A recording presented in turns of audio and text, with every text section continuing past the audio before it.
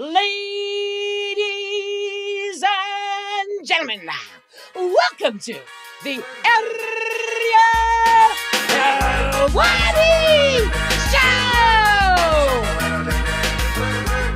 Back in your life on this Monday, January 20th, 2025. Hello again, everyone. That back was hot.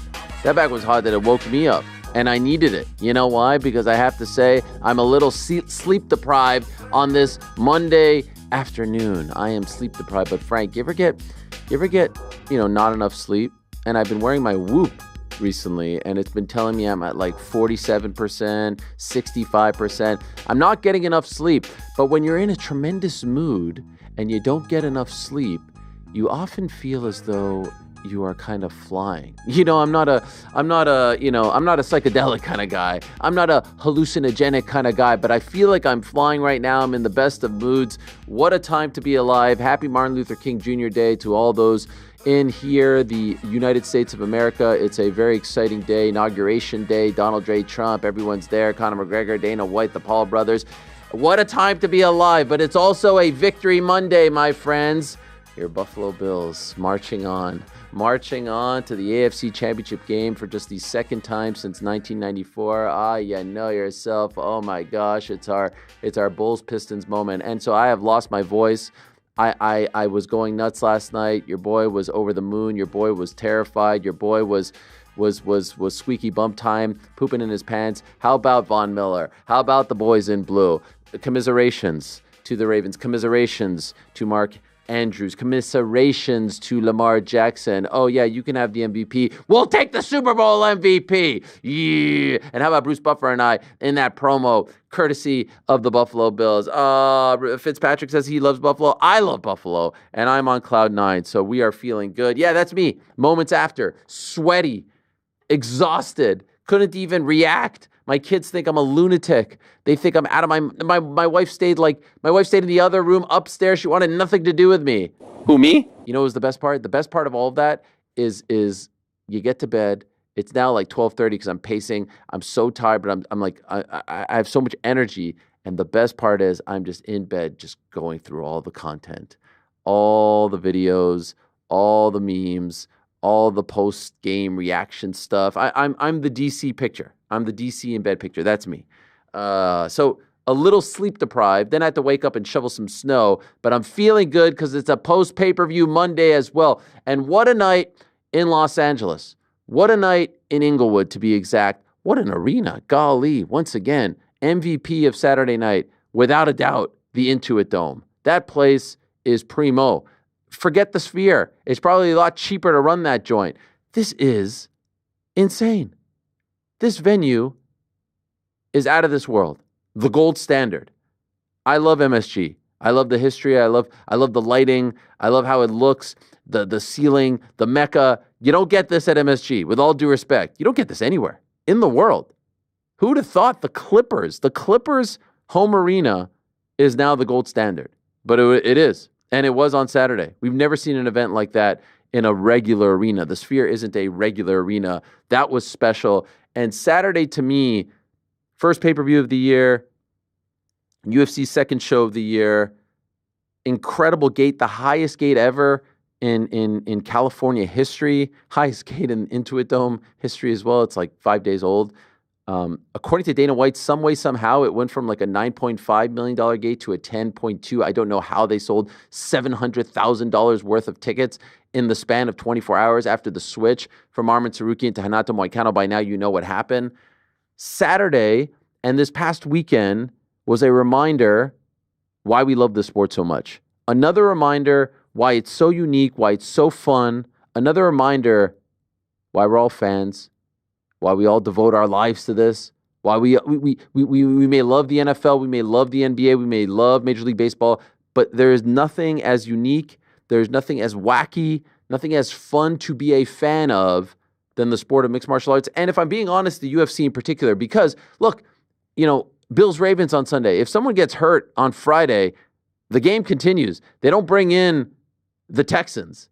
They don't bring in the Raiders or the Chargers. Here you find out midday Friday that Arman Tsarukyan is out, devastating, but here comes Renato Moicano on 36 hours notice. Where else do you get this? You don't even get this in boxing. If Artur Beterbiev has to pull out at the 11th hour of his fight against Dmitry Bivol, Hamza Shiraz isn't stepping in. It just doesn't happen. It does not happen. And so then when you get through the madness of those 36 hours, and then you get to the fights themselves, every single one of them delivered, storylines galore, drama galore, theater at its finest. Payne Talbot, super stud, rising star, everyone's favorite, different eccentric fighter, at least on this program. Oh, he's going to walk right through the old guy. Heoni Barcelos. It's going to be a squash match. He's a minus 1,000? What happens? He gets dominated. If this is pro wrestling, he's winning that fight. If this is the NFL, he's winning that game. Gets thoroughly dominated. Oh, he's fraud checked. I don't believe it, but that's why you watch. That is why you watch. Jiri Prochazka, what a freaking fight against Jamal Hill. We thought it was going to be incredible. We thought it was going to be entertaining. It ended up being even more than that. And what a week for Jiri. With Ashley, the cancer fighter, the cancer hopefully survivor, bringing her, cutting the hair. These characters, these emotions, you can't get this anywhere else. RDR submitting Kevin Holland. What about Jalton Almeida starting off slow? Commiserations to our friend Action Bronson coming back and then beating him up, flattening him out. I mean, incredible. And then you get to the main and co-main, Merab and Umar. Merab, the underdog. Everyone counting him out. Everyone thinking that, it's the Nurmagomedov's time. They are a dynasty. All they do is win in the big fights. Down 2 rounds to none on 2 of the judges' scorecards. What does he do? He digs down deep, and then you find out that he's got stitches upon stitches on his shin. Could have had his leg amputated, bad back and all. Digs down deep, cardio for days. Beats the previously undefeated Umar Nurmagomedov. Shoves it down everyone's throat. Sometimes when you have these fights, when you have these moments and you feel like you're fighting the promotion, you feel like you're fighting the haters and the doubters, and the world is out to get you, you crumble. We've seen it time and again. Umar, the golden boy, famous last name, 1 ranked win, tremendous fighter, amazing fighter, well on his way. Questionable whether or not he did enough to deserve that title shot. Just ask Merab. Just ask Bilal Muhammad. Ask these guys who have had to scratch and claw double-digit victories, double-digit winning streaks. Ask those guys if he had done enough. But sometimes that's the way the cookie crumbles. Goes out there and does that to him. And oh, by the way, breaks GSP's takedown records. 30 takedown attempts, lands 7 against Umar. What a guy. And then you get to the main event and Islam does what Islam does. Nothing to be ashamed of if you're Renato Moicano, but the anaconda and the Darce choke from Islam. Just look at how the guy is just a freaking beast. This is Renato Moicano who had been looking unbeatable, 3-0 in 2024. Thoroughly beats up, dominates Benoit Saint-Denis in Paris. Locks that in like he did against Dustin Poirier back in June in New Jersey, and that's all she wrote. Best pound-for-pound fighter? Maybe. Best lightweight? Maybe. Who gives a crap? The man right now at 155, and maybe in the near future he gets a fight at 170. So there is so much to discuss, and what a stacked post-pay-per-view Monday we have here on the program. Stacked, super stacked post-pay-per-view. This is what we do. A lot of you were asking last week, not enough 311. No, I told you guys, I've told you time and again, we don't like to have them on fight week, but we like to have them after fight week.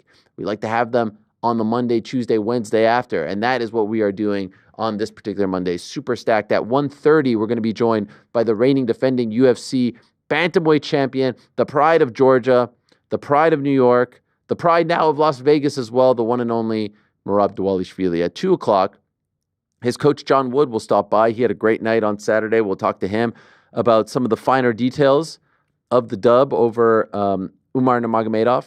Looking forward to that. He was great on the show last week. We go back-to-back with him. At 2:30, we'll be joined by Arman Tsarukyan. I can't imagine how he's feeling. Dana White saying afterwards, doesn't think that he'll be getting the immediate title shot, the next title shot. A bit surprising. go back to the drawing board, he said. A bit surprising. All of it is a little surprising. It's the fight to make. He has a win over Charles Oliveira, but as pointed out in our post-show on Saturday, when Oliveira was supposed to fight against Islam and got that gnarly cut and entered Alex Volkanovski, Oliveira had to fight someone else. Arman Tsarukyan, he lost. So it's a little bit, I don't know, poetic justice, whatever the hell you want to call it. It's a weird thing. Let's see how it all plays out. We'll talk to Arman about it in, I believe, his first interview since all this went down at 2:30. At 3 o'clock, one of the best minds, a legend of the game, former UFC heavyweight champion, the one and only, the War Master himself, the babyface assassin himself, the one and only, Josh Barnett. He's going to join us. Looking forward to having him in studio. He is a day removed from GCW at Hammerstein Ballroom, a stone's throw away from where we are right now. Always love talking to Josh Barnett. 4 o'clock, Renato Moicano. 4:30, Jiri Prochazka. Where else would you rather be than right here, right now, as the great former Hall of Fame head coach of the Buffalo Bills, Marv Levy, once said.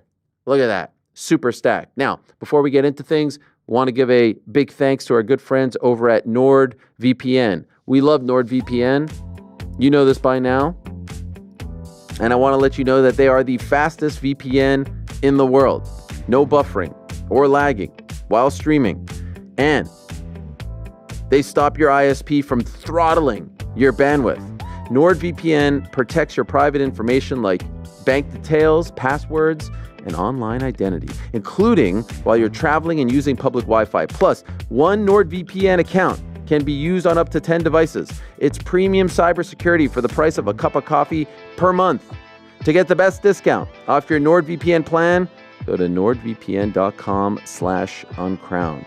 Our link will also give you 4 extra months on the 2-year plan. There's no risk with Nord's 30-day money-back guarantee. We love NordVPN. Again, nordvpn.com/uncrowned is the place to go. Please support them because they support us. Let's bring in the boys. Let's not waste any time. We got a tight show. 1:30, Merab is going to be joining us. I want to talk to the boys. I want to get PT's reaction first because, of course, I got a chance to speak to the boys on Saturday. They did a great job at the watch party and post show. I mean, look at that. It's nice to see that Von Miller jersey back. I thought it was left for dead. I thought it was traded for that Lamar Jackson jersey. Apparently, it still fits. I had to find it deep in the closet. Yeah. I signed the contract in 2022. Unfortunately, it didn't work out then, but yeah. Nah, I welcome hope the back. Bills get it done. Welcome back, baby. Welcome back. And there's plans. You know, people are talking about February. We're not putting the carpet. I'm free. I'm completely free. I'm completely free. I'm ready to go. People are talking about things. Where is the Super Bowl this year?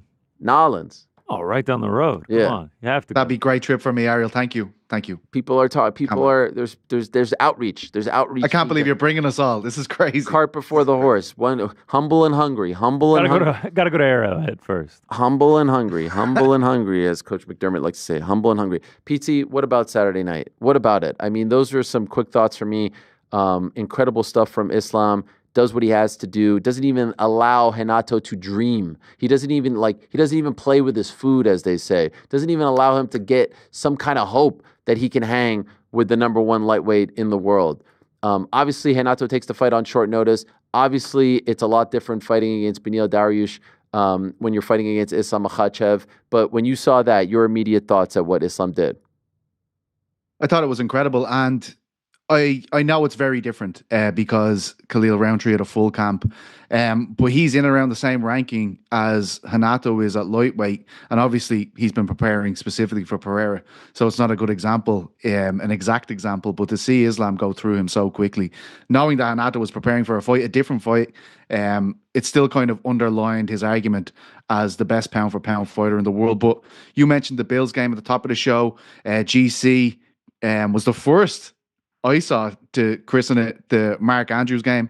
If UFC 311 is to take a similar if it was to be named after one fighter, should I say, it should be Merab Dvalishvili. I thought he was absolutely incredible. It embodied everything that he's about. I couldn't help but hear Chuck Mendenhall speaking about John Wood in his article as I was watching the fight. John Wood, as Merab is hitting the pads, as Chuck described, John Wood said, if he doesn't get you out of there in rounds 1 and 2, he is fucked. And that's certainly it's such a dramatic shift in that fight in the third round. I think it's Merab's first successful takedown of the fight, and you could just see Nurmagomedov wilt as Merab just kept up his suffocating game plan. I was worried about his state of mind.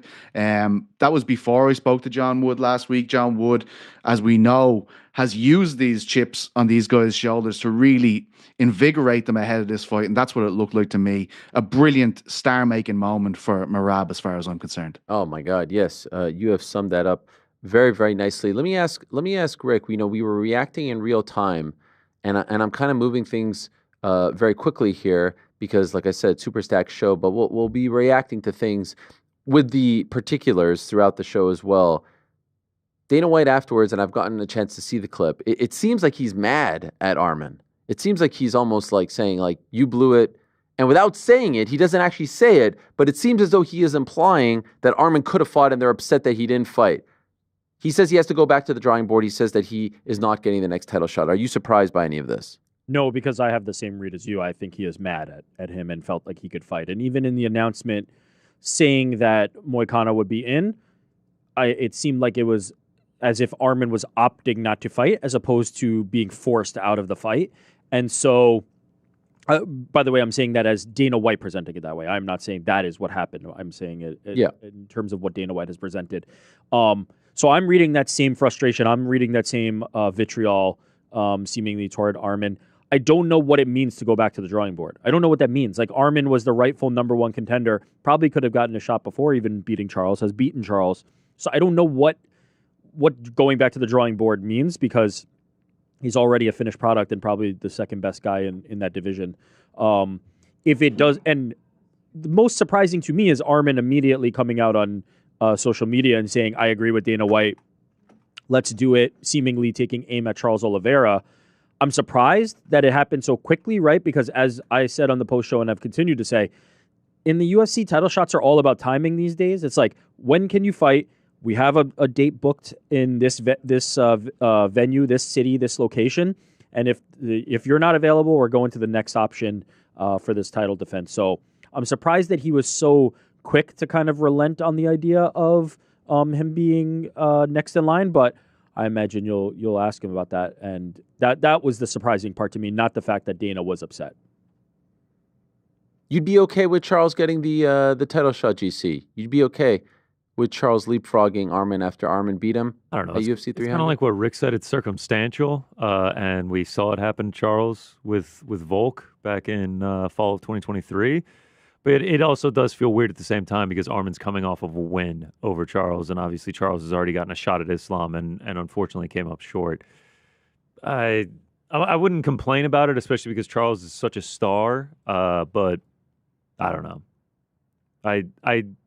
I still feel like it should just be Arman. It's a messy one. Yeah. To your point, because he beat Charles, he's never fought against Islam for the belt.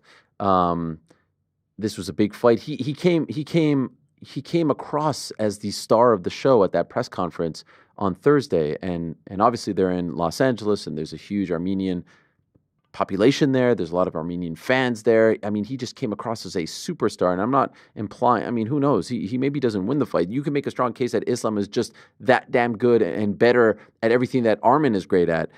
I wanted to see that fight. I still want to see that fight. And yeah, to your point, Rick, I'm a little bit surprised as well. I'm a little bit surprised that, just on Saturday night that was conceded. Let's take his temperature here on the show today when we speak to him in the second hour. But in case you missed it, basically what happened was press conference on Thursday is cutting weight, is around 8 or so pounds over, I'm told, severely injures his back. UFC medical staff goes to wherever he's staying, his Airbnb, checks him out. He's in a ton of pain. He can't move. Once the UFC recognizes this, they start making calls. And the first call, the only call, is to Renato Moicano, because he's the other lightweight on the card. He has a winning streak. He's got momentum. He comes across as a superstar. I thought he was the star of the show. I thought he was the star of the show at the press conference on Thursday. Beneil Dariush not in the same boat right now, even though he's a local guy. Deal gets done with Moicano. They say, okay, we'll see in the morning. Tsarukyan wakes up on Friday morning and is in worse shape. And so they tell Moicano, make 155. And the even crazier part in all of this is that Arman's coach, Bahumpa, is also Moicano's coach. He makes 155, but when he steps on the scale, we don't know what's going on. We just think it's same old, same old.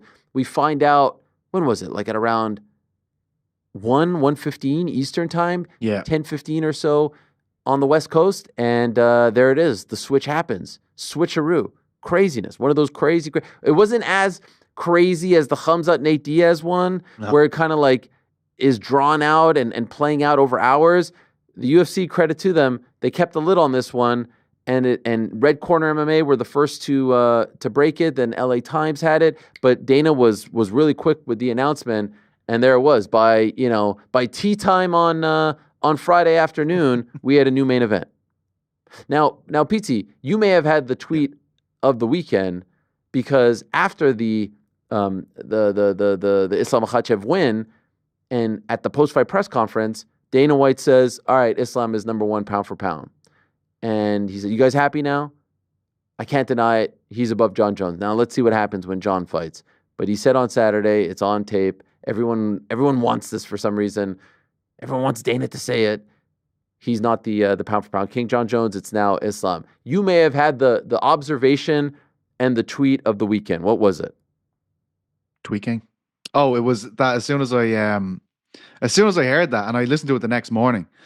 So woke up, put on Dana's press conference, appointment viewing, and he said what you just said, and immediately my thought was like, wow, this Jones v Aspinall situation is not looking good. Why is he saying that? He has been so hard-headed about this for well over a year, having open debates at press conferences. As long as John Jones is alive, he is the pound-for-pound best fighter in the world. Why would that change so suddenly? Why would that change so suddenly with Islam taking on a short-notice opponent like that? It says to me that this isn't going exactly as planned. It's exactly how we envisaged when we were forecasting what would happen this year. It's very disappointing. I believe the UFC are doing everything in their power to make this happen. I've checked in with some sources in Wigan, and the ball hasn't really shifted since the last time we spoke to Tom on this show. Like, I mean, this is what he wants. The UFC said it will happen, and it's not quite getting there.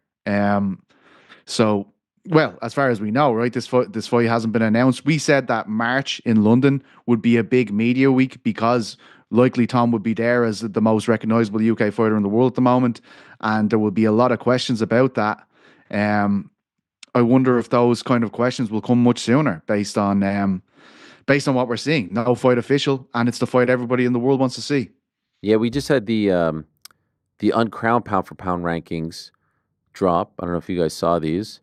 But in case you're wondering what the team over at uncrowned.com thinks right now, it's Islam 1, Alex Pereira 2, Ilya 3, Merab up 2 spots to 4, Pantoja 5, John Jones 6. John out of the top 5. There's Tom Aspinall right behind him, 7, Francis Ngannou 8, Bilal Muhammad 9, Khamzat Chimaev somehow came up even though he didn't fight. These things happen. Crazy. John Jones now down to 6. Now, I don't think he's down to 6 in Dana White's rankings, but Merab is moving up, and you can make a very strong case for Merab 3. You can make a strong case for Merab 2. Heck, you can make a strong case for Merab 1.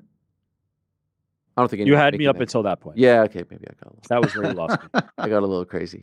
But what a performance. The guy has cardio for days, and they've got a bit of a problem with Merab. What's the problem? The problem is he had to fight so many guys en route to becoming champion. There aren't a lot of people left for him to fight. There aren't a lot of fresh opponents. Yes. He cleaned out the division in his first title defense. Is it Sean O'Malley? Yes. Unequivocally? Yes. Why? Biggest name, most sellable fight. What other option is better? So let me break the fourth wall if I can for a moment. I did reach out to Sean O'Malley and asked him to come on the program, not today, but sometime this week. And I was really impressed with his answer. You know what he told me? Taking a break from social media, taking a break from interviews, taking a break from his own show. He does a show with Tim Welch. Deleted all his social media. Feels much better. Doesn't feel like he needs to get involved with the stuff. Is locked in, focused on one thing. and that's getting his belt back. Now, ultimately, does that translate into a win against a guy like Merab Dvalishvili? No. I thought it showed maturity, evolution. I liked it. I was happy that he turned me down. I liked it. And quite frankly, I don't know who else is out there.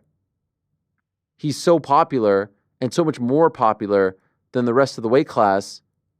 He had moments against Merab. I tend to agree with Rick. I tend to think that we're going to see it again. What do you think, GC? Yeah, I mean, just looking at the rankings, there really is no option. I mean, I guess Petr Yan, but he's behind O'Malley, and he got 50-45 by Merab. You guys are right. He sort of cleared out the division despite this being his first title defense. So, yeah, O'Malley, I suppose. It's not unlike lightweight. We were just talking about it with Islam, right? Like the options seem to be Charles and Arman. Arman's a fresher matchup. Charles is another potential one, but he lost to Arman. He's lost to Islam before. Like, so you said that the UFC has a problem in that division. I think there's multiple divisions where this is starting to become a problem. The lack of fresh contenders. Lots of contender series, lots of prospects and people being rushed into the big show at the bottoms of cards. A lot of Peyton Talbot. Yeah, a lot of Peyton Talbot. Not a lot of people coming up as actual legitimate contenders for titles. Who's Alexandre Pantoja's next fight?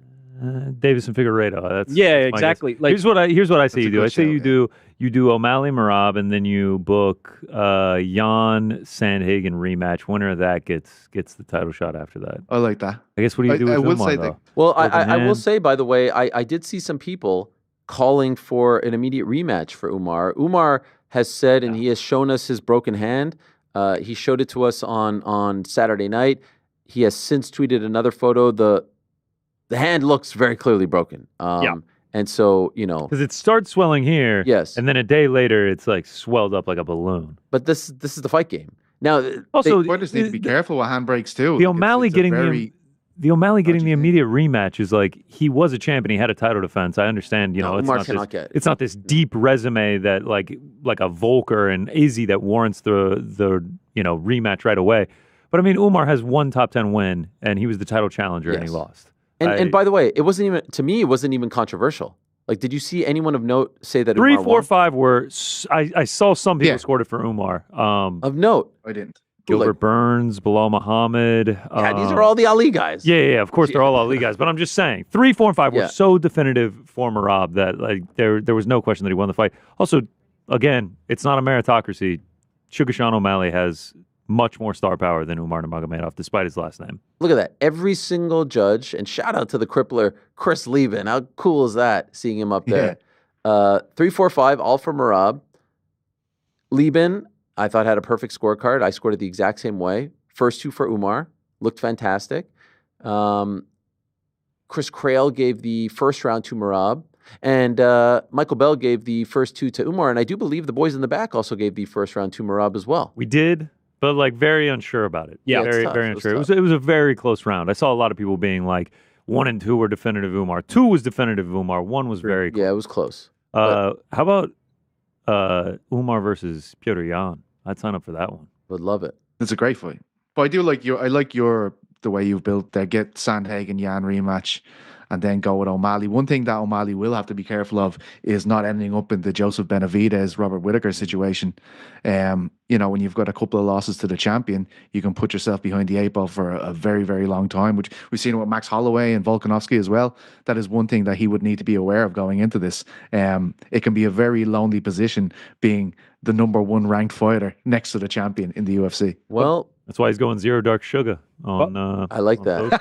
That's pretty good. By the way, I'm this and it speaks to the problem I was talking about. This continues to happen, right? So think of somebody like Jiri, amazing performance, lost twice to Alex. Yeah. Like, this is the UFC at this point.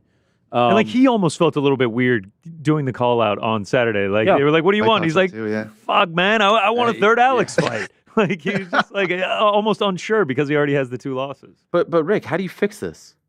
You need to develop contenders, and you need for cards not to be filled with people who are 9-0 and probably would be on the regional scene. Like, you just need to change how the funnel to the top of these cards is working. And it's a very aggressive schedule. You have to fill it. I understand that. But there needs to be more development of contenders. It can't just be fast track to title every time. and no steps along the way. It's like you become a guy and then instantly you're in a title shot. I mean, Umar, right? The whole story for this fight was like did not face top ranked competition. Yeah. Title shot.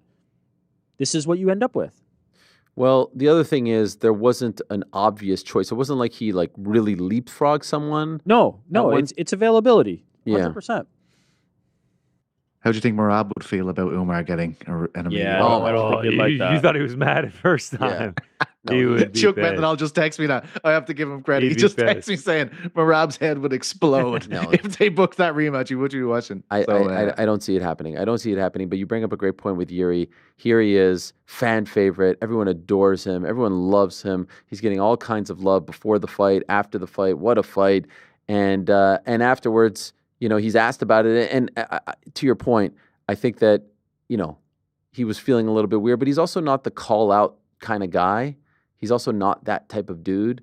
And I think he just said, of course I would want that fight. Now, worth noting, by the way, some news and notes from the past weekend. On Friday, UFC officially announced that the London main event is, in fact, going to be Leon Edwards versus Jack Della Maddalena. We knew this. This was long reported. Everyone very excited about that one. The chief support is Carlos Ulberg. Going up against Jan Blachowicz. That's a great fight. I love that fight at 205. That's March 22nd at the O2. On Saturday, we found out, March 8th, UFC 313 is going to be headlined by Alex Pereira versus Magomed Ankalaev. That's the one that we all thought should happen, and they're finally going with it. And so, God bless. Pereira opening up as the underdog. Not quite as big of an underdog as Merab, but still underdog nonetheless, which is fascinating. And we also found out the chief support / co-main for that card is going to be Justin Gaethje against Dan Hooker, which is a tremendous fight. What was that? No, just a celebratory whoop from me. That was all. You know what? Justin Gaethje really does look like Luke Littler, right? Well, I mean, Luke Littler's doesn't older brother that the fights. darts physique. Yes. Anyone that bullied Luke Littler for being so into darts when he was younger, they had to deal with Justin Littler. The knuckles. And I believe that's 5 rounds. Yeah, 5 rounds. Sick. We also found out Tough lives. Yes, sir. Yeah. They're calling it the Ultimate Fighter Season 33 Helwani Sloppy Seconds. Winner gets their show back with me. Winner gets their show back with me.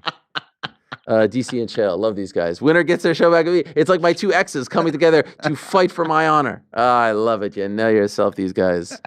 You like that one, Pete? Guest coaching role. Guest coach. Could you imagine if I show up? Who's more likely to call me? Training. Chael? Who's more likely to call me to do a session, a Helwani boxing session? Chael, I think. What do you think? Yeah, DC company man. DC would never do exactly. that. Chael, it's a bad guy move, right? Chael would 100% be like, oh, we've got a boxing instructor. Imagine he did that. Like, everybody knows about how important his microphone machismo was in the building of his career. And he's like, this is a very important part. We've got a guest coach in today. Yes. It is none other than Ariel Helwani. A little shoulder media roll. training. A little, I show them the Philly Yeah, you shell. can do a bit of that if you want. I was thinking more media training. But Okay. All right. We could talk more about that later in the program. For now, though, let us not waste any time. Let us say hello to the man who proved his point on Saturday, the reigning defending UFC bantamweight champion. They say you're not officially a champion until you defend that belt. Well, defend that belt he did on Saturday. The pride of Georgia, the pride of New York, the pride of Las Vegas as well, the one and only Merab Dvalishvili. Hello, Merab. How are you, my friend? Congratulations. Unbelievable. Well done. Thank you, sir. Thank you so much. How are you, Ariel? I'm doing great. I'm over the moon for you. What a fight. What a performance. You had to dig down deep, but you showed afterwards that you are the man. And so could I ask you, now here we are 2 days removed from the fight. You look back at Saturday and how you performed. You're a champion. You have high expectations. You're your toughest critic. How do you feel about the fight on Saturday? I feel good. I was very confident about fight.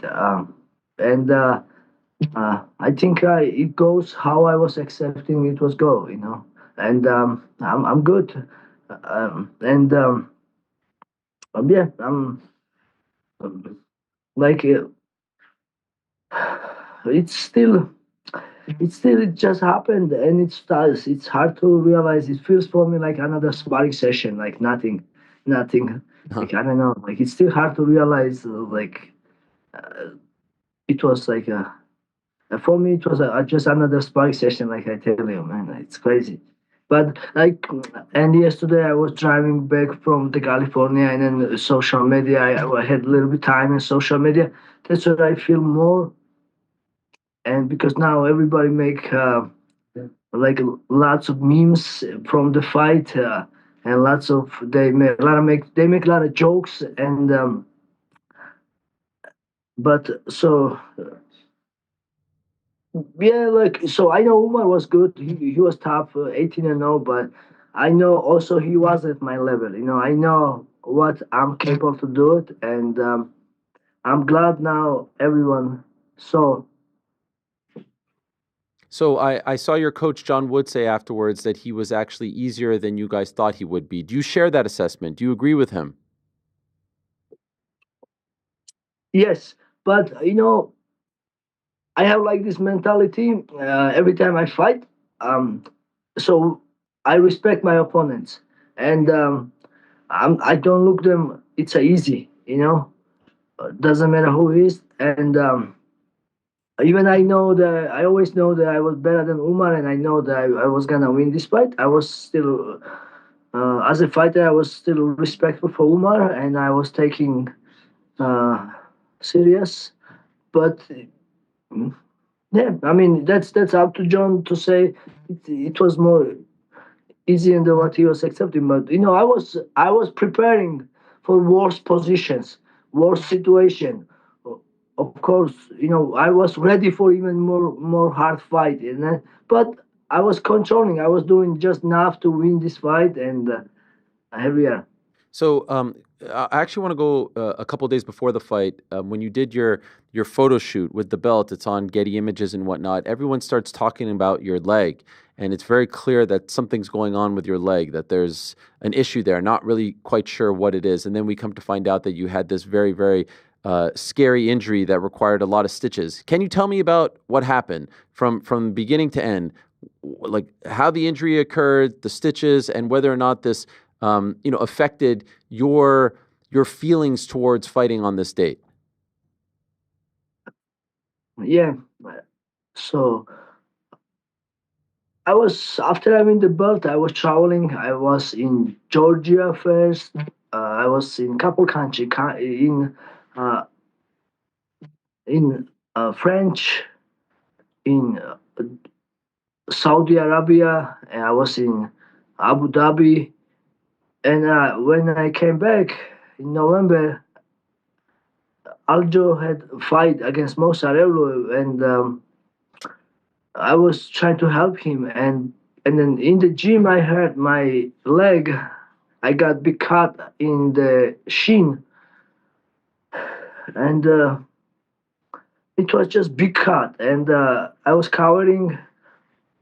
I was trying to training, but unfortunately, I get impacted, and it was so hard to training and wrestling, and sometimes it's hard to walk on my leg.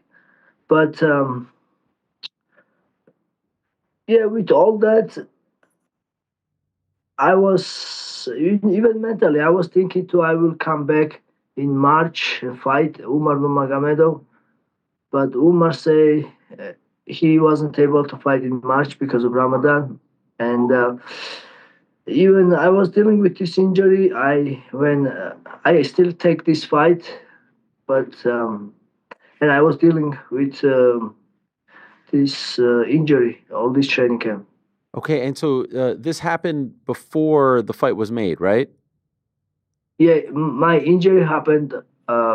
Yes, before the fight was made. So like when, like November, October?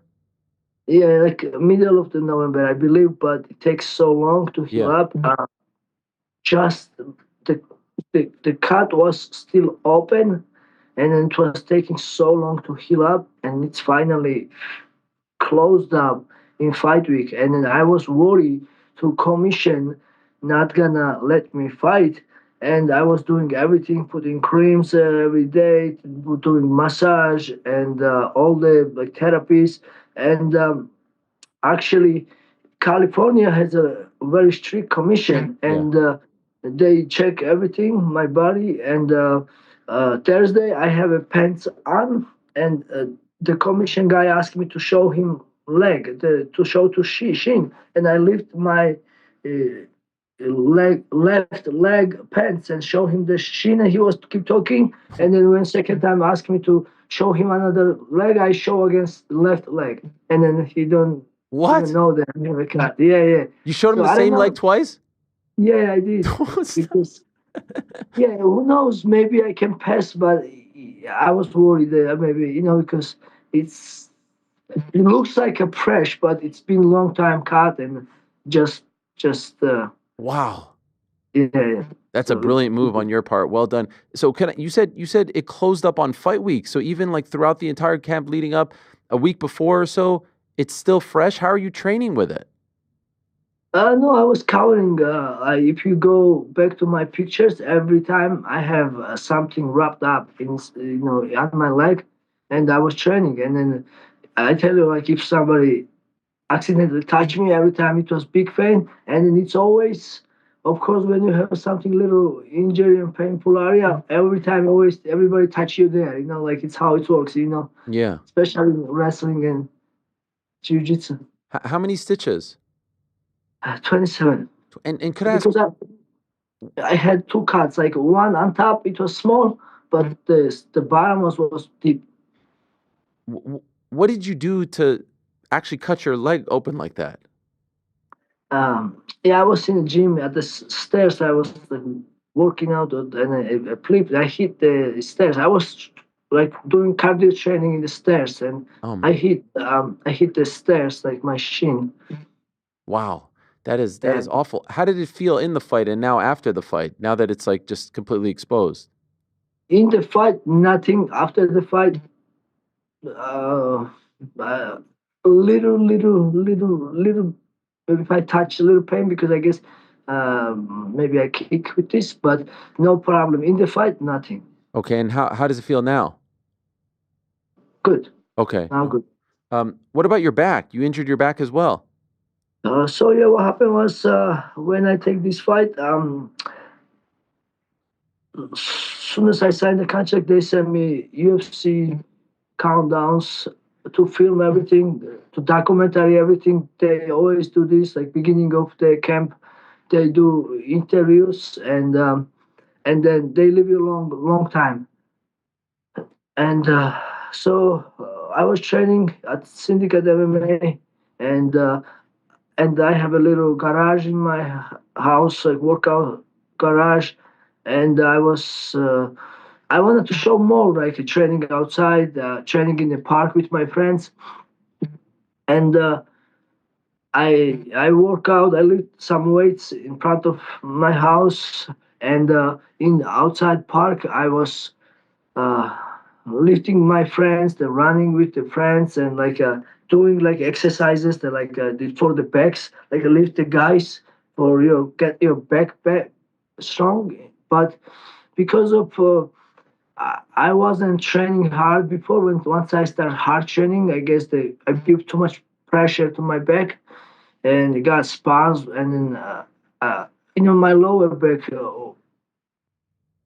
was so painful, and some like next couple of days I was in bed. I cannot even go get up, and I was so depressed. Like I have a fight. I know I will never cancel this fight, but I wasn't sure if this pain was gonna go away. And thank God I work with that, and little by little I came back, and I start training, and oh, yeah, I make finish this camp with this. But like like I'm a professional fighter, and I will I will always find a way to fix stuff and fight. At any point, did you or your team talk about the possibility of maybe having to withdraw from the fight, that it was getting too worrisome, too painful? Hey, we need to really talk about this, think about this. Did that happen? My coach John would say yes. If you tell me and if it's really painful, let's pull out this fight. Like I don't want you take this fight with pain and injured, but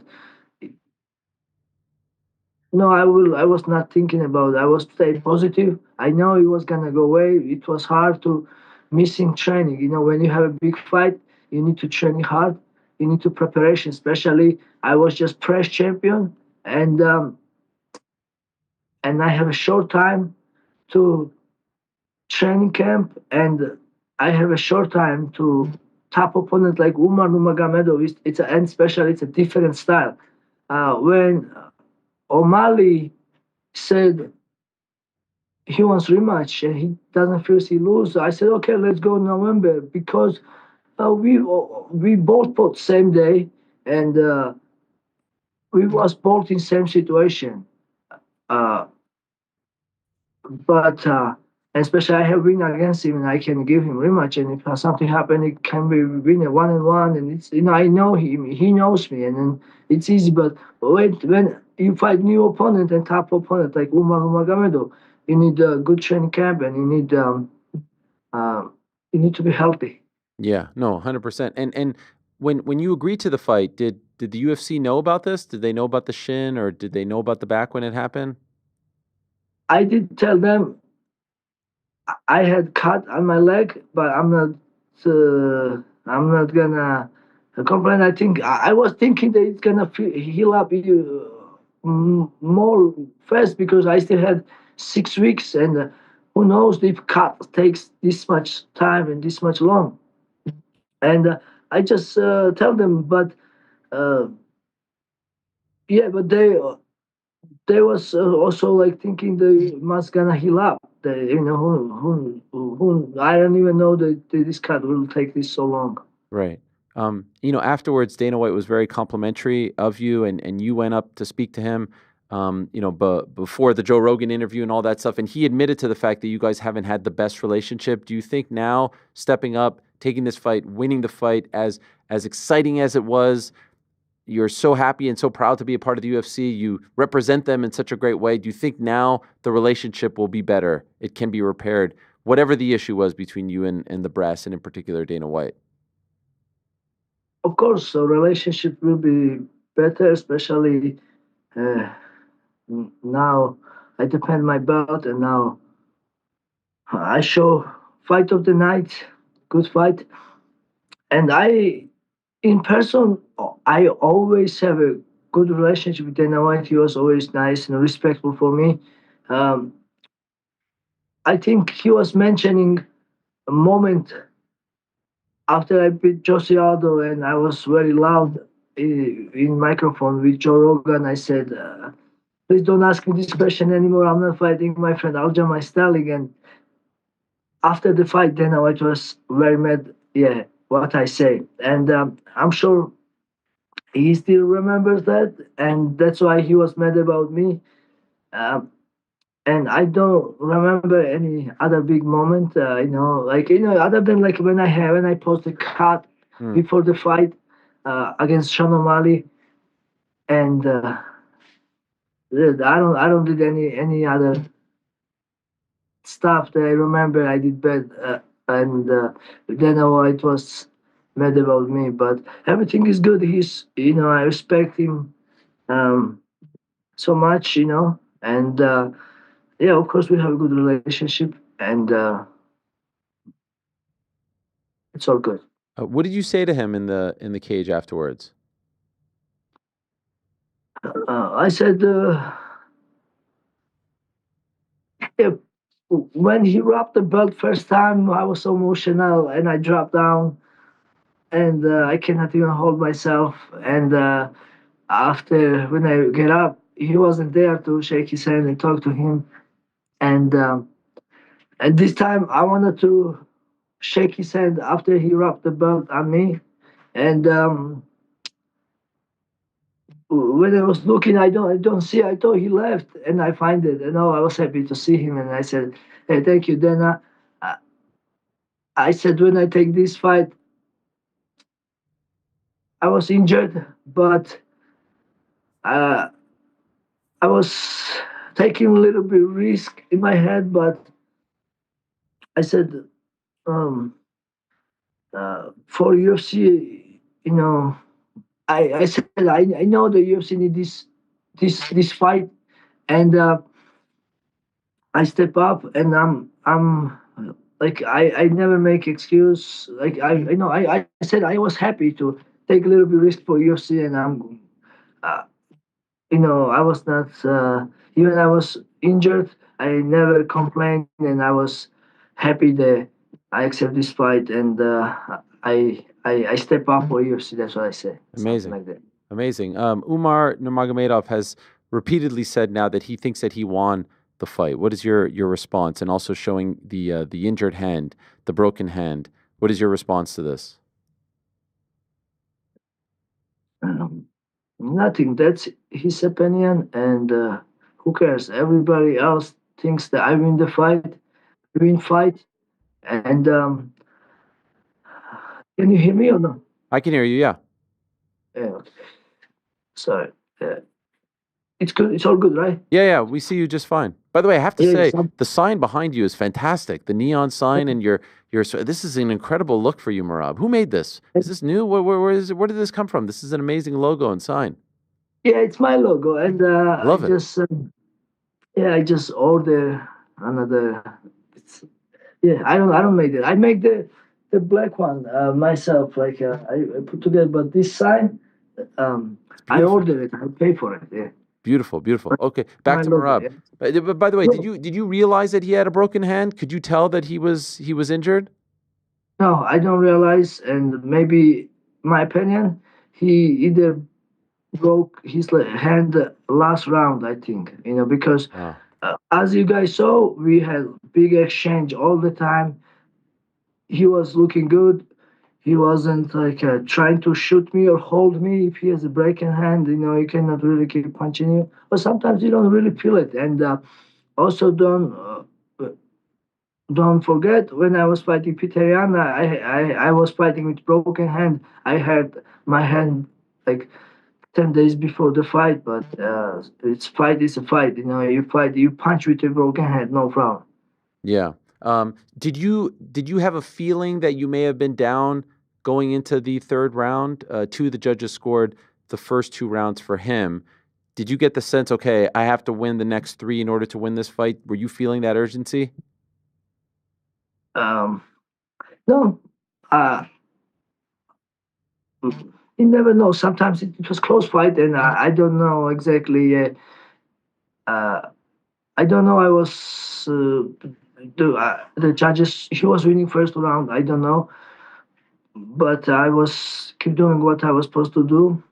I was focusing myself, and he's a good fighter, and also I was very focused to hit him and not get hit because you cannot make mistake against him. He's a good striker, and he can kick you good. He can punch you good, and he has a good footwork, and he can take you down good too. And I was make sure I was doing more that, and same time not to over something to make mistake and get either knocked down or get taken down. Obviously, he won't be fighting you next again, but do you think he is someone who will be back in the title picture? Do you think you'll see him again? Do you think he is that good? Who would beat? He's only beaten one top ranked guy, Corey, which is a great win. But do you think he gets by some of the other top ranked guys to get back to a title shot? Yes, he's good fighter, and I think yeah he will be now in top five, and I'm sure he will continue winning streak, and I'm sure he will fight for the belt again. And he's young, and I'm sure he's he's humbled now, and he will continue good work because he needed though he need sorry. I was cold before the fight, and you know when I start weight cut and I was taking a lot of vitamins. Now I'm healthy. I'm eating and drinking, and now I feel it. Yeah, I know. I understand. Yeah, No problem. but yeah, I'm sorry. He's still young, and yeah, he will be uh, entitled to conversation again because he will continue in his streak, I believe. Sean O'Malley was there, and it seems like there's no one else that really makes sense for you. Do you think that he will be your next opponent? Yeah, I have no idea, but looks like I guess yes, looks like maybe he is my next opponent. But who knows? I want to fight for best option, whoever is the best next, and I just want to be busy. Would you be okay with that? If they say it's Sean again, would you be at peace with that? Yes, sir. I will fight Sean again if UFC asks to do it. Okay. And you said you want to fight 3 times if possible this year. So if it was up to you, which months? Like how soon do you return? And then when do you have the third fight this year? If you can map it out. My original plan was to come back after 6 months. I win the belt in September, and I will stick with my original plan. I would like to fight March again, and after March, maybe summertime, and then maybe hopefully New York November. You know, that would be my dream come true because I always fight. I always want to fight in November, not November, New York, and I never had the chance, the opportunity to fight there, and that would be my dream to fight New York. Okay, so I have a feeling you're not going to fight in March because they announced Alex Pereira in March and the co-main event, Hooker Gaethje. But even if they didn't, Merab, that's crazy. That's in less than 2 months. And you have a leg that still wasn't healed and a bad back. You don't need to come back so soon now. Now you could take your time a little bit. Okay, if I need to, I will take it. But my mentally, I was like I tell you, this fight was extra. Like between, I don't have plans to fight no January. Like fight this much soon, but that was like extra something. Something I wasn't not prepared mentally. But like yeah, but yeah, man, I like. Whenever, man, I'm ready whenever it's possible. Okay. It's not necessary to fight March, but yeah, if UFC one needs me, or if UFC asks me, and I would like to fight in March, but if not, I can fight in April, and maybe let's go. Okay. And we'll let you go in 2 minutes. Again, thank you so much for the time. It's all good. Were you counting, Merab, the takedowns? Did you know when you beat GSP's record? Like I said in interview, I was not looking for break this record beginning. All I want to punch Umar Nurmagomedov's face. But in the fight, like it was one moment. I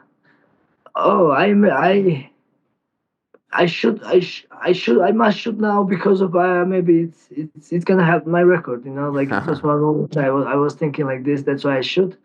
But I was not counting because I'm a professional fighter and I was more focused for fight. Like I tell you, I was fighting top contender like Umar Nurmagomedov is, and I was trying to punch him and not get hit back. And yeah, that's my simple game plan against everyone. You know, because it's a fight and you can fight number 300 guy and you can lose against him if you not be patient, and that's what I was trying to do. Okay. There was a picture that I saw on the internet that was floating around where it looks like he's trying to take you down and you've turned and it looks from the picture that you're saying something to his corner and some thought maybe to Khabib himself. Is that what is going on here? Here's the photo right here that I'm talking about. Are you talking to Khabib in this moment? Yeah, like his team. Like I was joking. Look, Dad, you can take me down. Like I was joking. I had fun, like I had fun. It's like I tell you, I like positive, man. Even I'm fighting, I'm always looking for positive things, and I was making a little fun of Umar. Okay. And speaking of that, it was very personal for you. You were very fired up. We talked before the fight that it felt like you were very emotional in the press conference in December. And given that, and given some of the stuff that was being discussed beforehand with Georgia and Russia, and all this now behind you, and the issues maybe with the UFC and the date, do you feel like a weight has been lifted off your shoulders now on this Monday? Do you feel like you can relax a little bit because, like I said, you proved your point. You made it happen. You defended your belt. You're right, Ariel. I was mad about him. It was personal. I was so mad, and I'm a professional fighter. In the octagon, I will still do my thing, but it was very hard. Like I look like an asshole all this time. I was complaining, but I was really mad. He really disrespected me, especially I know him as a person, and I was keep saying same thing, and Umar's friend was keep making fun of me. That was a little bit pressure, but and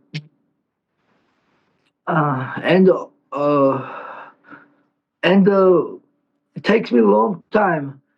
I will say, like even week before, I was so pissed off Umar because especially it happened a couple times. I wasn't able to go UFCPI to because of him to training, and I was feeling a little bit disrespectful, and especially he take the picture with the provocate guy, the guy who try fight me, and Umar take a picture after. I will never do that. And if somebody provocate professional fighter, and I will never tell this guy good job, like even whatever. And so for fight week, I was already happy, and I finally move on, and I was not thinking my feelings, and I was not. I was very calm down. And after the fight, I don't feel any big pressure come off now because, like I tell you, I was happy take this fight. I know UFC need me, and I step up, and I know I was doing something for company, and I was happy with myself, even if I lost. Hey, I'm doing my best, and UFC give me everything. Now it's time to me do something good for them and give this fight people and give this fight UFC. Okay. Last one. I saw the video afterwards of you and Magdi Amakhov, and it seemed like this was a huge story that he lived with you and then he went to go train with Umar, and it seemed like you were telling him it's okay, that no hard feelings. Is that what the interaction was about? And could I ask your initial reaction when you found out that someone that you had brought in to live with you was training with Umar? Yes, I love Magdi Amakhov. He's a great guy, great kid, really talented. And I was not surprised because he was in bad spot because he trains with us Syndicate MMA. And when usually Dagestani fighters come here in town, Magdi always hang out with them and training with them. And he loves Khabib Nurmagomedov. He loves Islam Makhachev. He loves Umar Nurmagomedov because they are his country people, and he always talks about them. And we was talking about highly about this team all the time, and I know how much he loves this team. And he was bouncing like between us always before, but and then when this fight happened and when Umar arrived, he was still training sometimes with us and with Umar, and it was the moment that he has to take a choice there who can he training with, like because he cannot do that, like training with both of them, and he decided to train with Khabib Nurmagomedov's team. But like I said, I understand. I don't think I believe he's not a sneaky guy. I'm 1000% sure he don't tell specifically, hey, Merab has this one weak, Merab has this one strong. I was very confident about this. He wasn't talking like under, or like he wasn't like a, I don't know what's they call the spion. I love him. I know he's a true guy, and I was, it was never pressure. Even I find out that he was training with Umar Nurmagomedov. I was actually fine that, yeah, Umar has an extra good training partner. That's okay, and that's okay, because I was also grateful for Magdi, because I training with the guy. He's really good training partner, and also he helped me before. But it's okay to, if he helped Umar Nurmagomedov now, that's okay, because the guy is a good guy. And I do stuff in my life, and I don't even count. I don't. If I help somebody, I don't do this one because of the person has to do it, pay me back or something. If I do something from my heart, I do it. That's no problem, and I will do. I will help everything I can with Magdi. I love him, and whatever he needs, his life, I will help him with. It's gonna be the financially with my house, or if he needs the corner, he needs a training partner. I will help him, because when I need the training partner, he helped me. So it's all good.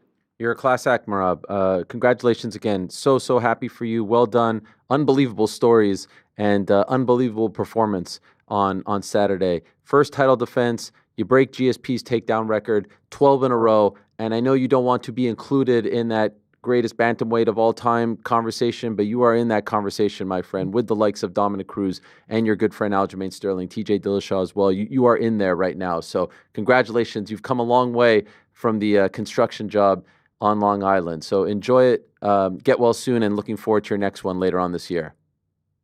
Thank you so much, Ariel. I appreciate you.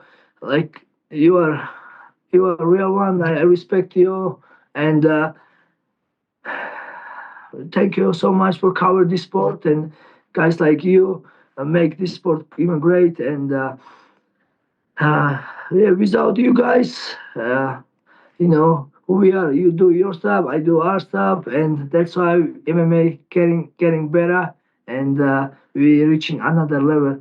Thank you, everyone, also for support, and God bless. Thank you, Merab. I really appreciate that. That really means a lot to me. Thank you so much. We'll talk to you soon. There he is, the reigning, defending UFC bantamweight champion. What an unbelievable story. Shades of Michael Bisping with the eye back in the day, showing the leg twice.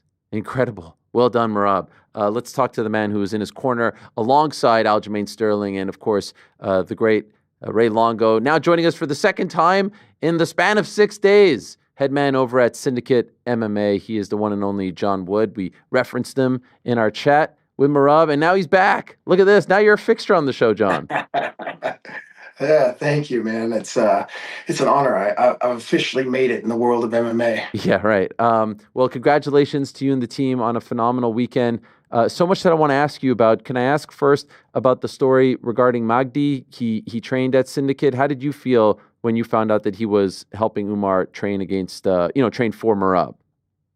I feel a little bit differently about it than Merab does. Okay. Merab is a very, I tell people this all the time. Merab is the sweetest, kindest, biggest, hardest guy. He's got the biggest heart that he wears on his sleeve, and that's great. But, we had that talk ahead of time, and, I told him, I said, dude, like, I don't think, there was videos coming out where he was hanging out with those guys, and while they're watching tape of Merab, and it basically, we have a very good, strong team family atmosphere here. So it kind of lit a fire under a lot of people here, and myself included. So, I had a conversation with him in the sense of, hey, maybe if you're going to be, hanging out with them and doing things, then maybe you don't come to practice for this camp. You can come to the gym, you can work with other people, you can do stuff, but I don't feel comfortable personally having you on the mat, knowing that connection is so tight, and then seeing these videos. It's just, we ended up where we're at,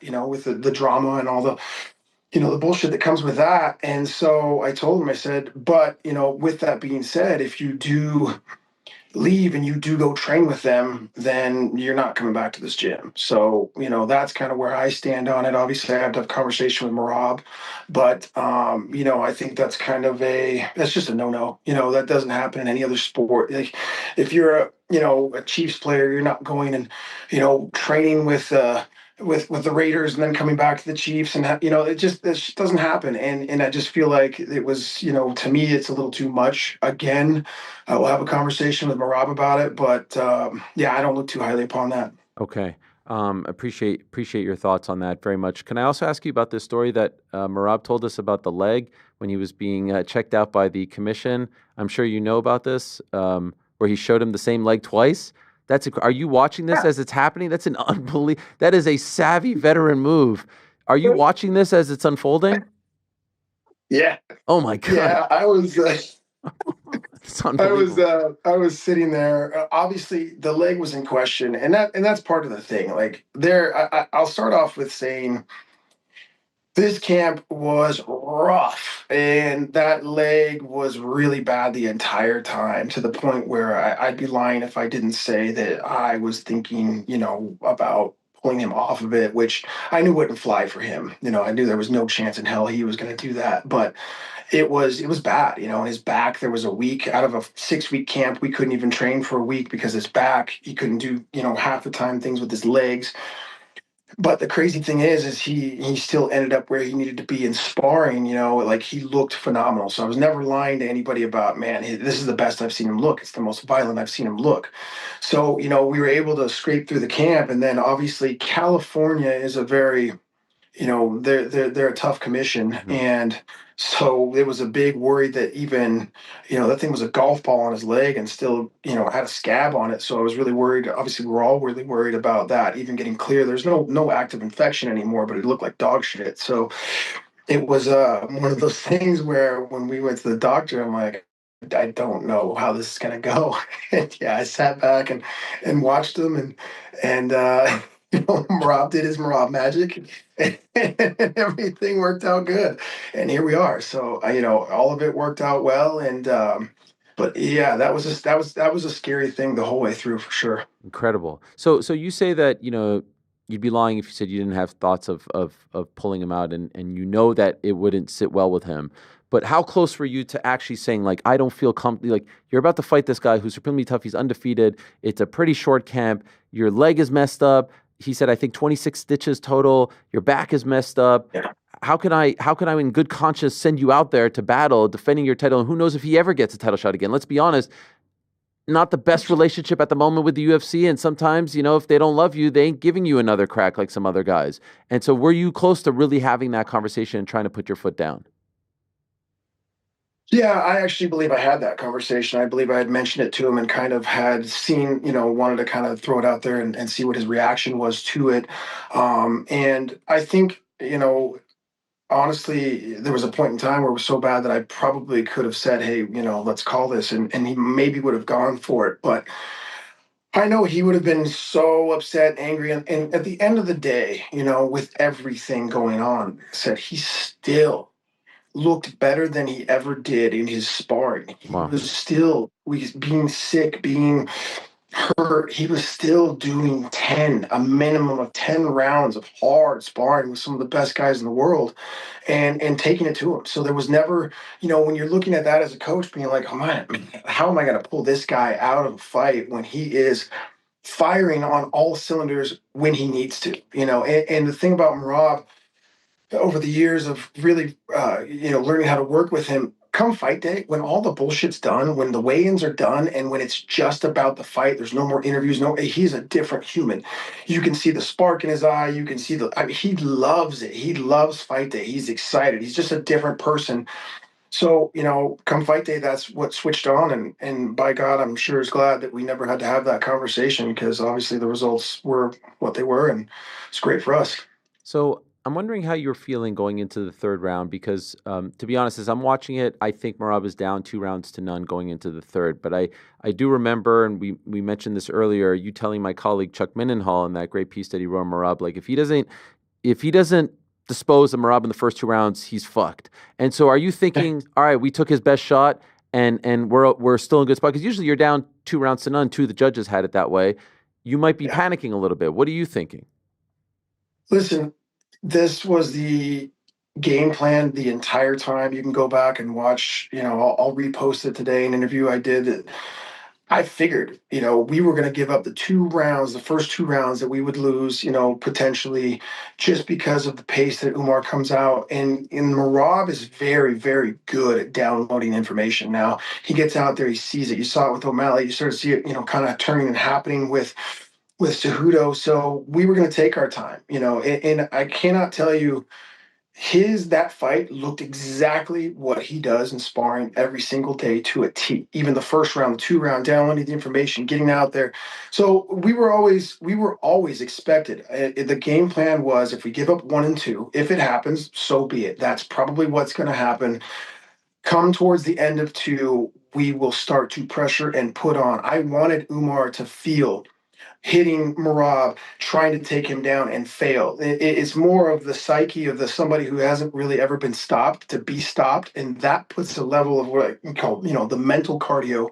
It puts pressure on the mental cardio. So the whole thing was really part of the plan, and it worked out perfect, and you could see by 3, obviously that's where we plan to pick it up. That's where we plan to pressure. That's where we plan to do what he did. And there was never, I said it to Merab every single day. I don't give a shit about the first 2 rounds as long as whatever he's doing, he's failing at it. If he hits you, so what? You're still there. If he tries to take you down, you stop him. If he takes you down, you get up. And those are the kind of things to somebody who's never been defeated, who's never felt adversity, that can really start to fuck with you. And it did.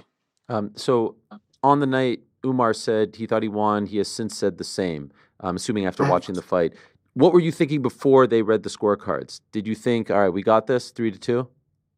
Yeah, I thought we had a 3-2, maybe even potentially 4-1, depending on what the judges said. But 3-2, no doubt. I rewatched it. I still think 3-2, easy. And one judge I think gave us 4 rounds, I believe. Gave you the first and so I knew those. Yeah, I knew the first and second were close. But I anytime it's close for me, I'll give it to the other fighter. So that's where once I saw the 3rd round, I was like, okay, we're home stretch now. This is going the way we want it to go.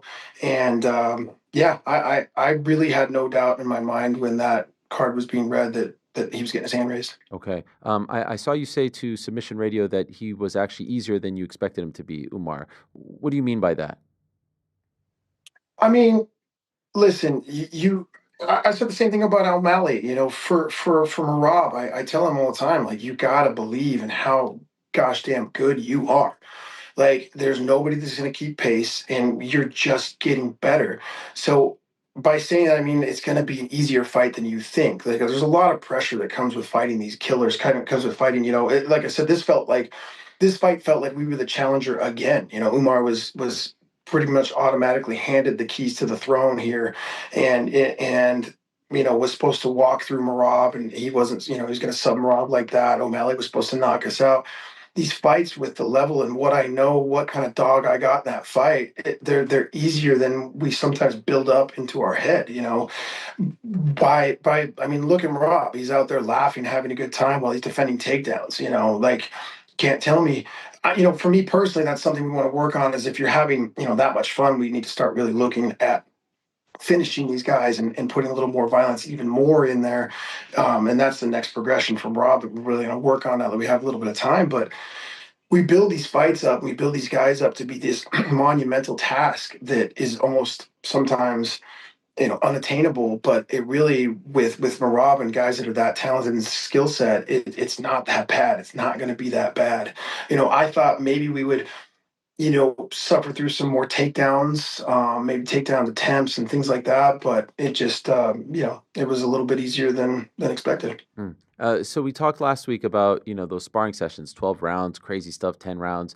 You've been in this game a long time. And then when you see him in a fight against someone as talented as Umar and just looking like he could go another 5 rounds, it's absurd. Have you seen anyone in the gym in your time in this fight game with this type of cardio that has just a motor that doesn't stop? Is there anyone that comes close to him?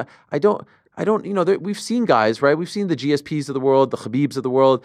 It never seems like he gets tired. High elevation, no elevation, wrestler, grappler. it never seems like he's huffing and puffing.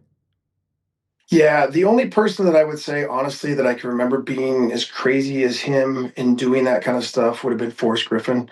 Mm. You know, Forrest had a hell of a motor at 205, and he would be that guy that maybe wasn't as talented and maybe very much like Merab is the underdog all the time, but he would outgrind everybody. He would put in the extra rounds. He would do all that kind of stuff. So Forrest would be the closest version that I could come off the top of my head of watching in the gym, be like a bigger version of him. But Merab is insane. Like if we had I'll tell you this, if we could move it up to 8 rounds or a 10-round fight, Rob's finishing everybody. Like he will not stop. He is just as hard in the 10th round as he is in the first. It's crazy. Like he just I've never seen anything quite like it.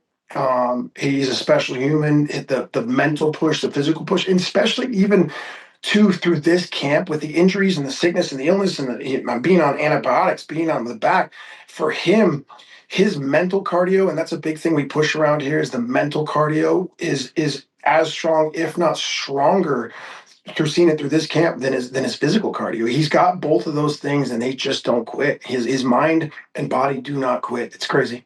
It sounds like they're leaning towards O'Malley next. How do you feel about that? I mean, I find it weird that he's getting an instant rematch. I would believe that you would probably need to go out and defend. It's not like he had a title reign that was anything to speak of, but he's also still one of the top in the world, and he is a draw. The UFC, again, this is a business, so I never interfere with what the UFC does because they do it better than anybody. So at the end of the day, it's about what makes dollars and cents, and that one obviously still gets a huge draw. O'Malley does a really good job of talking himself into these positions, and like I said, he's a very skilled fighter. So at the end of the day, it doesn't matter. We had a pretty easy path on him into victory, and I would expect those guys to come out and make some changes. Rematches are always tricky because somebody, when you get in there with Rob, you have no idea what that feels like. Now he kind of does, so he's obviously going to prepare for a lot of the things that Rob brought to the table, but that's my job to now prepare for those things that I think he's going to try to prepare for. And that's what makes this sport fun. This is a constant chess match. So, whether it's him, whether it's Jan, I love them all. I like all the rematches. And I think that I don't think anybody's taken that belt off Rob for a long time.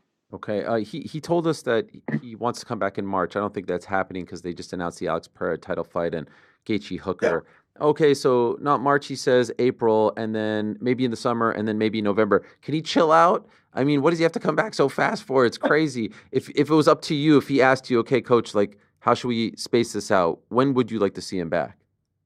Man, I want him to take a few months, take a month and chill at least, and then let's get back in without the pressure of having to train for a specific fighter and work on what he needs, work on having fun and training. And that's where you really learn the most, is between camps. Crazy enough, even in this camp, he learned so much. The one thing with Merab, and people are like, oh, he's this crazy wild guy who doesn't, have a brain or whatever, can't think. Like, the dude is smart and he picks up things so quick. So I'd really love to see where, we get into having no camp, nobody to train for, have some fun, chill.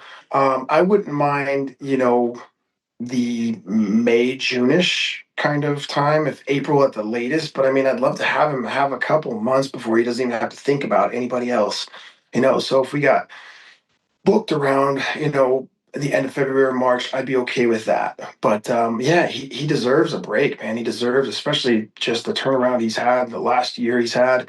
He needs to heal up and take some time. But again, that's what makes this guy so special. I swear to God, if you called him and said he needs to fight next week, he would do it, no problem. Incredible. Incredible night for you. 2-0 for the team. Gafarov with the big win over the previously undefeated Nakamura. I did see a photo afterwards. He was on crutches, it seemed like. Yeah. What happened? Yeah. So that was there was a knee he threw and hit that dude's head. That boy's got a hard head, Nakamura. He hit him with a knee in the head, and I think he might have popped his bursa sac in his knee from getting that one. And that just swelled up his leg, and then a couple kicks, I think, landed in the wrong spot. And he went into that fight too banged up, had a busted hand. that was a rough camp for him too. Yeah. But that was all self-inflicted stuff.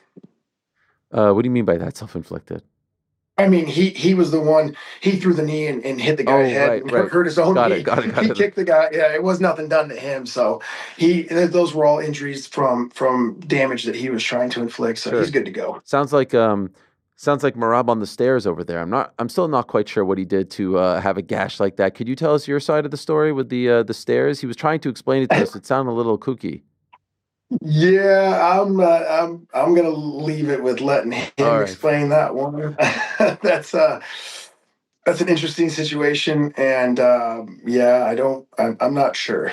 Okay. I'll just go with that. All right. Fair enough. Can I ask, and I understand this might be a tough one, but I'm just curious, like you're in there with Ray Longo, and he was with him for, the longest time, but now Merab lives in Vegas. And so who kind of takes, like you have a minute in between rounds. How do you guys divvy that up in terms of like who speaks, who doesn't speak? You're both such, you're head coaches. You're both in there and you're usually the head coach, but here's the history with Ray, but he trains day to day with you in Vegas.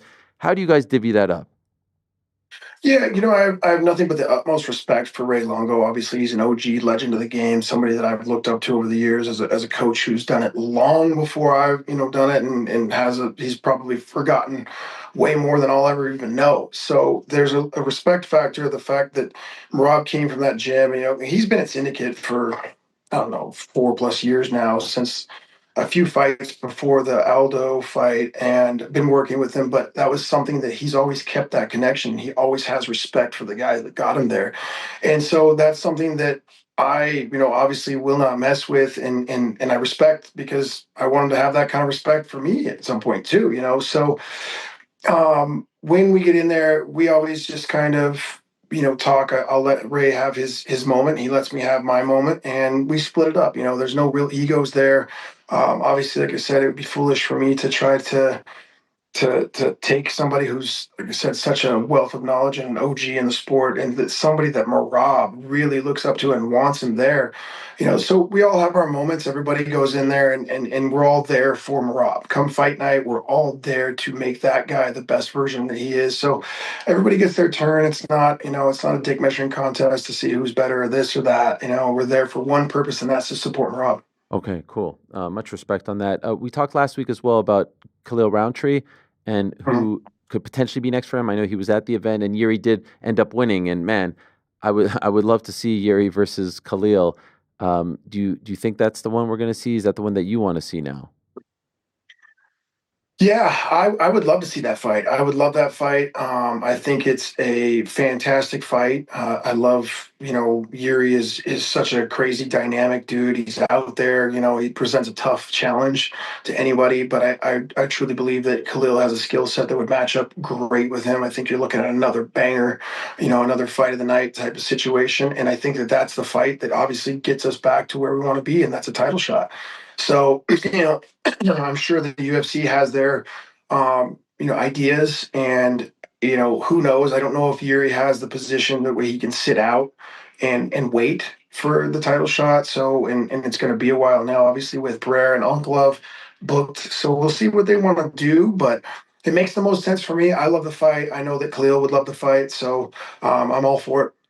You were a little reluctant last week, if I'm being honest, to jump on the Bills bandwagon, but surely against the Chiefs, you're rooting for us, right? I mean, Raiders got you. Yeah, listen, I'm a Josh Allen fan. I like the Bills. If it's going to be somebody in the AFC, I'd love to see the Bills do it. I think Josh Allen is a stud, and they've got such a workhorse mentality team.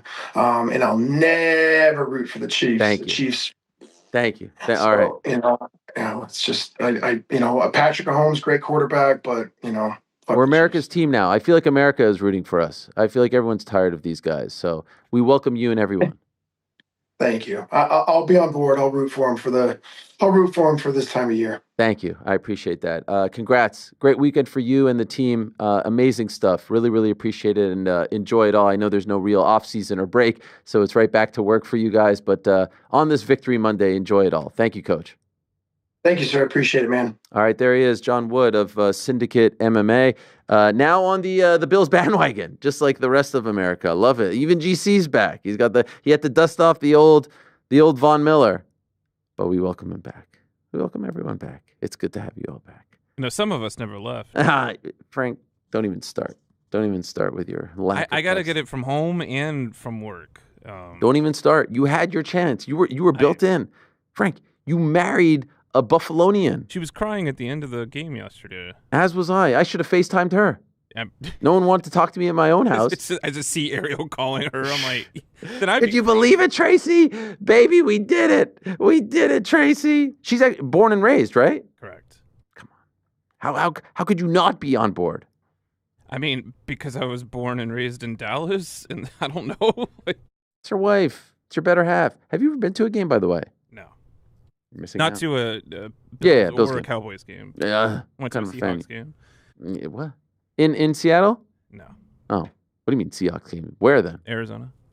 No one says a Seahawks game if it's not in the home stadium. See, this is why It's I weird. sit some of these games out, because it's like I'm just not cool enough to sit. Frankie.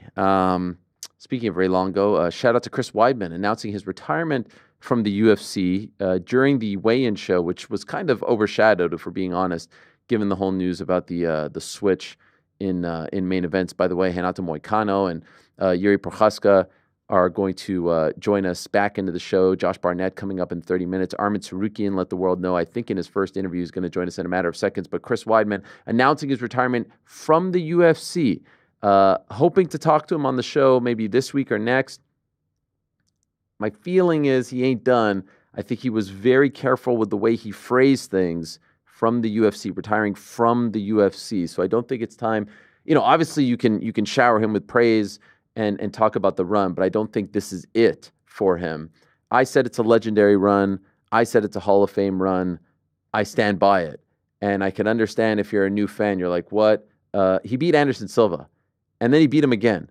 And I know the second time was somewhat unceremonious, but he beat Anderson Silva, who was on an insane winning streak prior to that, who was the virtually unbeatable middleweight champion for many, many years with many, many title defenses. He beat him fair and square. He knocked him out in the first fight way back in 2013, if my memory serves me correct. That's a pretty big deal. That itself is Hall of Fame worthy, if you ask me. That itself is Hall of Fame worthy. So congratulations to Chris Weidman on an incredible run. And by the way, congratulations to Craig Pelagian. We found out that he will be the first inductee into the 2025 Hall of Fame class. They announced that on Saturday. He's the executive producer and the co-creator of The Ultimate Fighter. And right afterwards, they announced that DC and Chael are going to be coaching in the Helwani Sloppy Seconds Derby. So a lot of exciting things going on. It was shocking. It was massive news on Friday afternoon when we found out that we weren't, in fact, getting Islam Makhachev versus Arman Tsarukyan 2. We had the press conference on Thursday night. The crowd was incredible. Arman was a superstar at that press conference. Obviously, a lot of Armenian fans in the LA area. It felt primed for a very, very special evening at the Intuit Dome. And then we found out on Friday afternoon that he was out of the fight due to a back injury. Beyond thankful that he is agreeing to come on the show to talk about what happened and where he goes from here. Let us say hello now to Arman Tsarukyan, who's kind enough to join us on this Monday afternoon. Hello, Arman. Thank you so much for doing this. I really appreciate it. Hello. Thank you. Thank you for inviting. It's great to talk to you. And again, I'm so sorry that this didn't work out, that you didn't get the fight on Saturday. Could I just ask, how are you feeling on this Monday afternoon after everything that happened in the last 72 or so hours? I mean, it's difficult. I've been working so long time, and I missed my opportunity. I invest money, my time, my health for this fight. And like a lot of people who work with me, my coaches, my nutritionists, my doctors, they just that day, the Friday, they were like so they felt so bad, and they were worried about me, that about my feeling. But I was telling everybody, this is like a part of game. Like, I'm good, no worries. I'm not like I'm strong. I have a strong mindset, and I know like I come back and like be the best in this game, and I believe in myself every day, and it just happened. Yeah, yeah, yeah. Okay, if we can, I'd love to just go through the timeline of things throughout the camp as you're preparing for this fight. Did you have any issues, any injuries, any problems specifically with your back? No, I didn't have anything like on my lower back, something like with my sciatic nerve. I didn't have anything. I had like my from my neck to my there is a nerve as well from my neck to my back, but it's a completely different thing. And of course, every camp we have something like I hurt my elbow, I hurt my knee, but like it was not that bad, that you couldn't continue your training camp. Every fighter has a injured, small injured. So, but everything was good. But like last day, Wednesday, after training, I went to sleep and I started to feel my lower back, and I couldn't sleep all night, and I thought something happened. Took some the painkillers, and they didn't help. Like, but the next day, I thought like it's gonna be good, and after press conference, I'm gonna start my weight cut. And when I started my weight cut, I was doing bike, and like that moment, I like my back like stuck, and I couldn't move. I just lay down on the hot tub. It was crazy pain. I couldn't like do cardio. And then you see doctors came and started to help me do some PT. And they said you're gonna be all right in the morning. If you're gonna feel the same, uh, you can continue cut your weight. So and I was like 6 pounds left when I went to sleep, and the pain was same. And like 5 a.m., I just said my manager, it's the same pain. I couldn't move my lower back stuck, and it's just I cannot continue. So At the press conference on Thursday, were you starting to get worried about it? Were you thinking about it a lot? Were you in a lot of pain when you were sitting there? no, it wasn't that pain. It was pain, but like not like a stuck. I can move. I can walk. I can like turn my body. But like when I started cut weight, it just stuck. When you pulled your back, like it's the same feeling. I pulled my back like about 2 years ago or 3 years ago. Once it's like kind of same moving, say same feeling, because when I pulled it like long ago, I couldn't move like 4 days, and now it's the same exactly things. So, were you able to get an MRI or something to know exactly what happened? Yeah, we did everything, and checked my doctor checked me, and I called to my the physical therapist. He came, and on Friday, and we right away started to do some PT work, massages, and the so the problem is sciatic nerve Hmm.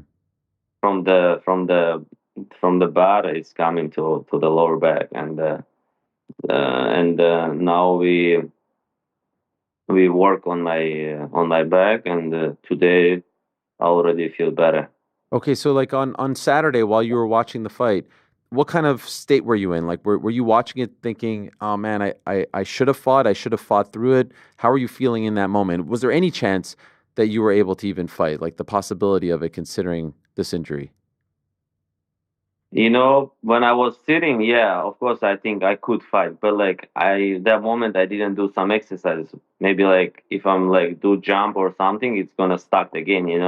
That's why like uh, I for sure I couldn't fight because if I do some exercises or something, it's gonna start again because my lower back is so weak right now. Okay. There was a video that emerged of you training with Nina Marie doing the exercise. Have you seen this video and people pointing at that video saying, "This is how you injured yourself"? Is there anything to that? No, that thing I'm doing like every day on my for my warm up. So if I had a problem during training camp, how can I do this exercise? You know, I didn't feel anything. I was good and I was ready, and like I was training very hard. Like during the week, I had good energy, no problem. Just happened, you know, when I started cut weight. It's because of the when you dehydrated, you know, or hydrated. How to say? Dehydrated. Dehydrated. Maybe because of that, it's happened like, as well. You mentioned an issue with your neck. Is there any connection between the neck issue and what ultimately led to you pulling out? Like, is it connected in any way? No, it's completely different things. Okay. Completely different. Yeah. How is the neck now? No, not neck. I don't have a problem with neck. Okay, okay. And so when you were seen by the UFC staff on Thursday, did they think, okay, maybe some rest, you'll be okay, or at that point was it not looking good, and then you called them to tell them that it's no chance of you fighting? When I called them, I was cutting weight and my back stuck, and we called them, and doctors came and said, you will be all right, and they were trying best to bring me to this fight, you know, and they were trying like to give me like everything, you know, like and they said I'll be all right in the morning.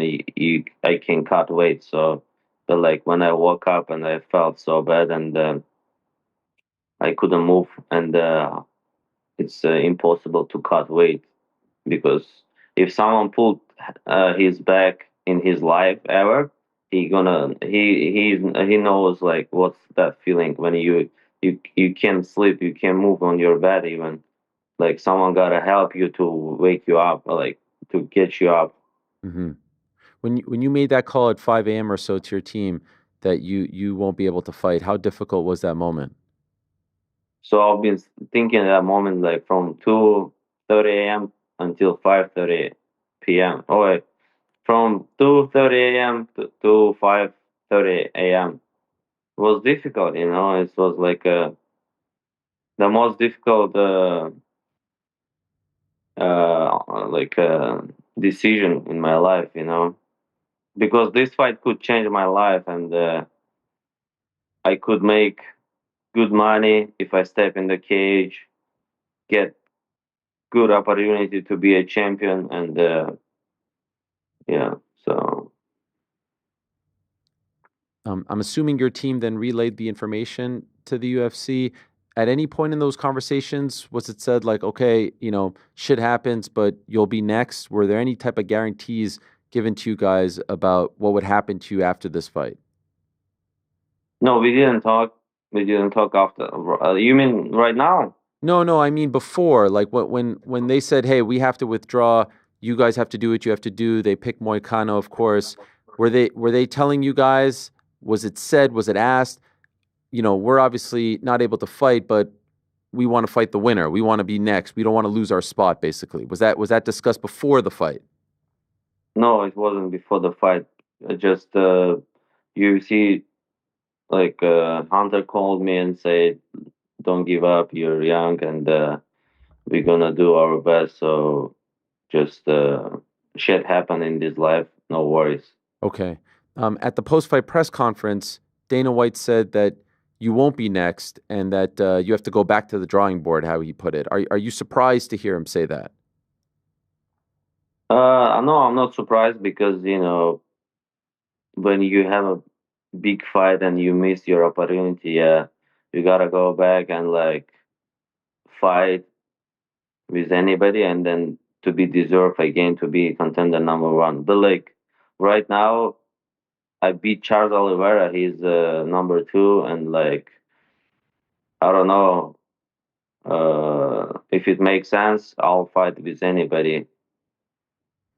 It seemed to me, based on watching it, that he was upset, that he was stopping short at implying that he thinks you could have fought. That's the way I read it. Did you feel the same way when you saw the clip of him talking about it? Yeah, I saw the same.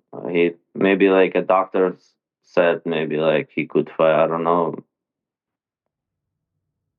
But like how like I was training so hard. I was cutting my weight. I was dieting like 8 weeks, and like just on my mind, if I step in the cage, made a lot of money on my like I wanted to be on this fight more than everybody. Even if I lose, so like but lose good and like I could make good money. So but I couldn't walk that night. Hmm. So are you hoping to maybe speak to the UFC, speak to him in particular and say, obviously I couldn't do it. We did all the tests. I don't want to lose my spot. Because if you're looking at the rankings and if you're looking at, you know, who makes sense, you still make sense. You have the win over Charles. You were supposed to fight him for the belt. I'm still a little bit unclear as to why you aren't next, why you wouldn't be fighting for the belt next.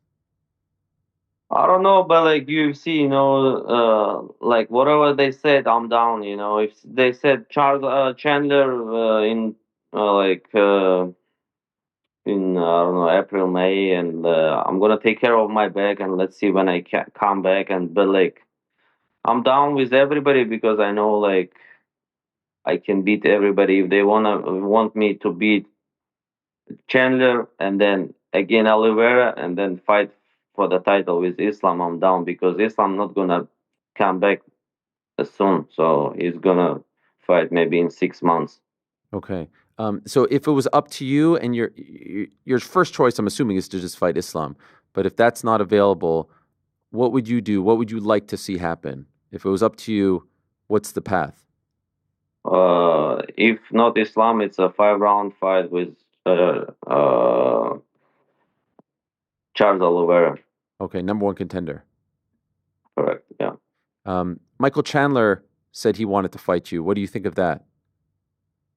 I just go Michael Chandler. He's a tough fighter, but like for me, it's good to fight him because he has a good name and just make little bit money and build my name, get some more experience from the fights, and yeah, I'm down for him too if Charles doesn't want to fight. Okay. 5 rounds as well? Does it have to be 5 rounds? Yeah, I want to fight 5 rounds because it's more makes sense and it's a big fight, and when you have a title fight next, you gotta fight. I want to fight 5 rounds because I want to see myself how I improve. Okay. When they announced, when you found out that they were doing Moicano versus Islam, did you think Moicano had a chance? Did you think he had any sort of path to victory? Everybody has chance, it's a fighting business. You never know, like one punch can change all fights. But like I knew like Islam, like he's a different level fighter. So how it's maybe a lucky punch or like Maikana takes he has a good Reniki chop, lucky punch or Reniki chop, but it's not enough to beat Islam. Um, were you surprised that Islam took the fight? No, I wasn't surprised because he made the weight, he did the good camp, and like he was ready for fight, and uh, it's a good fight for him. It was easy fight, easy money for him. And so, what did you think of the fight? Were you at all surprised that he finished it so quickly, that he won via submission? What did you think of how it played out? Yeah, I was surprised because we have a one coach, and like he knows jiu-jitsu very well, and we work on this defense on this mission so much, and like I don't know how he missed that choke because he's a high-level grappler, and I thought he could get out from there. Okay. In your opinion, as you're watching, and by the way, you didn't go to the fight, right? I think you watched it somewhere else. No, I was watching at my home and like with my friends. I mean, close friends. Yeah. Now, when you don't fight like in our house, I have like 5, 10 people. But like when you win, like everybody wants to come and stay in my house. You felt a lot of people jumped off the bandwagon. I mean, like when you win, like everybody wants to come and see you. When you like don't fight or anything, like everybody forgot about you. Yeah. But they'll be back. They'll be back. I have no doubt. I was just But I don't wanna them to come anymore. So sure. That's a good point. yeah, Screw those people. this is good experience for me, because I pulled out in my life first time, and I never I never got injured like so bad like now, and I had 25 fights, and it's first time in my life. It's a good experience for me too. Are you feeling that from friends, from people close to you, from fans? Are you feeling like people have turned on you? Yeah. People who like text me before fight, we're gonna do this, we're gonna do that, like, but right now, like, they just forgot about me. So that's a good point for me. Now I know who they are.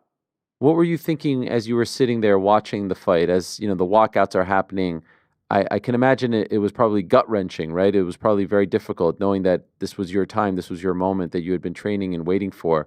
What was going through your mind as you were watching this? Yeah, I was super emotional, and was sad and couldn't sleep that night as well because of my emotion. But I was super happy for Mirab. Mirab, he's a man, and he just showed everybody like the guy who like work hard and like believe himself, and who has no like crazy talent, Hmm. can beat everybody at like. In your heart, as you're watching this and as you're thinking about it afterwards, how did you think the fight was going to play out? Now seeing him, being around him all week, what do you think we would have saw on Saturday had you fought Islam? Before, I just was thinking like I'm going there, finish him, get the belt. So, but right now I just couldn't even go to the cage, and like now I gotta be a little bit humble and like don't talk a lot, just Right. win fights and like deserve my spot again. Did you see that Khabib was offering some nice words of support for you after this was all announced? Did you see his clip talking about you? Yeah, I did, and thank you for that. And he had the same situation Hmm. as me, and he knows what's going on, and he knows that feeling. So that's why he support me, and I appreciate it for that.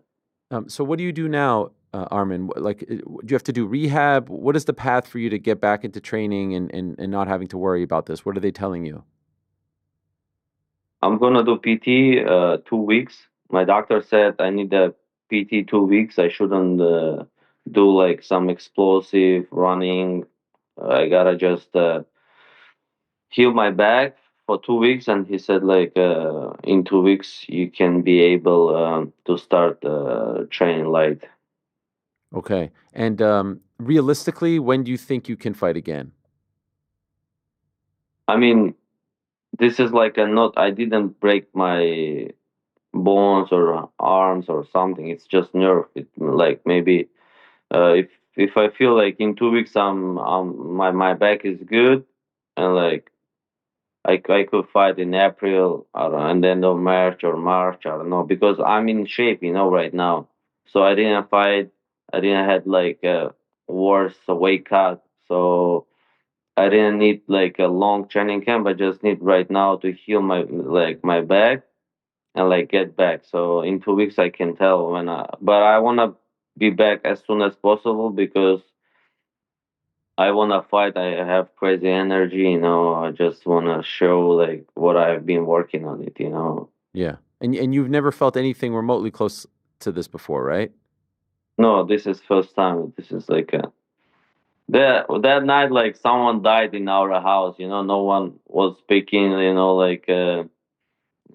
Was the worst feeling that day. So in Friday, Yeah, I can't imagine. Like depressing, right? Do you still feel like you're yeah. depressed now? No, now I'm good because I started like think about like different ways. Okay, what I'm gonna if I'm gonna think about just that I missed my opportunity.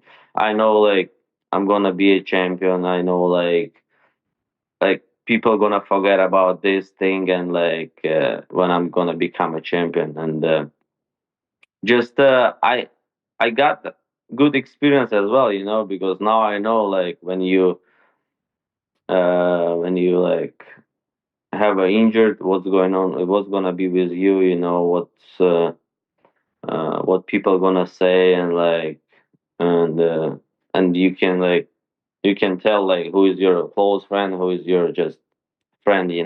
Yeah, but you're at peace with it. There's no part of you that feels like I should have just fought through it. You think you made the right call. Yeah, for sure.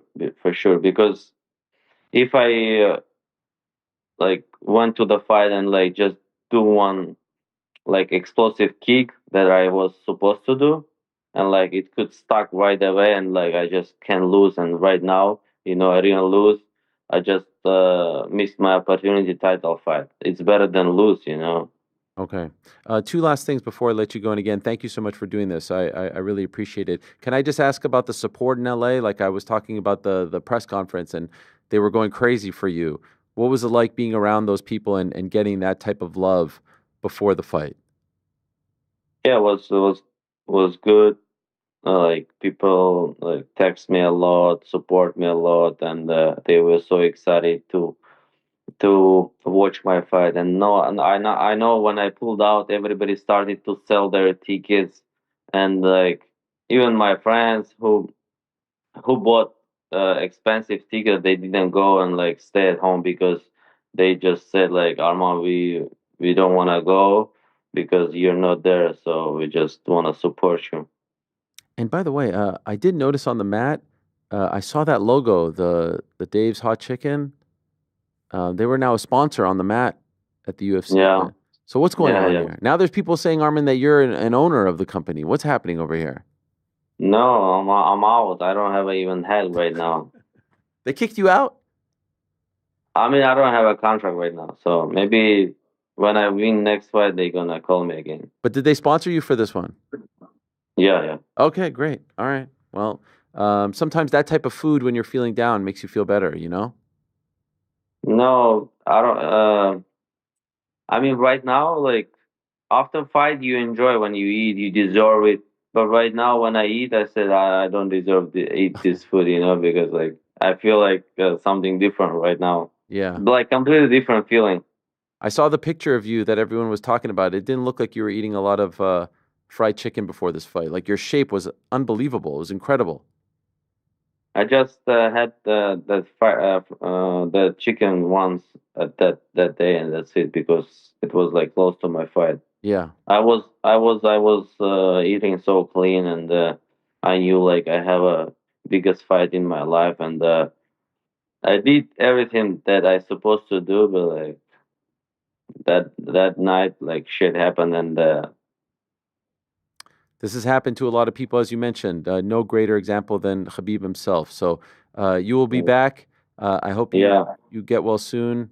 Thank you so much. Thank you for support, everybody who texts me, who shows me love, and even you see Hunter, everybody, doctors who wanted to get me back and like to try to like do PD and to say good words that I'll be back, and just want to say thank you, everybody. Sorry that I couldn't show my performance, and but next time I'll be back and gonna get a lot of victories for you. Thank you, Armin. Much respect to you. Thank Really you. appreciate you coming Thank on. you. Get well soon. Thank you so much. Bye bye. All right, there he is, the great Arman Tsarukyan. We were hoping to see him in action this weekend. Credit to him, appears to be handling it, quite well. with a bit of a smile. What can you do? As he said, shit happens. Back injuries are an MFer. They are an MFer. I've been dealing with a back injury myself, and it's probably 1/10 as painful as what a supremely high-level athlete is dealing with, and I can't even imagine how bad it must have been to withdraw from a UFC title fight. And the insinuation, the idea that he didn't want it. Like, imagine going through the whole camp, looking the way in which he did. You saw those photos. Imagine going through an entire training camp and then morning of the weigh-ins being like, nah, I think I'm out. Nah, no. You know what? I'm not going to get paid. My coaches aren't going to get paid. I'm probably losing money as a result of all of this. You go to Florida, you train, you do all the stuff, you diet. Nah, you know what? I'm out. No. For anyone saying he's ducking, he's already fought Islam before.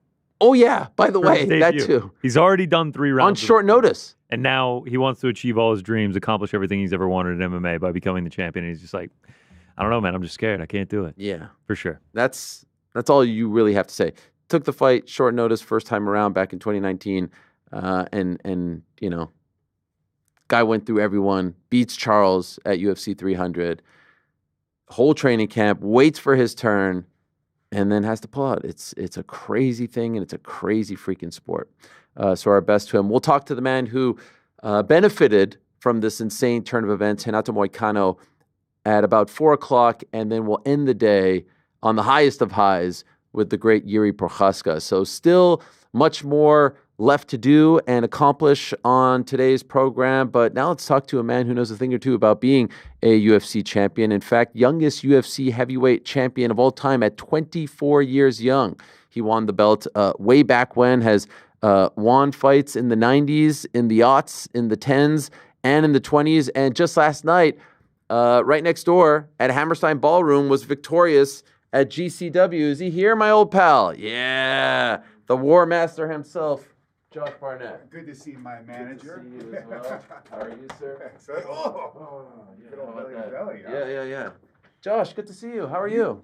Good. I mean, God, I leave the burning, hell-infested, ash-covered hillsides of Los Angeles to come to the frozen wasteland of ice and snow, of black metal song lyric level New York. I mean, I saw a rat run across the street with a starter. Nice, right? And it's just, even there, like, shit, it's cold. Yeah. No, it is freaking cold. Thank you for doing. Also, a snowstorm yesterday. Yeah. By the way, how is home? How is everything? It's good. You're okay? Yeah. You're not in that area.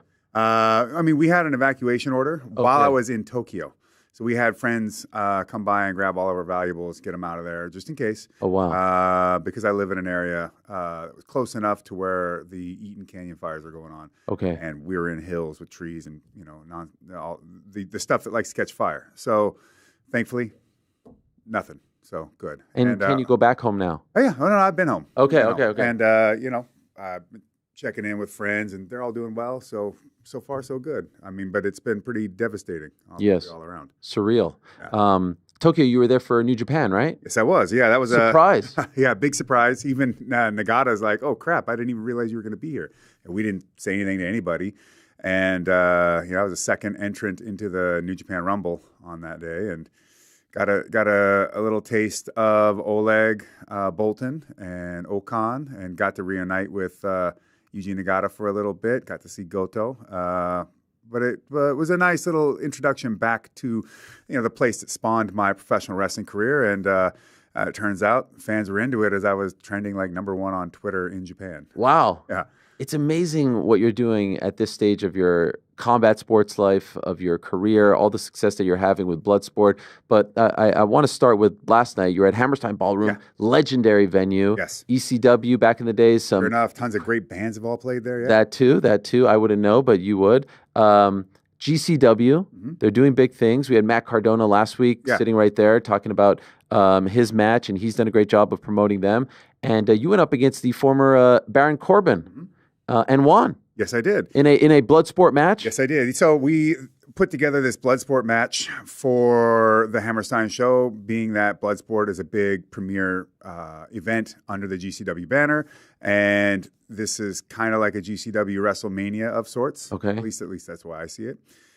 So we needed something big. So, 6'6", 6'7", 280 pounds. That's pretty big. Yeah. And it was quite the battle. He is definitely someone who has combat skills. I could tell that the boxing experience is there. Jiu-jitsu purple belt. I guess he just won a tournament. So he came prepared. Was this his first match since leaving WWE? It was. Wow. This is his first appearance outside of a WWE ring. And so he's going by Tom Pestock. That's what he's going by. At the moment, yeah. Okay. Things could change. It is pro wrestling. Yes. He could become the diabolical, Sure. I don't know, swindler, or he could become like Repo Man 2. I don't know. How was the show? It was great. Although there was a pretty gruesome accident when Alley Catch hit just a dive onto the outside, but can't really tell exactly what happened. But at the very least, looked like a foot was put down probably in the wrong way. All that weight in transfer, then looked like some sort of fractured leg or dislocated ankle. Like Sid both. Vicious style. Do you remember that WCW? Oh, when it snapped, when he went for top rope and then it just snapped. Yeah, no, not quite. More like twisted up. Okay, spun. So not good. But hopefully she's doing well. Shoot. Oh yeah. Oh wow. I mean, it's wrestling, man. It's injuries happen. So Bloodsport, your promotion, it's under the GCW umbrella? Yes, we partner with GCW to produce this show. Okay, but you're not the sole owner? No, me and Brett Lauderdale, we put it together. So Brett, who also owns GCW, 4 shows last year, right? Or was it 4 shows last year? Well, I think it was 3, and then one in Japan. Okay, Bloodsport Bushido. That's right. I put together out there. That was the one that Rampage was on, right? Correct. Yes. How did he do, by the way? What's your assessment? I think he did fantastic. Are you just being nice? No, I'm not. I'm not, because if given an opportunity to throw Rampage under a bus, or heavy machinery of any sort, I will do it because giving him shit is something I enjoy a ton. Yes. However, no, he did a fantastic job, and in fact, a lot of people have been asking to see Rampage back in a Bloodsport, and I know he's got this fight coming up with Rashad. Yeah. But it's on my mind, and I think I can get Quentin back out there. How did the Japanese fans take to Bloodsport? They loved it. They loved it.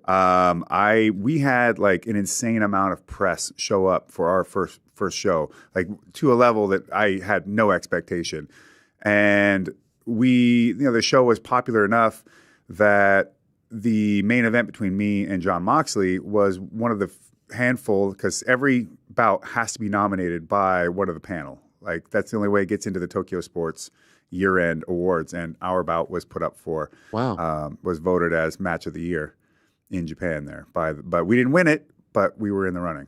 How many times prior to that have you worked with John Moxley?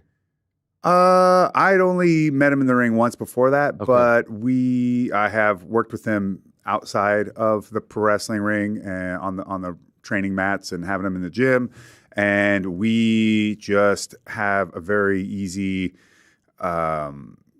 rapport. Like I could wrestle him every night of the week. We could do hour long. It doesn't matter. Like, wrestling that guy is just simple for me. Intense dude? Yes, but really, really, really solid guy. Like the kind of guy that. Like that movie, The Town, right? Where Ben Affleck comes charging into the room and he goes, "Look, I can't tell you what we're going to do, and you can never ask me about it ever again, but we're going to have to go and hurt some people." And the guy just turns and goes, "Well, whose car are we going to take?" That's John Moxley. Okay, he's that kind of guy. Yeah, he's great. When we had you in studio back in March, it was around the time of your WrestleMania week show in Philly. Yeah. And then all of a sudden you made a lot of news because Nick Khan's there. Yep. WWE president. Yes. And, the relationship that you have, I know you're very proud of the fact that WWE guys, TNA guys, AEW guys can all compete under the Bloodsport umbrella. Getting Nick to show up to one of your events seems like a pretty big deal. How did that happen? I just asked him. I said, "Hey, bring Sonny out so he can come watch me wrestle." His son? Yeah. Yes. And Sonny had a blast. Nick really enjoyed the environment. I mean, we had practically like half the WWE locker room behind the curtain trying to watch the matches. And, it's just, I believe in what I do. So I want to bring anyone around to just, hey, watch it. If you think it sucks, tell me it sucks. Like, you're not going to hurt my feelings, because somewhere in there, in that criticism, I'm going to find something valid that I can use to make something better. And having Nick there was fantastic, just so he could see exactly where some of his talent is going and putting their efforts in and why. And you talk about how, we've got. I know that the concept of the forbidden door is a big idea, and truly, if you know professional wrestling history, it is pretty substantial. But all these fans will often come on social media and be like, "But look at Bloodsport. It's got literally everyone. It'll have New Japan, AEW, MLW, TNA, WWE, all these different folks. And it's because I try to make this ring a neutral ring that is wrestler first.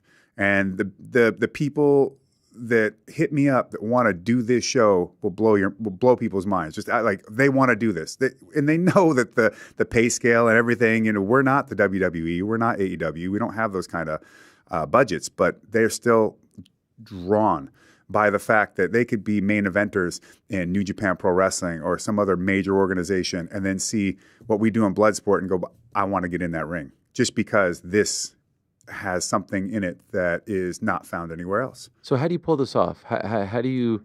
Duct tape, twine, paper clips. How do you end up being the place where everyone's allowed to go, where there's no drama, there's no politics? Well, part of that is I just try to be as professional as absolutely possible, to be as welcoming and understanding that a lot of folks, especially on the bigger side, they have big contracts. There's no reason for them to come and work this indie show, which is what it is. So I want to make it the kind of place that would appeal to their sense as a wrestler, as an athlete, to go out there and maybe get to do something that doesn't involve writers and scripts and vignettes and all that stuff's cool. But sometimes the guys and the gals just want to get out there and they just want to get on the mats. And with that also is I'm not yielding what I do and I'm not bending what I do for anyone, but I build what I think is the best platform to showcase that vision. And people respect somebody that stands behind what they're going to do. And, it's not an adversarial thing to build what I'm building. It's just, this is what I want in the world. This is where I think wrestling is not being touched or developed anymore. So here, it exists. And if you want to be a part of it, sure, let's see if we can make that happen, if it's a good fit for both of us. And if not, hope you still like it. Come watch, support in any way. But we're out here to build our thing and not to try and diminish any of what that vision looks like, just to be more popular or to gather this person's attention or that. It's just not that way. And people like something that's sincere in a world of so many just fake and false ways of approaching the world. So for those that don't know, no ropes, right? No ropes. Win by knockout or submission only. 10 count on the outside.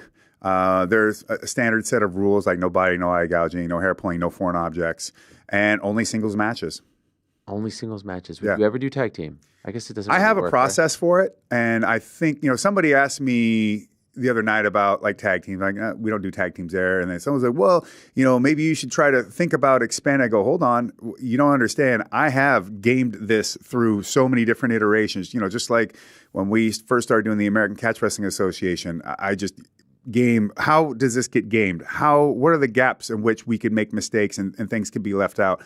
So I think this through over and over and over and over and over to try and create something that has the best foundation for what we're going to do that would need potentially the least amount of adjustment if possible. So, I have thought of a lot of different ways through this, but some of that is also where can we push the envelope if possible that still falls within the realm of what we want, but also if we ever do want to do something like a tag match. Like I've thought of a way to do it, but at the moment, I just don't think it's necessary. What about triple threat? Do you do anything like that?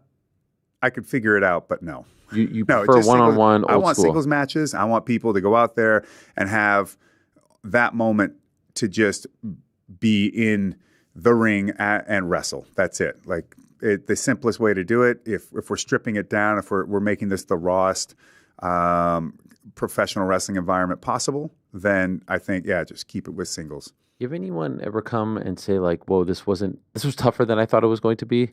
Like, this isn't just your regular quote unquote indie show. I didn't expect this to be as challenging. Yes. Yeah. Actually, I have had guys just go, oh man, I think I sucked.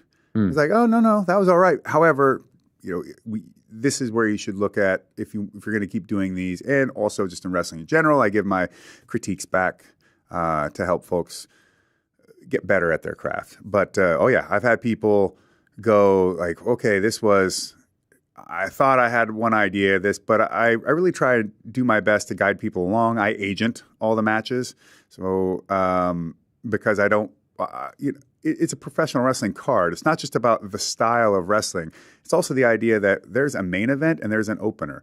And everything in between there, everything has to fit in there for a reason. Everything has its place and its purpose. And, the purpose of everything below the main event is to lead to the main event. Mm-hmm. So even in that one metric, making sure that match one doesn't have literally everything that would be in the main event at the same time. Not to mention match one shouldn't be going an hour when the main event is 5 minutes or whatever. It's just structuring things in a way that all makes sense, where every match and everything in there has its place, and it's all leading you to one culminating moment. I want to get your thoughts on the state of wrestling and MMA, because obviously who better than you, and I always love to hear your thoughts from a business perspective. First of all, from a wrestling side of things, just last week we found out WWE and TNA working together. Mm-hmm. Who would have thought, right? Some 10 or so years ago that this would be a thing. What was your reaction? Well, it's incredible to see that wrestling is not just buying up competitors, and in fact having working agreements with people, because I think that if you're really strong enough, you're not worried about the competition in that way. Like, they're not going to overtake you. But what is good is if they are strong, if they're also capable enough of developing high-level wrestlers and having people under contract and paying them a good wage, then okay, now there's more potential stars in this space. Stars that might want to go and maybe wrestle for you. Stars that maybe will never be in your organization. They might not even fit, but they're drawing fans. And the thing is, the more fans that are watching all wrestling, the more fans you're going to have in your individual show as well. And I really do believe that rising tide raises all boats in that sense. So it's nice to see the cooperation and to see what can come of that.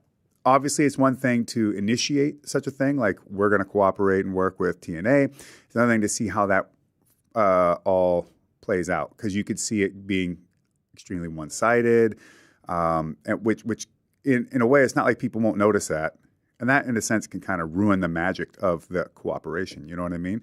And wrestling's tough because the business is exposed. There are no territories, so everything that happens, everyone sees it every time. It's more difficult to work around in its own way, but I still see that there's a lot of strength in professional wrestling these days. There is a lot of what you see, the new media, what would you call it, like playbook. So now you start working on rights deals and this and that. And that is, I understand the way of doing business like that. And that is a huge part of the way the models are done these days. But I like to see it where the business is more focused on just having the talent that is just undeniable. Like, your Hulk Hogan's and your Macho Man's and the Undertakers that just, no matter where, they just pull in things like a vacuum. They just bring it in because their presence does so. And then you see them in movies, you see them in other things because they're just in demand, and that drives your business. I understand that that's more volatile. Now, I get that. It's safer to do things in the grand media octopus kind of scheme, and like having your tentacles in other things, and it's like the idea of diversifying your portfolio. And it is, again, this is the way things are moving. So if you don't want to do it that way, you risk being shut out of folks that are more comfortable with you operating in that fashion. And when I say folks, I mean like your Netflixes and your big companies and sponsors or whomever, right? widget. By the way, how is this not sponsored by an energy drink of some sort? Oh. Like the shadiest, dodgiest one. Oh, no. Okay, Celsius. Now, that seems like way too upfront for anything having to do with MMA. Well, what are you trying to say? What are you trying to say, Josh? Jeez Like, Louise. Condom Depot, right? I mean, we've graduated from those days. We've come a long way. But, you see that with wrestling, and you see it with MMA now. Yeah. Yeah. Okay. So then, you have the wrestling side of things, which I think is, I think wrestling right now is so healthy when you look at Netflix. It is, but I think AEW needs to consolidate a bit in that, like, if they have some certain shows that are not their main shows, they got rid of their Saturday show. I know, but look at how to build some of these shows, like even Dark 0 Hour and some of that stuff, just in ways that would be better used maybe by them, but also don't look at everything as just like, if it's not winning yet, get rid of it. I can understand that. I get what you're saying. But I want to see those sort of things for AEW so that they have these other ways at which they can approach wrestlers, wrestling fans, and they have a pretty substantial roster. It can keep people busy, which is good for them. And it's just, in this day and age, the social media age, I'm sure AEW has their reasons for why they cut certain programs, and I'm not acting as if I know why those are. I'm just speculating. But at times, and really quite often, people see somebody, they cut show X out, right? Well, they just do nothing but throw scorn and negativity and say it was all because they're sucking or they're this or it's just that's the route to the easiest route to take and the easiest route to get someone to pay attention to what you're saying. So in that sense, it's like creating a potential backlash or negative talking point for something that maybe isn't necessarily done out of any of the reasons that somebody comes up with. So, but here's my point: they just scored a massive deal with WBD. So this idea that they're going anywhere, that they're dying, is BS. Right. You have TNA that's enjoying this resurrection. You've got the New Japans of the world, the GCWs of the world, the Bloodsports of the world. Like, it feels like the business is thriving. And then on the flip side, I feel like there's the UFC and nothing else in MMA. The gap has never been bigger. Yeah, this is true. And I've had plenty of conversations also when I've explained to folks, like, part of the reason the UFC won isn't because they were always winning. Now, they were the first brand name, and they were always kind of the Q-tip from the beginning. But you'd be surprised if, especially these newer fans, to understand that things were not really as stable as they thought they were, and that there was potential competition, serious competition that really could have either usurped or at least been at pace with. The reason why the UFC enjoys its position as strong as it is because, now this is hard for some people to understand, pretty much every other competitor screwed it up so hard, ruined the own product financially and otherwise, just did the dumbest, stupidest things ever possible and allowed themselves to be bought out by just burying their company into the dirt. And I'd seen some of these office folks for these, some of the folks in the office, the higher ups, and you could just tell that they knew this had no legs, but they were going to get as much funding as possible, make sure that their salaries get covered and their severance packages and whatever came with whatever when these companies get bought and or what they get out of it when it gets bought up, and then move on. Like, they weren't really there to build a serious, giant MMA company that was going to field and have athletes there for years on end. No, they were there to build a shiny diamond to get somebody else to gather a bunch of financing and buy it off of them. With all due respect, I feel like you're talking about the PFL right now. No, I'm not talking about PFL. I feel like you are literally talking about the PFL. No, in fact, I don't know the inner workings of the PFL. Okay. I'm actually talking about long before, because see, by the time PFL came into play, the UFC already had its The Ultimate Fighter runs. It had already had its revival under the Zuffa era, and them really getting their feet in step and moving forward and not really taking too many steps backwards and becoming the media giant that they are now. PFL jumps in. Well, they're already there. I'm talking about your Elite XCs, your other companies. Sure. I mean, they had so much funding to pull stuff together, and just I've sat in these meetings. Even when it came to Affliction, I sat there and I'm like, whoa, you cannot pay these people that much. I want fighters to make as much as possible, but there's no way that's sustainable Not to mention, that fighter whose manager is asking for whatever, that guy's never made more than 40 grand ever, if that. You don't paying them what you're going to pay them is absolutely suicidal. And it's not because I don't want the fighter to make money, because it's not like the money's going to me. It was just, it's not tenable. You want them to stick around. You want them to survive. Not only did they, like in this example, pay that person more money than they needed to, they paid them more than they originally were. And I just go, come on. All right, fine. If you don't want to listen anymore, if you have me in these meetings, I mean, Affliction wouldn't have even started if it wasn't for me. So you're the one that convinced Tom. No, Tom wasn't about being convinced. It was oh God, rest in peace. Oh, yes. It was him. I remember the interview with the big beard. Yes. Well, here's Todd. It was Todd. Todd. Frickin', I used to have these conversations with these guys. My original idea was for us to run small black tie shows, leverage against all the nice new connections they were making through the world of fashion and media and what have you.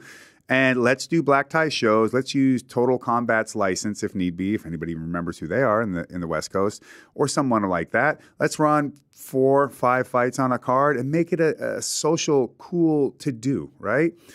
Each ticket is, big money stuff, so that you could be at the back warehouse, private invite only Affliction MMA show. Yeah. And Todd would always go, well, you're going to fight on it, right? And I'm like, no, Todd, I fight in Pride. I fight in Sengoku. Like, no, that's insane. And that's not what I'm trying to say. I'm saying we could build something really cool, and we would keep going. And he's like, well, you're fighting on it. You're like, no, I'm not fighting on it. I brought Fedor to Affliction. And, you sit there, and then eventually this whole thing happens between him and the UFC. And then it was just like, Todd was on fire. That's it, man. This guy, boom, I'm going to war with these dudes. And, who was one of his generals but me. So, like, near half the matchups on Affliction 1, I made those bouts. Oh, wow. So it's, and then at some point, it's like, I'm sitting there telling them, like, you can't do this and you can't do that. That's too much money. Like, let's do this. I mean, even little things like, originally it was going to be Ozzy Osbourne is who they were trying to get to do the musical part of it, right? Was it Metallica? No, it was Megadeth. Megadeth, and, sorry. It's all the same to me, really. What I said was, oh, well, if they start the show with No More Tears or whatever, then let's do an extended bridge or solo, and then that will lead into the fighter entrances. Well, that was exactly what happened when Megadeth was brought in. So, I mean, I don't know what happened in that whole shuffle. At some point it's like, okay, now Randy's going to get involved. It's like, oh, okay, he's still under. That was another thing where I was like, I don't think that's really the best idea, because there's so much legal liability there that there's no way to necessarily make that to be put together. I mean, the original thing we were working for was me versus Fedor, the first show. And then it started getting shifted around. Then they want to do Fedor and Randy, and I'm like, okay. Why didn't they do that for the first show? Why'd they go with Tim Sylvia? Well, they couldn't have done Randy. And no, you. Oh, I don't know. But you got to remember. So if, let's say, this is a 6-month lead in from when it's like, okay, we're going to do Affliction MMA. 4 months in, all of a sudden, I'm not being brought back to the office meetings anymore. They got somebody else. They got other. I'm like, okay, I don't know what the fuck this is all about, but I gave them my 2 cents. I linked them up with all these different fighters and made these matchups for them. I was also a guy that said, don't go to Vegas ever. There's no reason to. There was some stat 50 to 60% of people that go to attend events and shows in Vegas are from Southern California anyways. So let's just own SoCal. Second event, me versus Arlovsky at the Thomas and Mack. I'm like, yeah. UFC owns this town. This is absolutely stupid. And of course, it was a huge failure and didn't even happen. Yeah. Yeah. I could listen to these stories all day. I got lots of them. But the crazy thing is, you look at it now. I looked at GFL. Yeah. I didn't see your name there. No. But you're in the demo of guys. I mean, with all due respect, I'm not doing this. But you look at them. Come on, be honest. Yeah. This seems DOA, does it not? It does. I have to be honest, but I don't want it to be. I don't want it to be either. But it's just. But look. We remember Battleship. We remember IFL. We remember all these things. Bodog. Yeah, but please win. You know what I mean? Like, how about just be smart? Well, there's that too.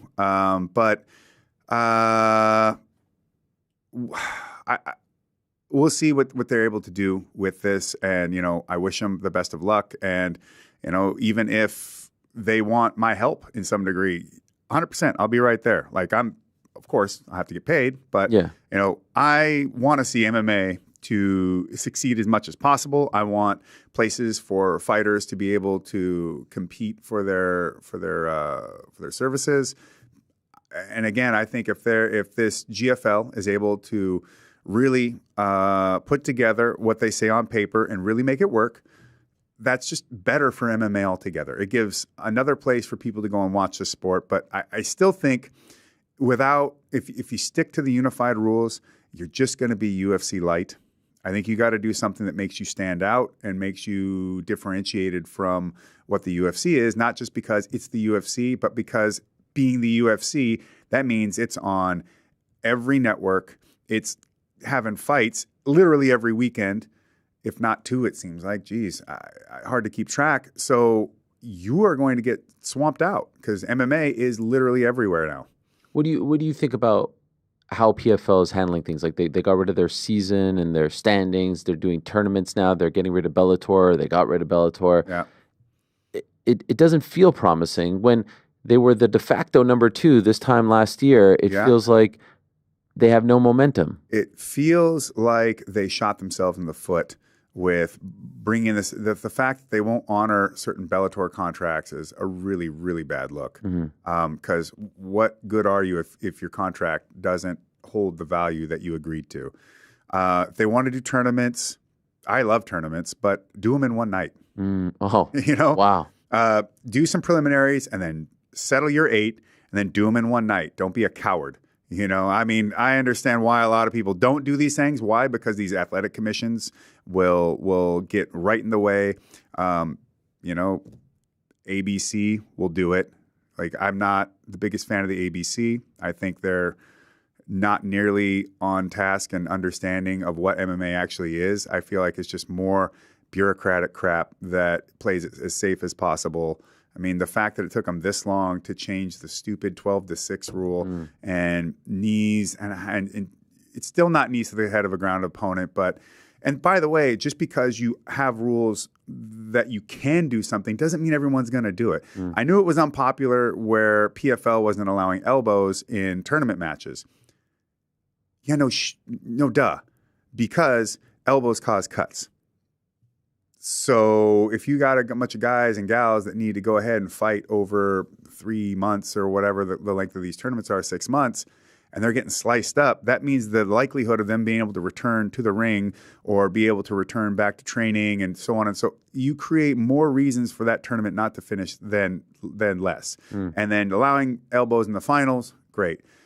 Allowing elbows in normal standard matches, I think that would be the way to go, of course, but I understood why they didn't allow elbows. But see, some people online would literally just lose their mind about it and think this is the dumbest thing ever. And it's like, well, think about it from a production's perspective, a producer's perspective, what is more important, people throwing elbows in matches that don't really count yet, or when everything counts, right? And you could even make a thing about like, okay, and now that we're into the finals, we're at the end of the road here, and now we're even taking rules away to make it even more impactful, right? But I still think, do the tournament in one night.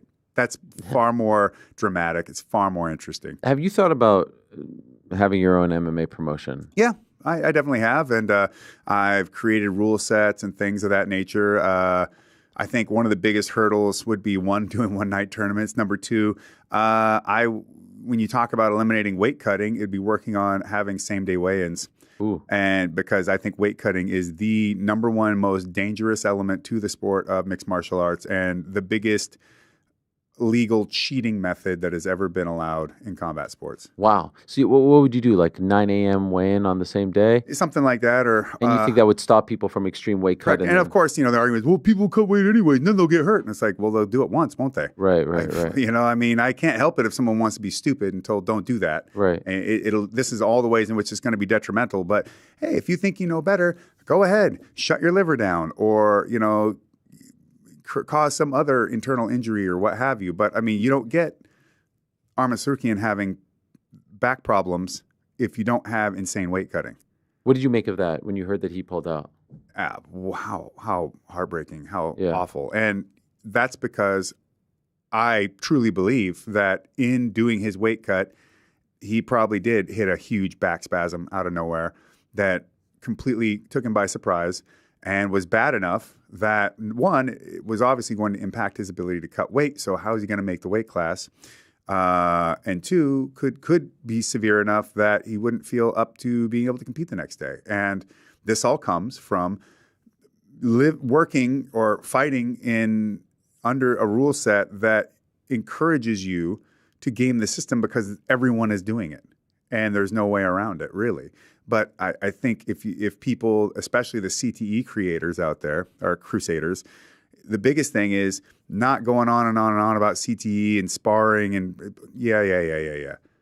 These are all valid things too. But honestly, you get rid of the extreme weight cutting, you've got more water in all your tissues, and you've got more water surrounding the brain. You will see less injuries. You will definitely see less concussions. Not none, not zero, but you're never going to see zero when we're punching each other in the face. And the only way to get rid of CTE entirely, don't let people fight. But you know what? That's just idiotic. But you've seen it all. You've done it all. The decision to not give him the title shot now, like to make him work I don't his know way back about up. that, but Do you agree with it? No, not necessarily. But I don't have all the information, so who knows? But I feel I've actually taught some sessions to Arman in Russia before. And really? Great guy. What circumstances? I was over there as a guest for Modern Fighting Pankration, which runs MFP, which was also Far East Fighting Federation, maybe at one point. They had a different name, but they run all over Vladivostok and Khabarovsk and all that area, and their big shows look incredible, like fantastic. And Arman was fighting on a card there, and he was going to the gym that is owned by the owner of MFP. And I'd go there and train. I taught a seminar, master class, as they call them over there. And, Arman's there getting his workouts in. And so it's like, hey, let me work with you on takedowns on the wall and defense here, and these little things. And he's a great guy. Yeah. Okay, so can I ask, given your expertise, Islam Makhachev and how good he is? Oof, very. Yeah? Very good. You're impressed? Of course. Yeah, I mean, how could you not be? I mean, the guy doesn't just win, he wins in dominant fashion, and he has that mentality. Seeing that clip of him, I'm the king. If the king doesn't just get to choose, I only fight this guy or that guy, whoever the guy is, then I have to go out. I step forward and I defend my crown. Very, very, very admirable. In a day and age where people are they just want to fight Conor all the time because they think that they're just going to make a fortune off of it, instead of thinking about why you even got into that ring in the first place. I don't begrudge people who want the money, because the money is quite important if you're putting your life on the line. But there is this balance. Like, why are you in the ring? Are you in the ring to be rich and famous? It's the wrong reason. Are you in this ring because you are a severe competitor and you saw this as a way to flex that competitive aspect of yourself in the most competitive environment possible? Laudable. Are you a heavy metal bred maniac that just wants to go out there and destroy people? Yeah, well, then this is the place for you. I mean, but in any way, go in there for a reason of sincerity, I think, and it won't be, because the likelihood that you're going to be the champ is very, very, very slim to almost not. And you don't know what that journey is going to look like and where it's going to take you, but it needs to be the sort of thing that your life is made better by taking the journey than by not. Well said. We had a guy on the show last week in studio named Action Bronson, legend. Do you know Action Bronson? I know of him. Okay, he's an absolute legend and a hardcore fan. He says he needs more demonstrations on the show. He wants more breakdowns. And I was like, wait a second. We have Josh Barnett in studio. Yeah. Islam just pulled off this Darce choke. Can I show you, we can't show the footage, a series of photos, and you tell me from your expert mind how he pulled this off? Yes. It feels a little pro wrestling-esque where you know he's about to pull it off. It's almost like his version of the Jake the Snake Roberts DDT. Yes. It's lights out when he's sinking this in. Okay, so let's start here and we'll get Josh Barnett. Okay, this is give me everything you Good. So you see he was working a single leg and he came up head on the opposite side, normally where you would see a double leg, using that high left hand to now shift Moicano's weight back over that remaining. Oh, no, I'm sorry. I'm looking at it a little reversed here. So he looks like he maybe has started with the double leg and he transitioned to throwing that high arm up. And now he's going to knock that head and his weight back to where Moicano's right leg or left leg, which would have been his post, used to be. Now he's going to take him at an angle straight down backwards behind him with a slight bit of rotation. The left arm being above the shoulder. Yeah. You like that? Well, if you hit it at the right timing, it's an excellent move. But keep in mind, anytime you're trying to go split your attack or your attachments across two different planes, you run into a lot of trouble because your arms are not nearly as strong on their own. Okay. I always say long arms are weak arms, short arms are strong arms. But as you can see here, Islam has a good hook behind that right knee. And then whatever was happening in this transition, or maybe he went right to it, but at the right timing, as you can see, because Moicano's head's going backwards, that weight, that power transfer is going backwards. To stop from losing balance, his feet have to catch up with that weight shift. Well, they can't here because he's got that right leg, and down he's going to go. Okay, next one. All right, you see him finishing that takedown there, and it even looks like he may be positioning to rotate off to the left-hand side and get past Moicano's legs before they hit the floor. Straight into side control. Yeah. Okay, let's see if he does that. Well, he might have. We've skipped a step. But now what we see here is Islam. So a lot of people will use like an S grip this way, or even a gable grip into basically what is a three-quarter Nelson. So that's really, so there the Darce choke is a three-quarter Nelson. He's holding onto his wrist, his forearm. So instead of going here, he's shooting that arm across as a bar and just locking on it this way and underneath. Or actually, I'm sorry, this way and underneath. So as this arm, it is this way, boom, like this, and he's locking on this thing, and he's, by grabbing this part of your forearm, it's like grabbing a bar. So he can put a lot of pressure down on top of this guy's head this way, boom, and use that left elbow and his lat to drive the head down with a ton of power. But as you see, that right hand is already in that V position, which means he's really trying to catch that neck into that wedge and get both sides of the carotid. And how do you feel about the Darce? Is this a move you like? I think it's, if you're a heavyweight, you need to have particularly long arms, and you can't be fighting Derek Lewis per se, because Brett Rogers.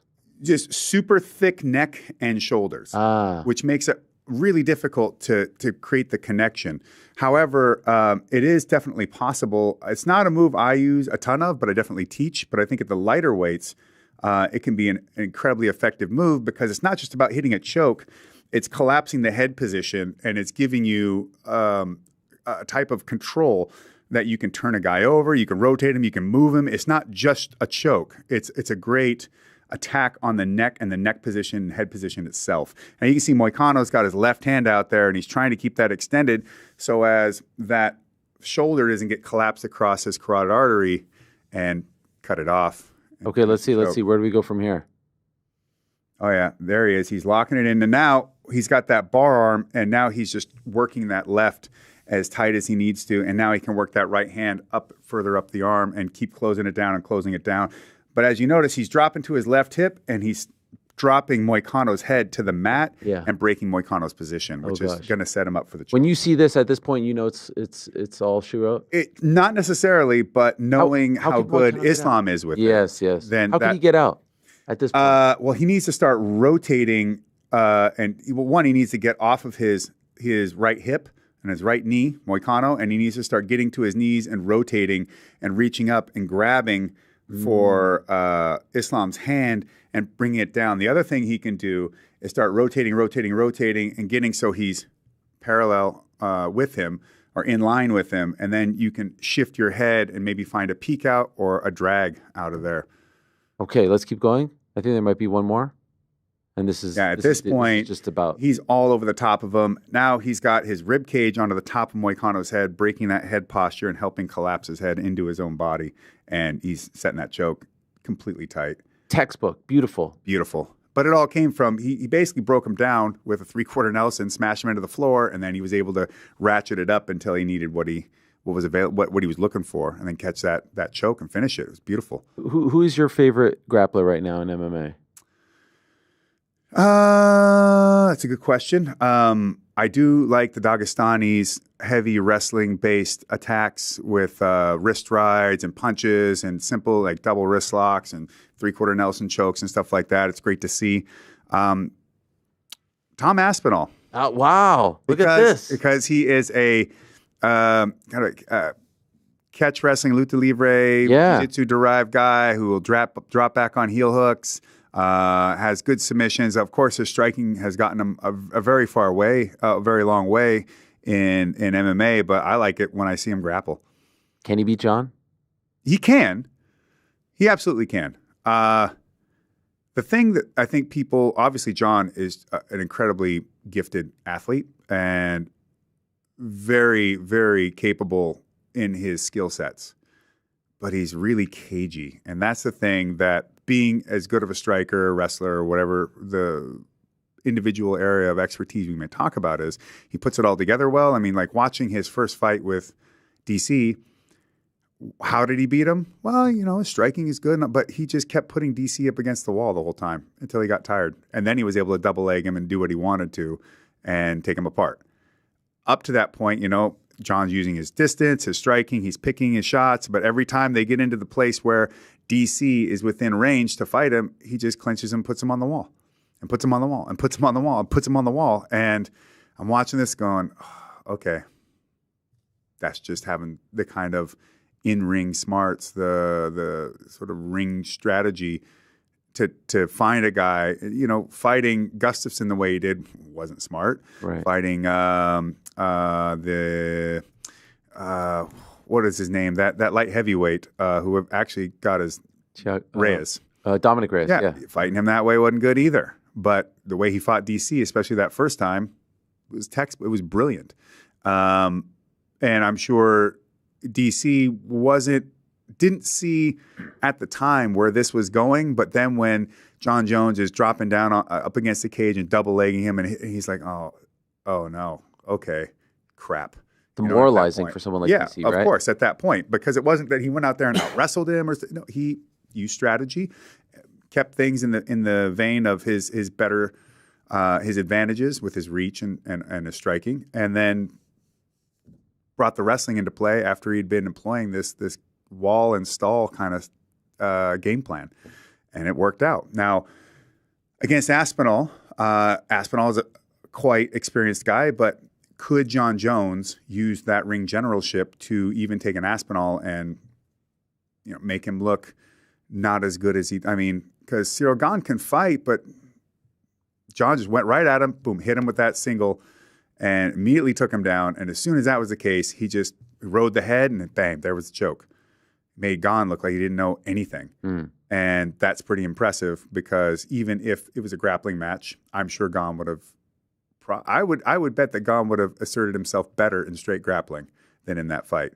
But the way things got put together, bam, there you go. So we had Kane on a couple of weeks ago, and he said that Tom fights in patterns, and he's a little bit too predictable with his striking. Do you see that when you watch him?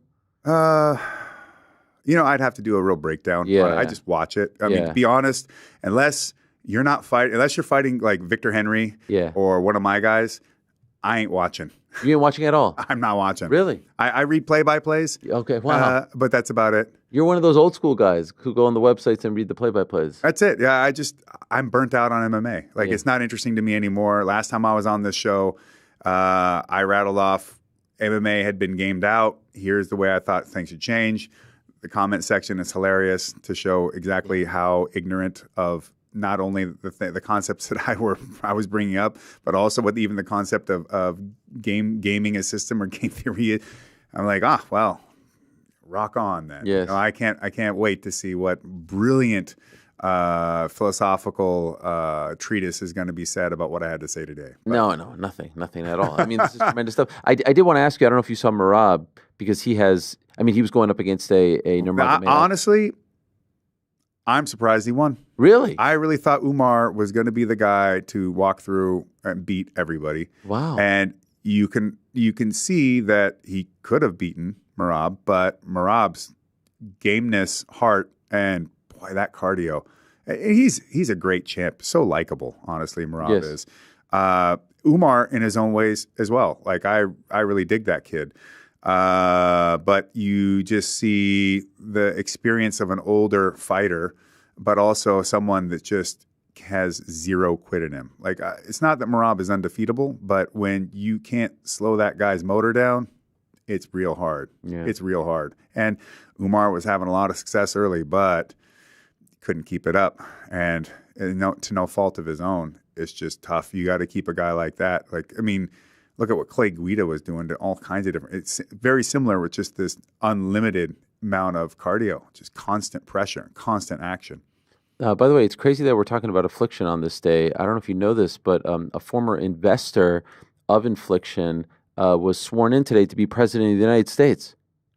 Have you heard this news? Yeah, that's true. Yeah, Yes. no, that's happening everywhere. Yeah. I remember. Any great stories about the time that you Great? worked I mean, for Donald no, Trump? they're really okay. Here's the greatest story about DJT.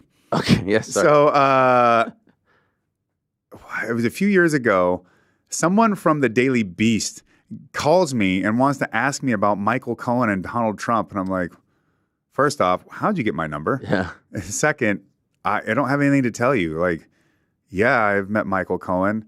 Did he like create dummy shell corporations? And no, I don't have anything to do with that. He didn't pay me off for having sex with Donald Trump or something. Like, no, there's none of this. Whatever the claims may be, like, I'm so far removed. Well, what can you tell us about Donald Trump? He's bigger than you think he is. Yeah. He's a lot taller. He's very nice. He was very personable.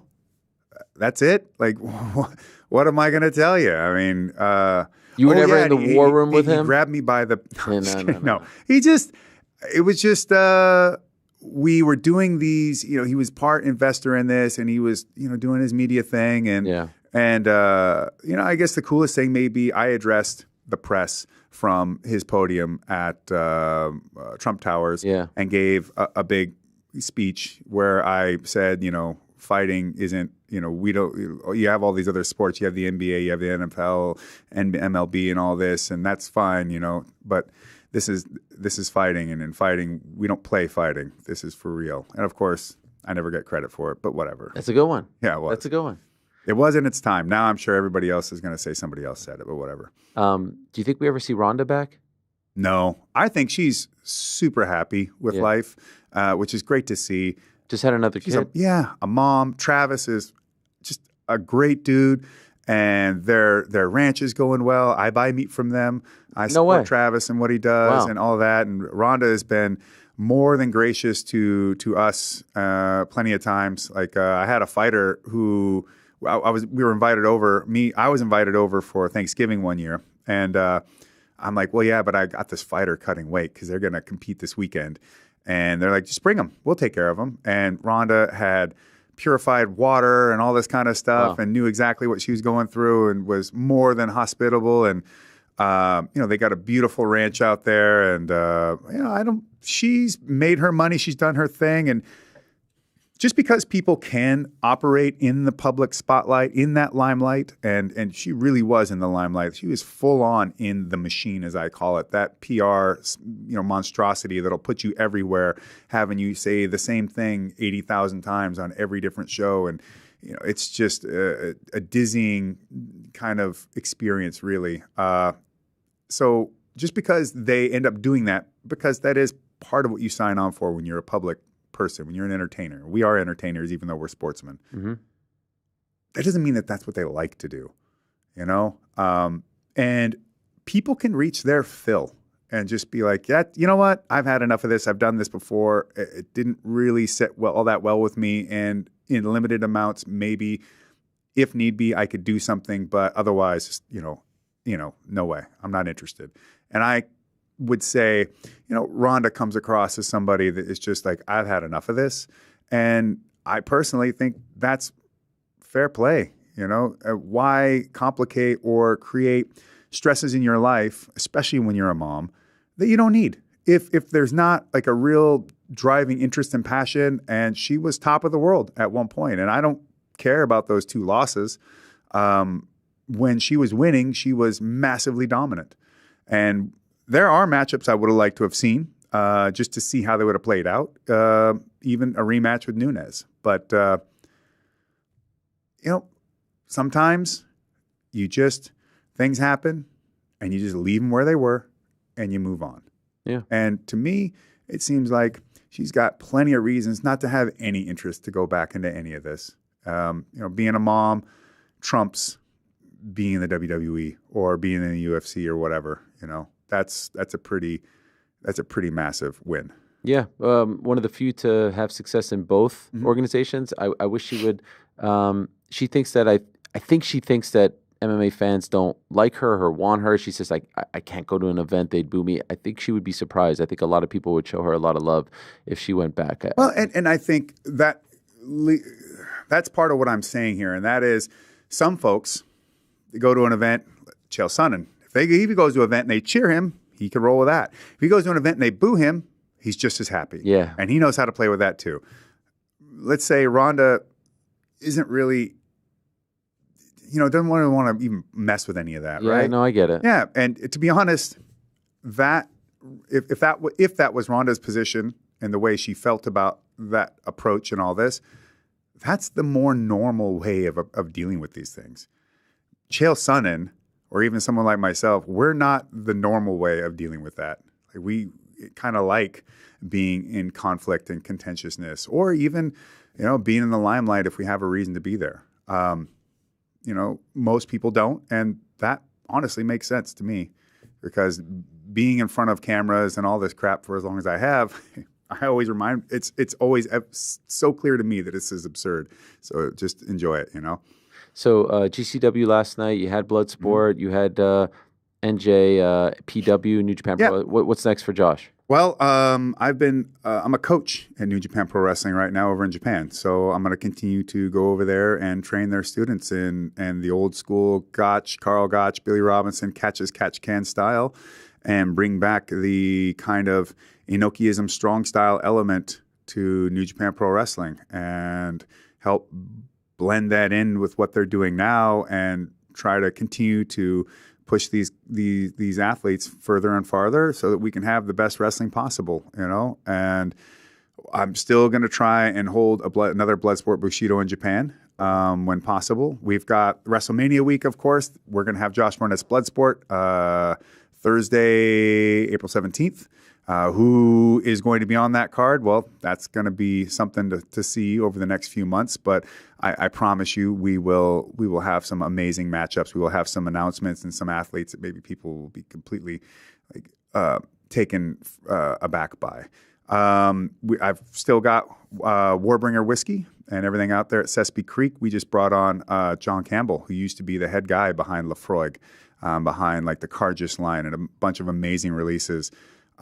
He is going to help take us to that next level, and we have plans for new things, new ideas, and we're not gonna change or mess with what's already made us popular and what's already won us so many medals. But we know we can do better, and we're always going to do better. And with John Campbell, like better is just right around the corner in every single way, which is fantastic. And then I've been developing catch wrestling as a modern sport to help bring it back. I've been bringing teams over to England for the Snake Pit catch wrestling world tournaments and helping them with what they're doing, and vice versa. They've even came over and done and wrestled and done some camps with us here. And so I have the American Catch Wrestling Association, and we've been doing these tournaments for quite a while. We just held our second national championship tournament. We've had D1 athletes, ADCC guys, Jiu-Jitsu black belts, like you name it, 10th Planet guys, people, MMA champs, all over the place.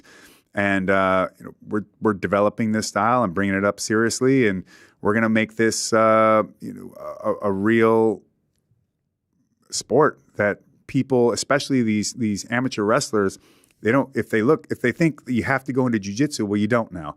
Now there's catch as catch can, and you can go and do your submission wrestling, which also includes the aspect of the pin, but it also includes elements that are more from standardized international and collegiate style wrestling, because to be honest, who's ran more games than them? Far more than IBJJF ever has. And so I'm going to go off of what has been a standard in combat sports for so long and use that blueprint to help embed catch wrestling back into American wrestling and, competition all around. And that's not an anti-jiu-jitsu or a pro-jiu-jitsu. It's just I believe in catch wrestling as a sport and as an art, but also it's just another environment to compete. And, the more BJJ guys and Sambo and Judo and whatever, like it's a mat to take everybody in and have them compete and see what it is that we like about this rule set. You're the man. Always love talking to you. Always love having you in. Well, likewise. I appreciate it. We're it's funny because we're talking to you about pro wrestling. You're like, wait a second, do I got to get out the scepter and the, the gold coins? You're gonna come take me to the ring? This is a shoot interview. This is a shoot, not a work. But I appreciate you sticking around. I know you were here last night and could have gone home, so appreciate you sticking around. Not if I had a chance to come here. Thank you. That means a lot. Good luck with everything. Keep in touch. We are watching from afar. We're going to take a quick break. Last week, I mentioned Action Bronson. He was sitting right there.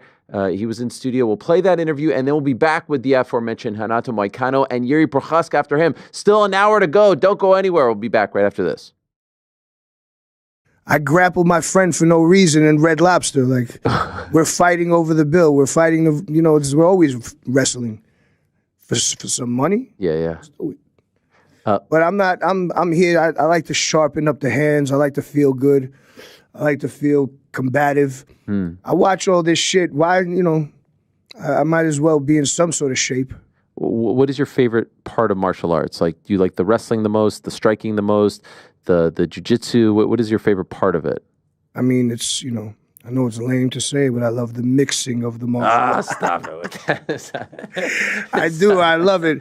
I love that you're able to do all kinds of things, and you always have to be weary of, any maneuver. I do love that stuff. I'm a sucker for the sport, but I like boxing because it's, I feel like I played football. I've wrestled before. Like, let's get these hands, sharp. The power. It's not about the power. It's that speed. Yes. It's fucking pop, pop, pop. Yeah. Different rhythms. I'm hitting you with Latin rhythms. Right.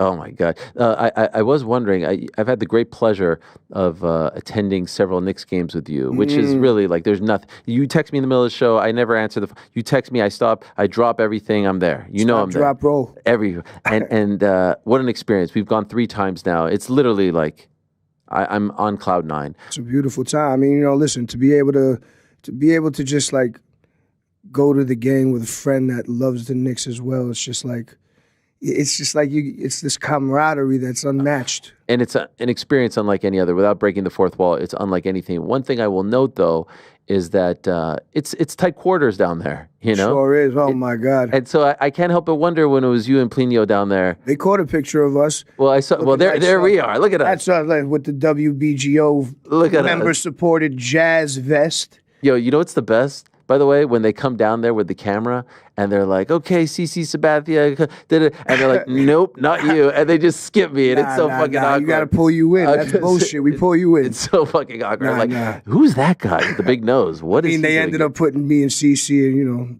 we're there a lot. Sometimes. CC's like, he's a Nets guy. I don't know if he's a Knicks guy. Oh, for real? Yeah. He's a New York guy. He likes good sports. Right. But he's not diehard Knicks like us. Nah, he's from the Bay. Sometimes they'll do I would imagine he likes Warriors. Probably Warriors guy, I think. They'll do like the carousel on Instagram, and it's like boom, boom, boom, and like you'll be there, and then maybe like my ear is there, and I'm like, yeah, I made it, Mama, I made it. But anyway, back to Plinio. How did you guys do it? How did you guys sit on those seats together, side by side? They're It was tiny. great. So the funniest shit is we got fucking Trey Songz sitting next to us, which is fucking bizarre. Trey Songz, his boy, me, Plinio. I'm the one squeezed up. 2 other people that were just chilling. They were very small, but they were just like legs open, just hanging. Everyone was comfortable except me. Really? I had my arm around fucking Trey Songz' boy the whole time. It's tight. But it was fun. You know, that's the type of shit, you know, like when we're at the fights, you're in tight quarters too. Yeah. When it's game time and the big fight comes on, everyone fucking tries to jam into those seats. So you're hugging different human beings, you know? Yes. It's a good time. God, it's so that's that love of a fight. Yeah, I love Yeah. that shit. You weren't at the MSG show, the Jones one. I was in L.A. I had to do a festival in L.A. I did Camp Flogna, Tyler, the Creators Festival. It was fucking sick. Okay. It was like 30,000 people out there. So, not bad. With the band. Nah, it was fun. But It you're a was good fixture one. at those MSG shows now. I know. I would have loved to have been there too, man. But, you know, I watched. You watched? 100%. I was watching backstage, and I got off the stage, and I fucking ran home, and I caught it. Okay. Are you still watching like all the prelims and everything? Bro, I was back in the trailer area with my phone. Everyone was trying to talk to me. I got locked into the prelims. What was the Brazilian girl's name who fought like in the fucking jacked ass one? The MSG show? Yeah. Jacked with the braids. The newcomer, not Baby Shark. Oh, but she fucking jacked. Like Am I forgetting who was jacked? It's like fucking Brazilian / Italian name. Guys, you know who he's talking about? They'll find out. They'll find out. They'll do that research. Anyway, I gave them all the hints. Eduarda Mura. She's a good one. Yes. Not her, but it was a longer name. All right, back on the show. Wow, crazy to go from that shot to this shot. Here we are today. Great stuff with Josh Barnett. Appreciate him very much. He's doing amazing things, in particular in the world of wrestling. His insights were great. And shout out to Action. He said he wanted more breakdowns. I would say that breakdown was pretty damn good of what Islam did. So great stuff there from Josh Barnett. Appreciate him very much. By the way, we were so into the whole UFC 311 stuff. We failed to mention Darren Till beating Anthony Taylor on Saturday at the Misfits event. Big win for Darren. If I'm being honest, the size differential was quite apparent, and then you find out afterwards that Anthony Taylor collapsed while walking out of the ring. They need to be careful with this stuff, man. They really do. And I really like Misfits. I like MAMS. I have a lot of respect for what they built. I like KSI. But you can't. There's weight classes for a reason. Anthony Taylor has fought at 145. This is a heavyweight fight. I know he's bigger in the world of boxing and influencer boxing, but like you really need to be careful with this stuff. You need to be careful with this stuff. And it sounds like he's okay. I texted with him afterwards, but Till looked massive compared to him. So thank God Anthony Taylor's okay, and hopefully no lasting injuries. He knocked him out. I think it was in the 6th. And Wade Plemons, by the way, won his debut, so congratulations to him. But felt uncomfortable a little bit watching that because of the size differential. This isn't pro wrestling. You can't fake that stuff. In any event, we've been talking all day long about UFC 311. Obviously, one of the stars of the show was Renato Moicano taking this fight on 36 hours notice.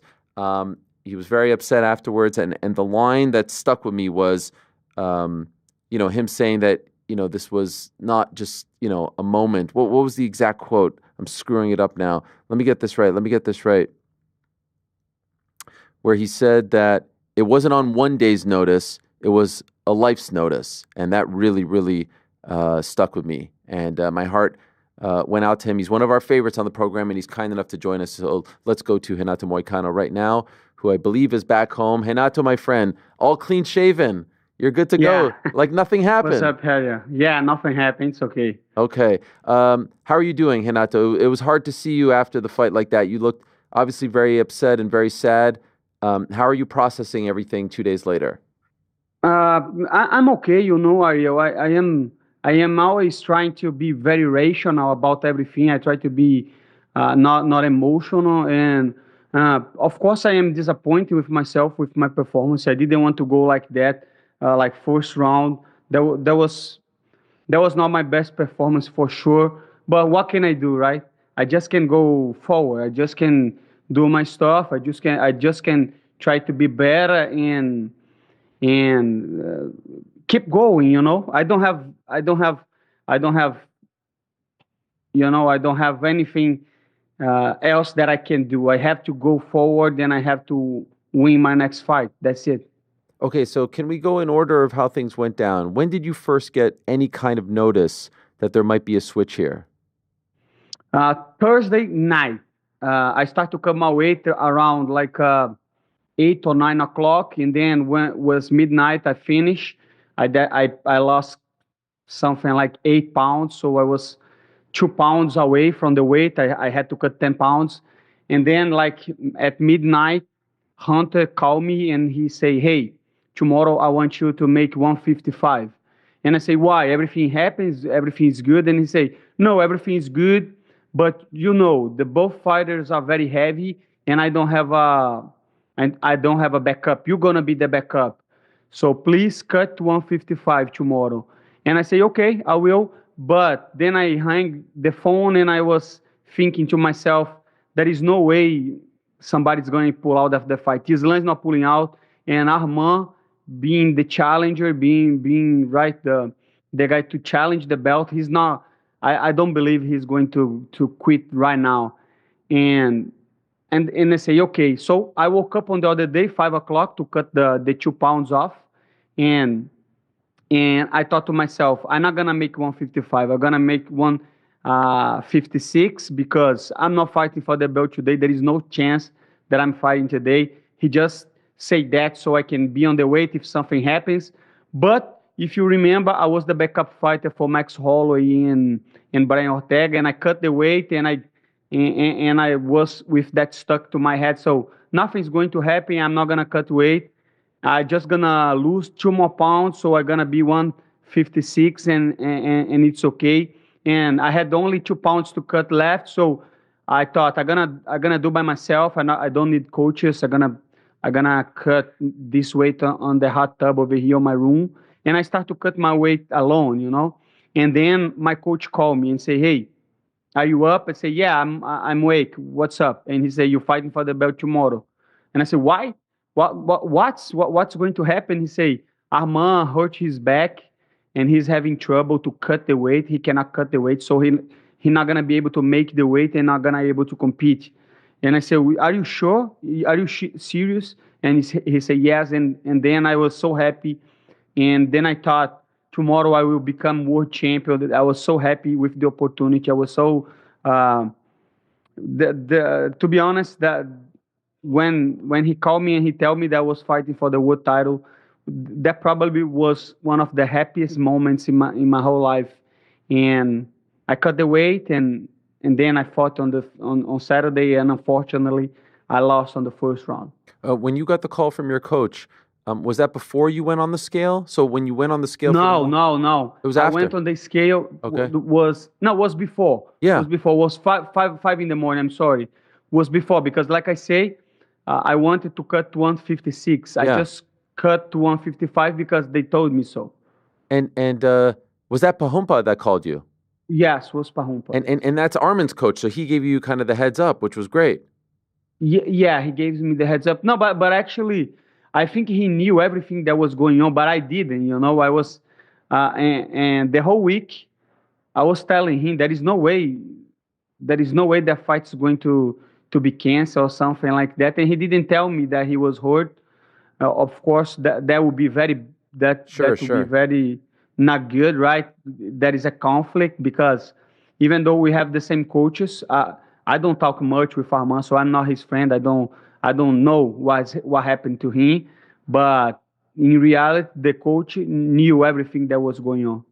Were you surprised, and especially now that you've digested it all, that he pulled out? Like, 'cause it seems like Dana White is upset about it. He said at the post-fight press conference he's not going to be next, and he seemed to imply that he was mad that he could have fought. Are you surprised if that would have happened to you? Obviously, you're not him. You're not in his body. Yeah. But as a fighter, what do you think? To me, it's irrelevant what he thinks or what he does. That like you say, he is not me. I'm not him, and I don't have any control of his thoughts on what he does. I don't know how bad it was. I think it would be very bad for me to judge if I'm not in his body. I don't know what happened. I don't know. Maybe he couldn't move. But to me, it doesn't matter, you know. I was not thinking about Arman. I was happy, to be honest, that he got hurt and I could step in, you know. So, in my opinion, I don't know what to think about that. That's fair. You're a great businessman, and so you say that your coach calls you and says you're fighting for the belt. I'm assuming you did negotiate a new deal or something like that, right? This was worth your while. Yes, of course. I was in a good position to discuss numbers, but at the same time, I'm telling you, I got a huge deal. I got money. You know, money is not the problem. You know, and not only that, but what people don't realize is I fight for money. I love money, but there was something else, right? There was the chance to be world champion, and the amount of money that I would make after the fight if I become champion, that would be unprecedented for me. You know, getting the pay-per-view points and even the the fame and everything that goes with the belt. But at the same time, I'm not mad at that because I didn't want to be famous because of that too. I want the money and I want the accomplishment. You know, I wanted to know that I was the best fighter in the world on Saturday, but unfortunately, I couldn't. It's a crazy thing because then later in the day, we see you facing off with Islam, and then obviously the next night you're fighting him. Friday night, how are you processing everything? Are you feeling nervous? Are you feeling anxious? How are you feeling after this whirlwind? No, not really, not really. I was feeling okay. You know, I thought I'm not fighting Islam Makhachev. I'm fighting another fight. You know, there is no. It was not beneficial to me overthinking about that. So I did what I could. You know, I did what I could was make the weight, and tomorrow I'm gonna try my best, and tomorrow I'm gonna try to knock him out on the first round because I knew I was not prepared for 5 rounds. And I knew Benil Dariush style was so much different than Islam, you know, especially on the wrestling side, especially on the control. And I didn't have time enough to think about strategy, you know. But I don't want to take anything from Islam. To be honest with you, the takedown was so fast, I didn't even see the takedown. And I am very good at defending takedowns, especially because I had a training camp. But like I say, I was training to a southpaw, but not a southpaw like Islam.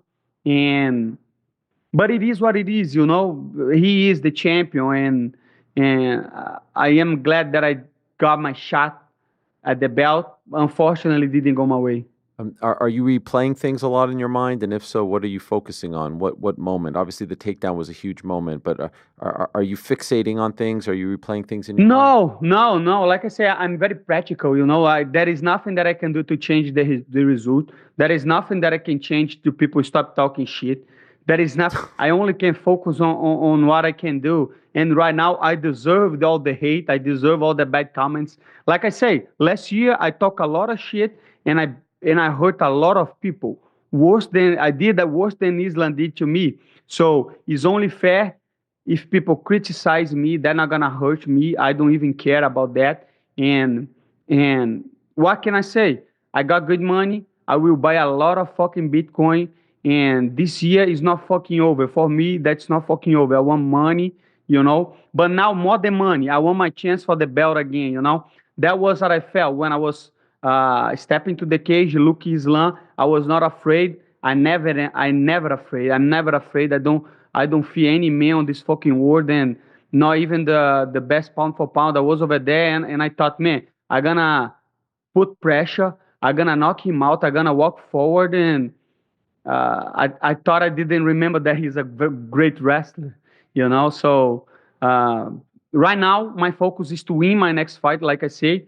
And like I say after the interview, I don't know if I ever gonna get the shot again to the title. I'm starting to getting old, but I'm still on my prime. I still can beat a lot of motherfuckers out there. And if I can put 1, 2, 3, 4 wins in a row, beating contenders, I will get my title shot again. And before I want money, but now I want to be champion. I want to fucking be the best in the world, and I know I can. Are you really getting a lot of shit? You stepped up. You fought arguably the best fighter in the world.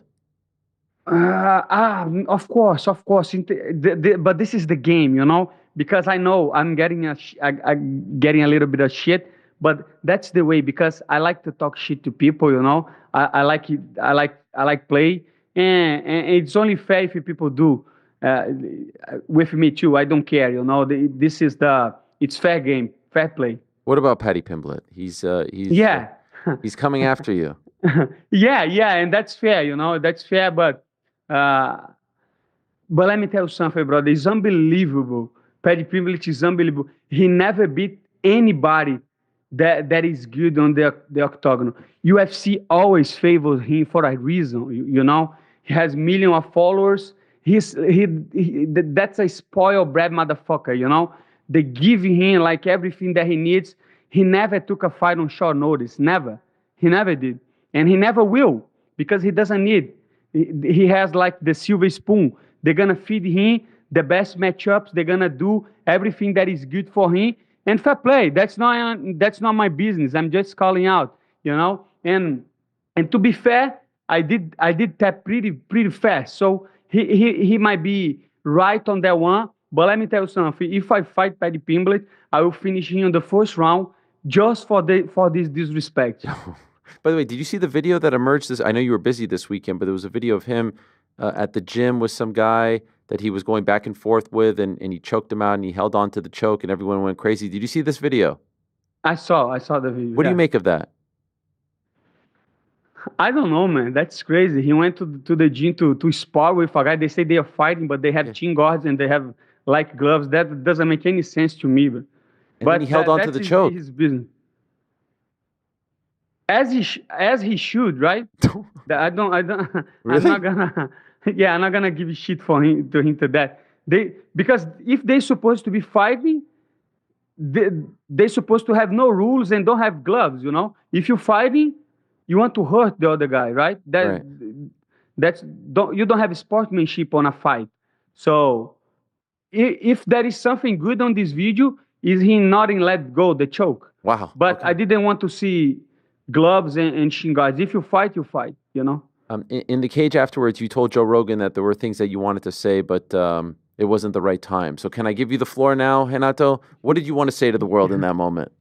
Yeah, I did say on my Instagram on my next, right? Because the book that I was reading, Murray Rothbard, What Has Government Done to Our Money? And just like I say on the post, I wanted to talk about that because most of the people don't realize they think money, this print money and fiat currency was always like that. But on the book, he explained why money should be a commodity with fluctuation prices, with fluctuations of prices that should be choose and free and choose by the free market, and how the government, they hijack money and they create central banks to control the interest rate. But like I say on the post, they are just slaving the next generation to debit. And that's why every generation things are getting more costly, right? So the houses, they went up, the cost of living went up. But if you think about with the technology, things should cost less. Ariel, like let's say your studio. 10 years ago, we didn't have the technology to have all these cameras and all that stuff. So the production and the inventions, they make stuff cheaper. But why the stuff keep getting expensive? And it's just because the central banks can control the interest rate, they lower artificially the interest rates, and they do quantitative easing, printing money, and it's just supply and demand. So they put more money than there are produced, and the cost of living is going high. And that's why we see the boomers, right? People that are in the old age, they are the richest generation of all times because they got the benefits of all this printing money and these lower interest rates. But from here now, people are not having kids, and the demographics are going down all over the world. So the interest rate, they should go up, right? Because we don't have much people to work. But with this central banks, They control the price of the money, and then they print money, and that's why things get more expensive every year. So your son and your grandson are gonna be poor because what they are doing now, because the policies they are doing now. And on this book, you're gonna understand how they do that. They explain very, very, very well. And at the time, the author was not talking about Bitcoin; he was talking about gold, right? A real commodity that fluctuates in price, and that the free market choose over the millennials. Gold was chosen by all his capabilities, and Bitcoin has all the capabilities of gold, but much better because it's more divisible. You can carry around countries. It's very costly to move gold from one place to another. It's very heavy, and with Bitcoin you can have everything that gold has, but much better. And this is the fucking internet money. It's the best money that you can have. Hard and sound money, and works like should be. It's not the government that should decide the price of the money, the dollar, the exchanges. This is just like Bitcoin, supply and demand, and that's what I want to talk about. I want to talk about people to read Saife Diemos, the Bitcoin standard. He's explained very, very beautifully what is money and how we got over here. And I think that's the most important thing that I could say. That's more important than the fight itself, because most people knowing about money and about what central banks do, we are escaping the enslavement of the governments and of the banks, and you can see throughout the Latin America, people are starting to understand that, and that's why they're choosing another leaders like Bukele and like Milei. They are free market advocates, and they are Bitcoin advocates. The Austrian Economic School is the only school that talks about the truth of money, and I think people really should try to understand. And if you can start with one book, I would recommend What Has Government Done to Our Money? Okay. This is what you were going to say probably if you beat Benil Dariush, right? You were going to say this on the microphone. Yes, exactly. Well, I'm happy that you were able to say it. Now, speaking of money, the money that you're shooting out there to the crowd on Thursday, that was incredible stuff. I love that. You made that? I like. I like the press conference. Was nice. You were amazing. This was your finest hour, the press conference. I thought you were stellar. Yeah, I think people don't give me enough credit for that. But you see, look, that's a good $1,000, right?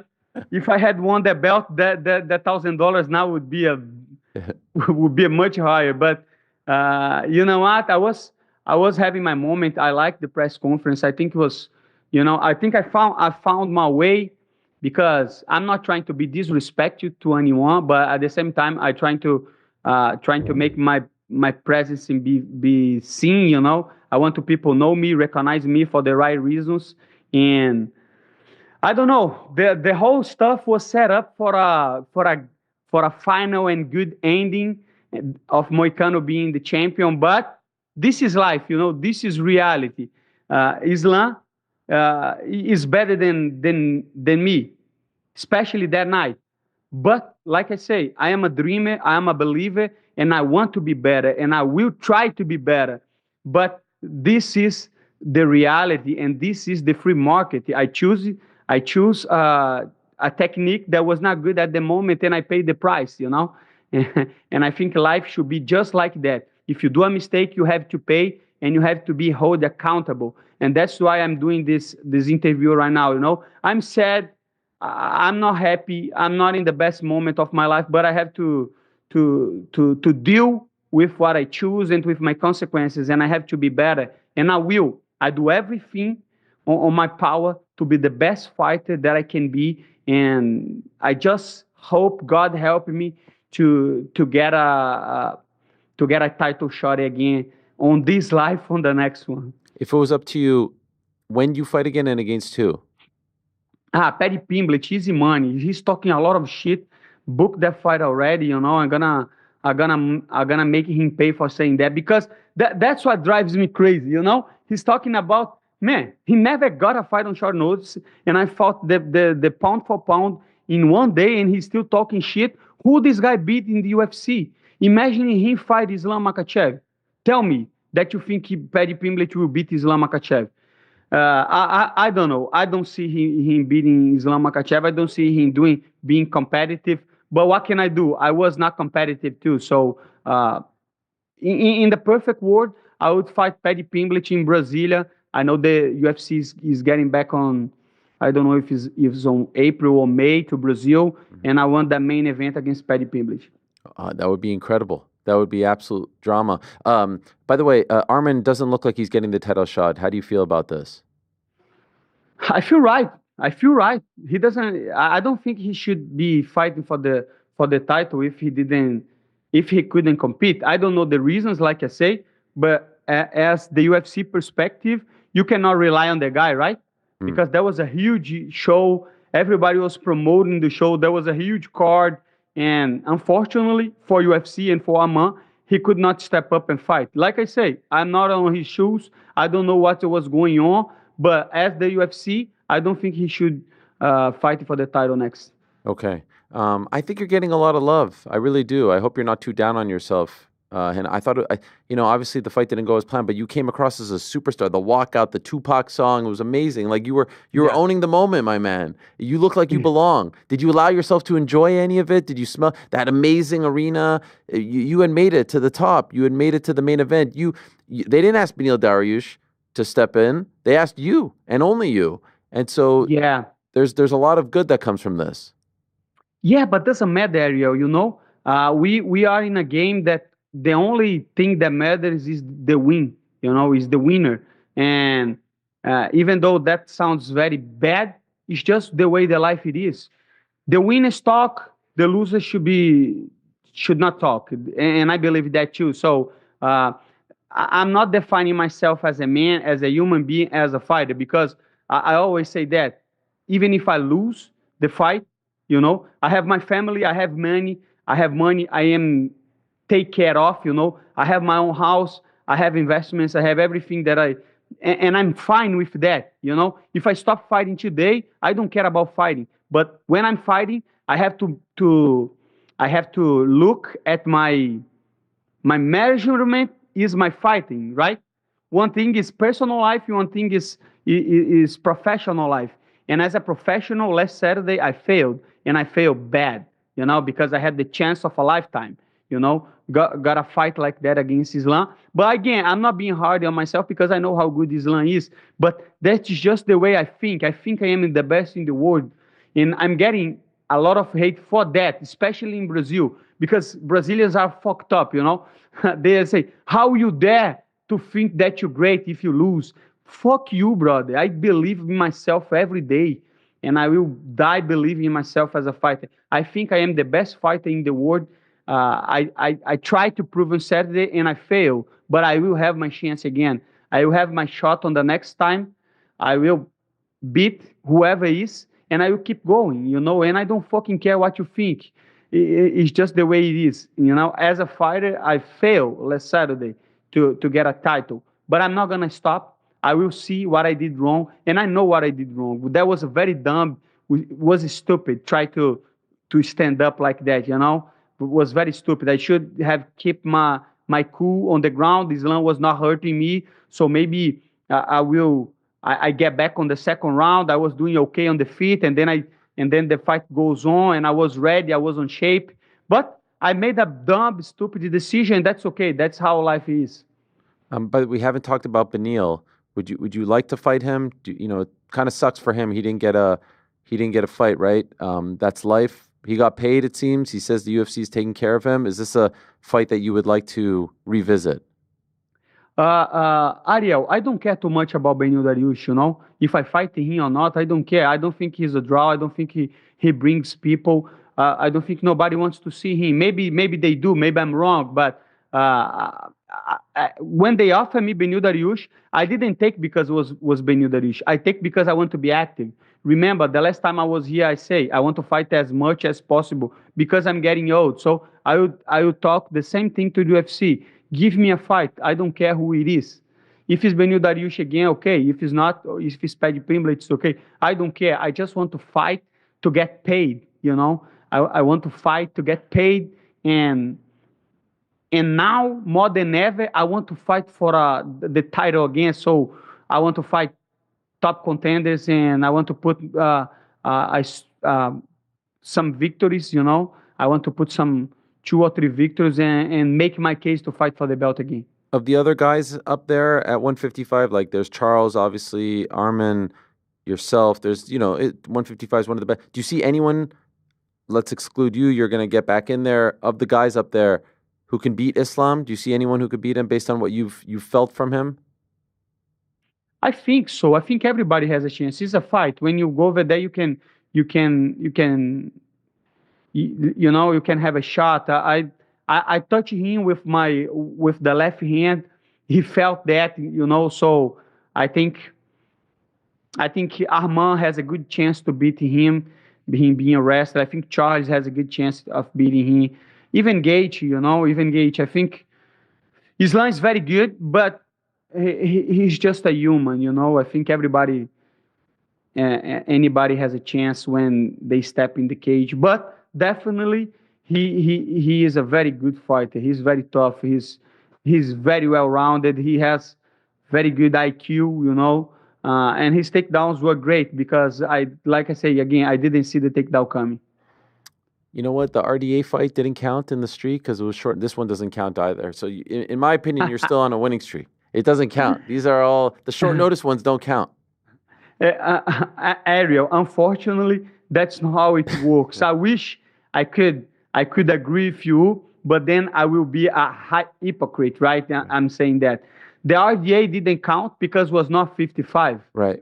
So I give that to you. So if you say that I was, I don't know now, 6 or 7 win streak on the lightweight, that would be true because RDA was 165 or 160. But I just lost a championship fight in the 155 division. But again, I'm not being too hard on myself. I like the opportunity. I'm very happy for the opportunity, and I will make my case again. I will keep, especially now that I'm getting more fans. If UFC can understand that I'm having fans and that people want to watch me fight and talk, they will give me good matchups and they will push me to a title fight. And I'm taking care of myself, of my body, of my training camp, so I can be competitive as much as time as I can. Keep your head up, my friend. Great job. Yeah. You stole the show on Thursday. You stepped up. It was a lot of fun. It was a very exciting 24 hours for everyone who has supported you and watched you and followed you, and looking forward to your comeback. So it takes a lot to show up on the Monday. I really appreciate it. It says a lot about you. You're handling it with great class and grace. And, you take some time off and you get back in there. It's going to be a big year. This is going to be a good story to tell at the end of the year for you, Renato. So back on track you go. And I wish you nothing but the best.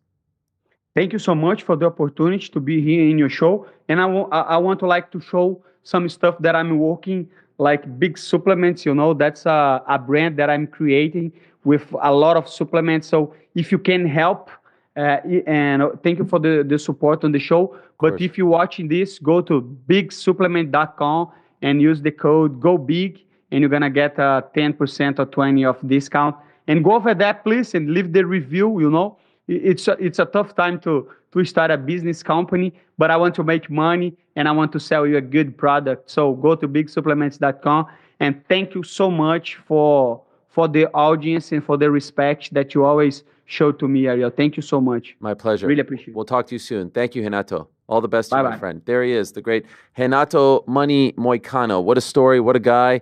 Saves the day. Look, he doesn't take that fight. Who knows? Who knows what happens, right? So he saves the day as far as UFC 311 is concerned, and looking forward to his comeback. Still supremely popular. More popular than ever, one might say. He went in there. He dreamed big. He dared to dream. Didn't go his way, but even when I'm trying to give him the out, I'm trying to give him, a sort of, entry to say, he's like, no, I'd be a hypocrite. How do you not love that guy? How do you not love our final guest of the day as well?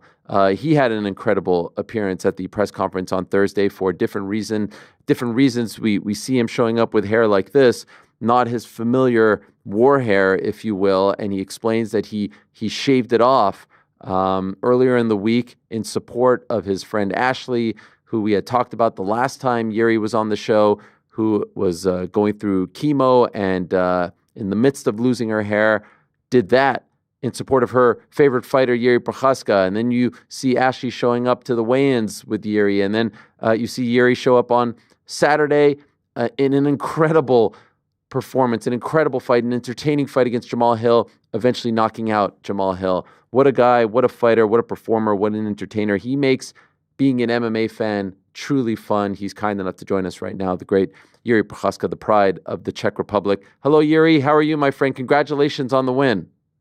Hey, Ariel. Thank you so much. Thank you. Really.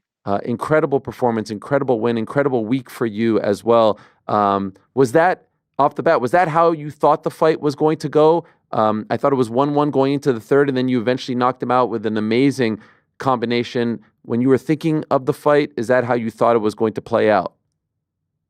Yeah, sure. I thought first it can be, I will be much like more dominant, but I was ready to not press that fight so much, because every time when I'm trying to keep the fight under the pressure, then every time I eat some punches too. So that was something what I wanted to change a little bit, to be more precise, more patient, and to be precise in the punches, in the changes of the striking between us. So by myself, I can say like mission was successful, and I'm happy for that. Yeah, I'm happy for that. I'm not so happy that it was not like 100% precise performance. Like I'm still looking to realize that, but it was a good one, good fight. I'm really happy for that. I'm happy to hear that you are happy. One of the big things that people have been talking about with you is, protecting yourself and not getting hit and keeping the hands up. Yeah. Are you happy with especially after the long time of many speeches from Jamal's side to my head, and a lot of his speaking about the Pereira and all these things about, and I was just quiet, and I said myself, I don't want to be that guy who's talking too much and then showing something in a performance. No, I will speak just about what I can perform, what I'm just right now focused on, and that was a fight with him. Now we can talk about other opponents. Now we can talk about the next challenges, about the Alex, about the Ankalaev, about whoever. But this is something what is my stand, really, to speak the same before the fight and speak the same after the fight. Yeah, no talking the bullshit, and after the fight, okay, it's behind us, and now I can change my opinion. No, my opinion is the same from all the time. So did you listen to a lot of his comments? He does talk a lot. He has his YouTube and stuff. And did you feel some sort of way about them? I know you didn't talk about them, but did you use them as motivation?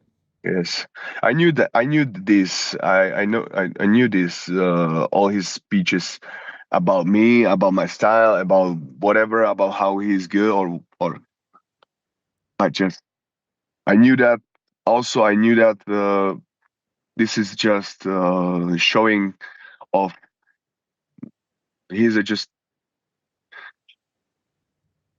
we are all we have to be like, how to say, adults, real mans. And this is a boys talking, you know. The and I don't want to have these boys speeches. I want to speak like a man. I'm doing like a man. That's all. Your face-offs, especially right before the fight with Alex, both times, legendary stuff. And I'm wondering if the energy that you feel from Jamal after what you just said, I'm just wondering when you had the face-off with him in the cage as you're walking in and he's looking at you and you're looking at him, is it the same type of energy that you're feeling with Alex, or is this a different type? You just said these are boys' speeches, and so I'm wondering, do you feel something different when you're looking at him as opposed to when you're looking at Alex? Do you understand what I'm saying? Understand 100%. No, it was totally different energy. Could you describe that energy? You know, I don't want to be rude for anybody, but you can understand when somebody means that if he's going and do something and he's mean that seriously, then you can feel the right attitude from that man. In other case, you can feel just that there is somebody who will go till some moment really seriously, but after some hard moments or whatever, they will just stop and they will change if you will endure through these hard moments. I'm not saying about myself, I'm every time 100% in that, but this is the work what we need to do. Can I ask, like the fighters, this is it. This is what we chose to endure in the hard moments, be the strongest, be the people with the strongest focus in every situation. can I ask your assessment of Jamal as a fighter? Now that you've been in there with him. Assessment? Meaning your take on him as a fighter. You fought some of the best fighters in the world now, right? Champions, former champions. No, man, he's how to say, he's a great fighter. He's a great fighter. He have these advantage that he knows how to stay relaxed in the hard moments, how to see opportunity in the hard moments, to catch the opponent with really heavy hands, because he really have this attitude to stay calm and relaxed in the hard moments. And you can see these things on him in many fights, and I saw that, and this was the main thing what I thought, like, this will be the hardest thing what I if it will come, to overcome this, to defeat him, especially in this one, because I like to defeat my opponent in his strong sides. Yeah. At the post-fight press conference, I saw that you gave yourself a C. Do you feel better about the fight now? It feels like you do. No. Still the C. Still C. C. Yeah, C. Good C, C plus, but still C. Yeah. Oh well. Well, I did see you and Jamal backstage afterwards. Can I ask what you guys said to each other? It seemed like everything was okay. That there was respect. No. We saw each other after the fight and in the bar. When we were back on the hotel, I bought him the glass of vodka.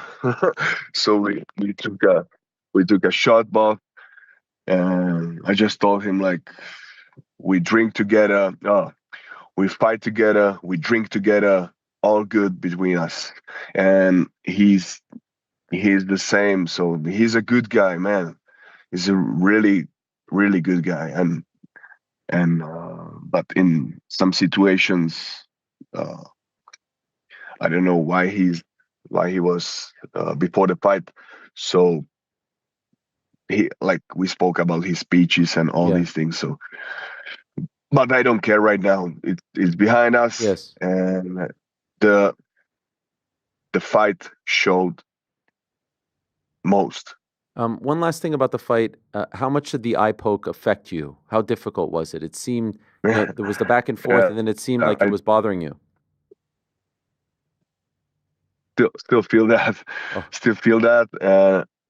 And in the fight, only one thing I can say, like I was able to see everything, but my eyes starting to close, and so that was what I was a little bit angry for. Like, man, I wanna see everything, but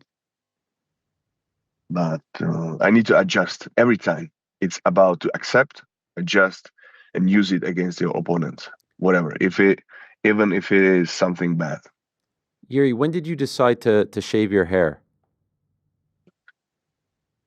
I decided 1 week, not 1 week, like 2 days before we float to US.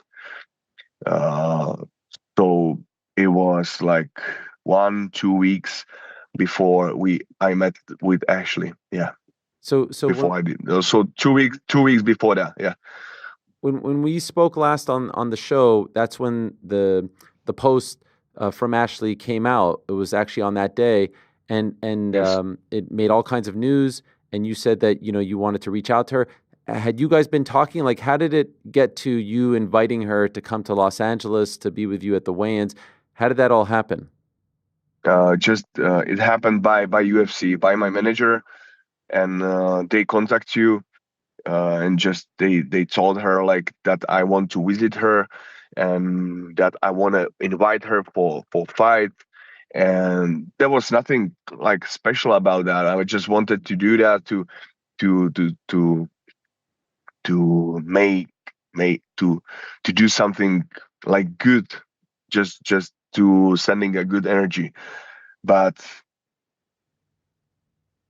not just right now, especially when we are doing the show. So we have the power to send it to all people. So that's why we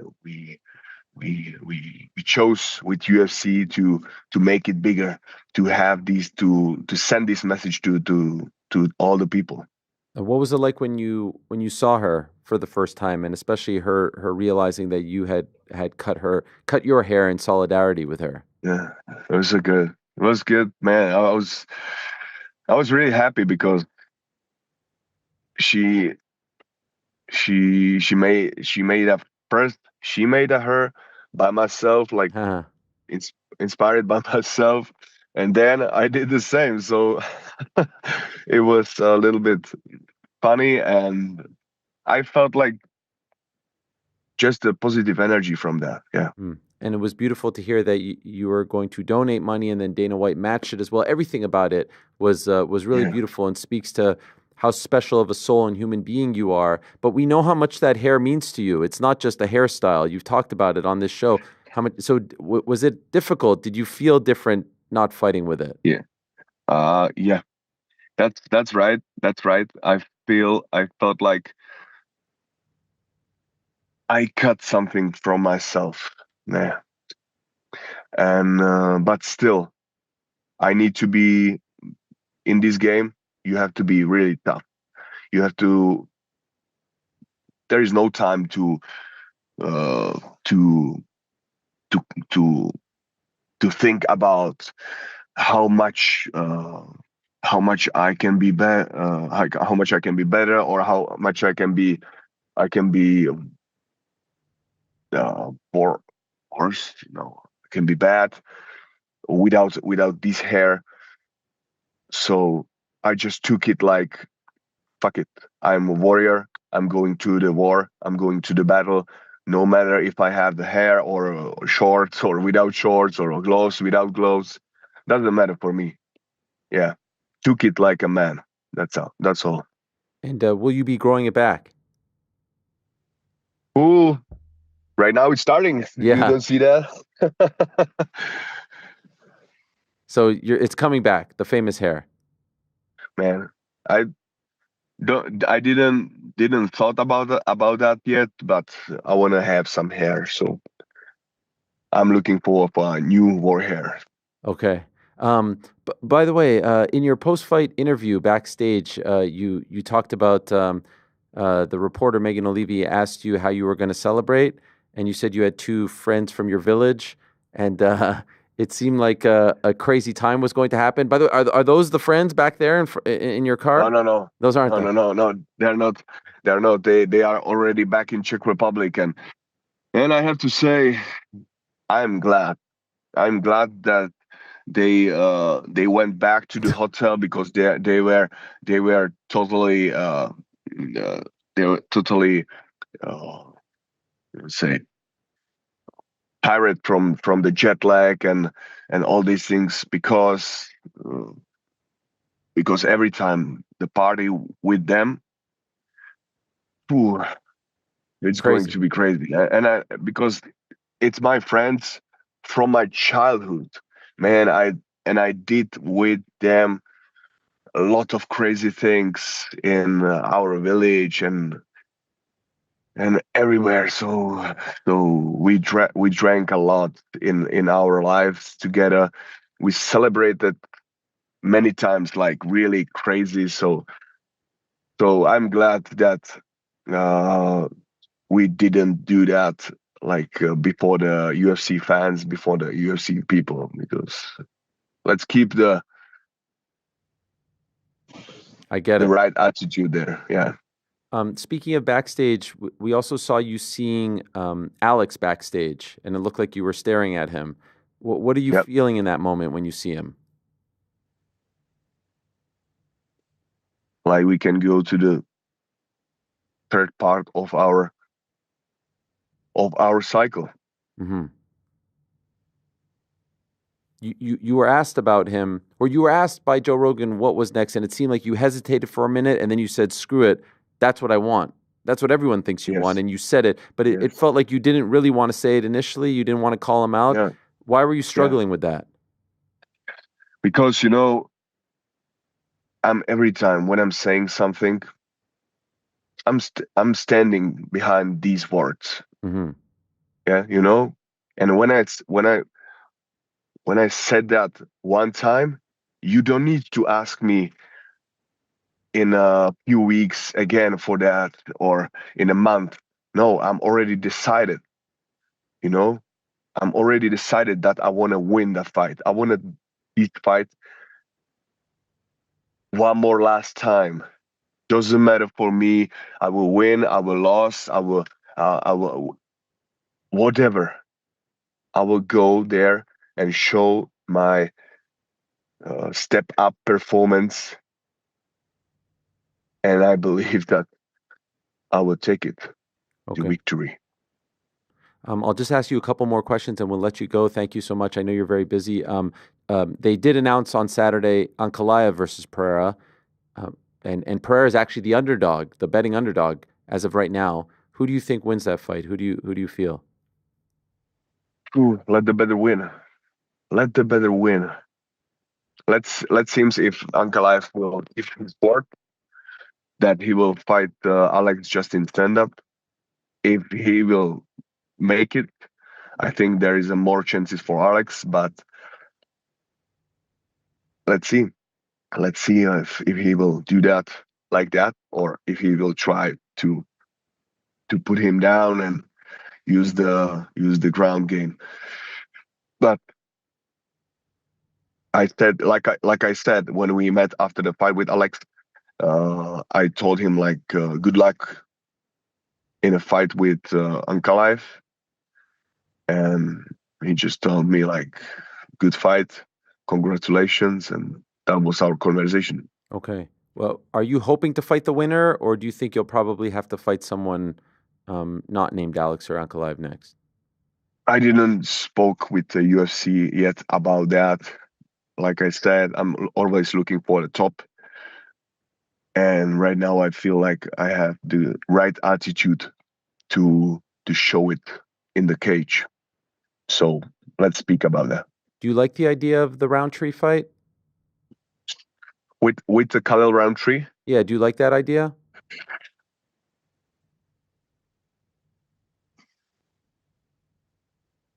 For me, it's Khalil Roundtree is a good warrior. He's a great warrior. That will be again, I think a great fight. It will be a good show. But right now, I'm focusing for Alex. Okay. So not the like focusing just for Alex, but this is my. I'm fighting because some reason. I feel there is a true challenge. In Khalil Roundtree, I don't see a true challenge. I see him like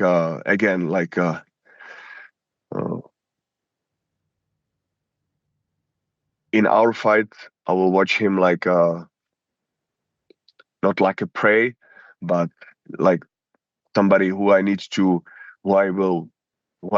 to hunt, who I wants to, because I saw his fight with Alex, and he's a fast, he's a smart, he have the cardio, endurance, but like I said, I need to see some reason in this fight. Okay. Yeah. Last question. I saw you met the fan who likes to dress up as you. Did you like this?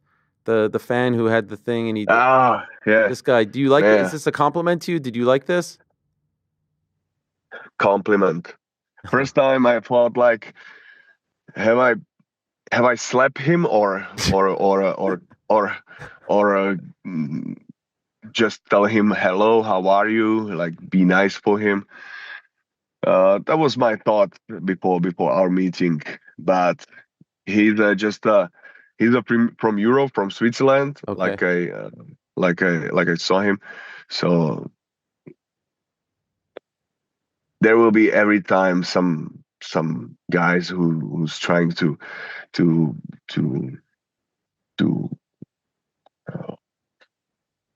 show up, to give you something back or speak about you badly.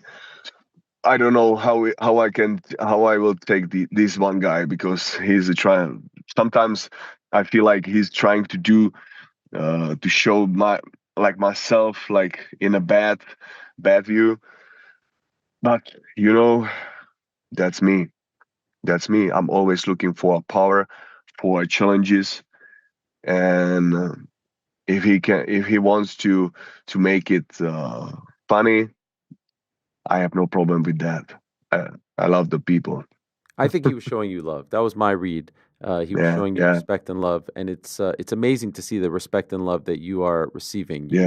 You are a beloved figure in our sport, and you really do make being a fan fun. And you, to me, represent the best of mixed martial arts. Your spirit, your soul, your fighting spirit. It's amazing. That's why we do that. We have to have under control the biggest power what the human can achieve.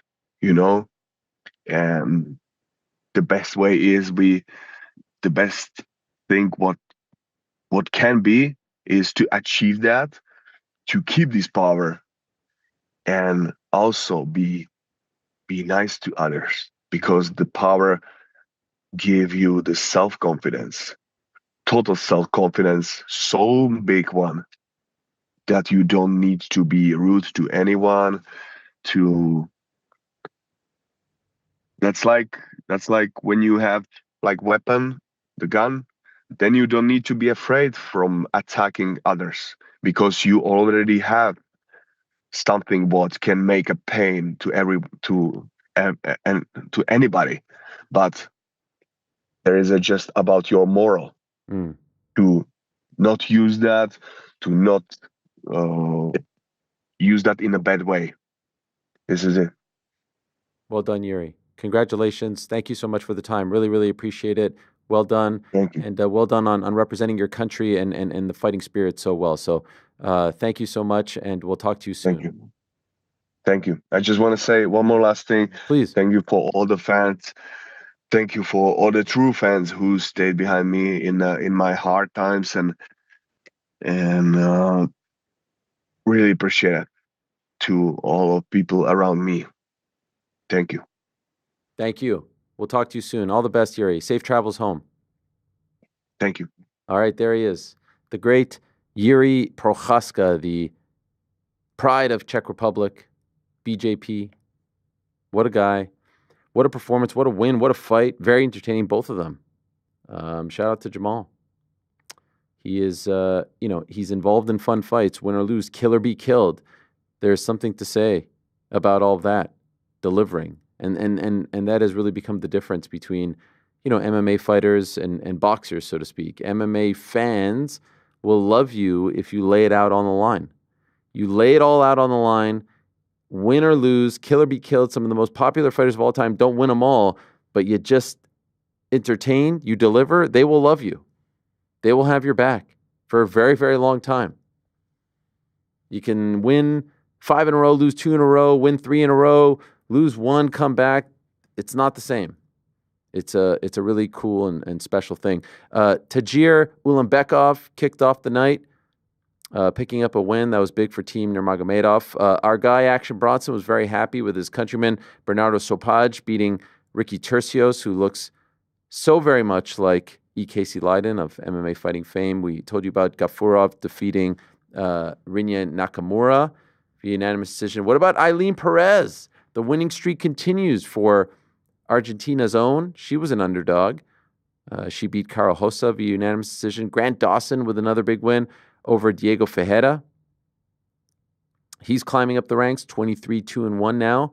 Bogdan Guskov, he looked great against Billy Elkana. That was a solid win for him, a second-round guillotine choke win. Azamat Bekoev beat Zach Reese via ground and pound in the first round, a vicious finish in that one. One that did seem to have a couple shots to the back of the head, if we are being honest, but these things rarely get called in the flow of a fight.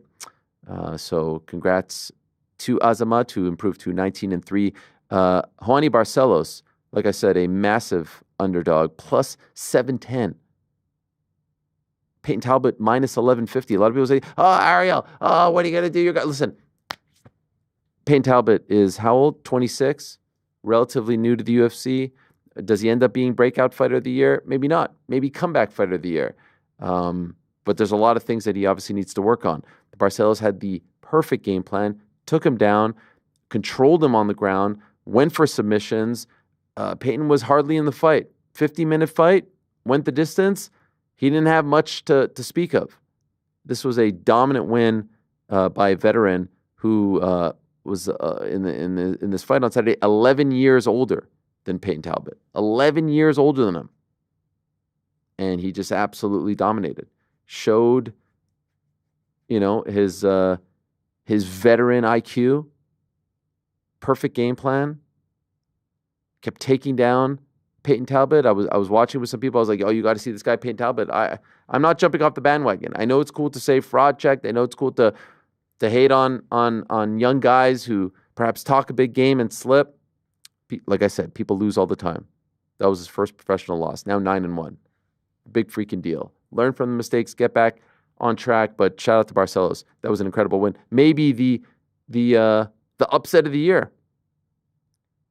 By the time all's said and done, Rainier de Ridder had a phenomenal win over Kevin Holland. The type of performance that we were maybe looking for in his debut against Gerald Meerschaert, he got it in his second UFC fight, winning at 3:31 of the first round via rear naked choke. He's very good on the ground, and he was a favorite going into this fight. Kevin, obviously a very popular fighter who has shown to have trouble on the ground in the grappling department, and RDR capitalized in a big way. Great personality. He's got the look. He's got the fighting style. He could be a player in this middleweight division. Jalton Almeida, as we said, beat Sergey Spivak. That was another pick. That one didn't go Action's way. In his entry into the Parlay Pals world, Spivak was a huge underdog going into this one and actually looked good early on, but Almeida flattened him out towards the end of the first round, had him in back mount. It was just raining blows. Great win for the big man who improved to 22-3. We told you about Jiri. We told you about Merab. We told you about Islam. The boys in the back had a watch party on Saturday, as they always do for each and every one of these big events. This was GC's reaction when Jiri Prochazka got the win over Jamal Hill. Nice knee to the body from Hill. Nice knee by Hill. Jiri out of the way of some of these shots.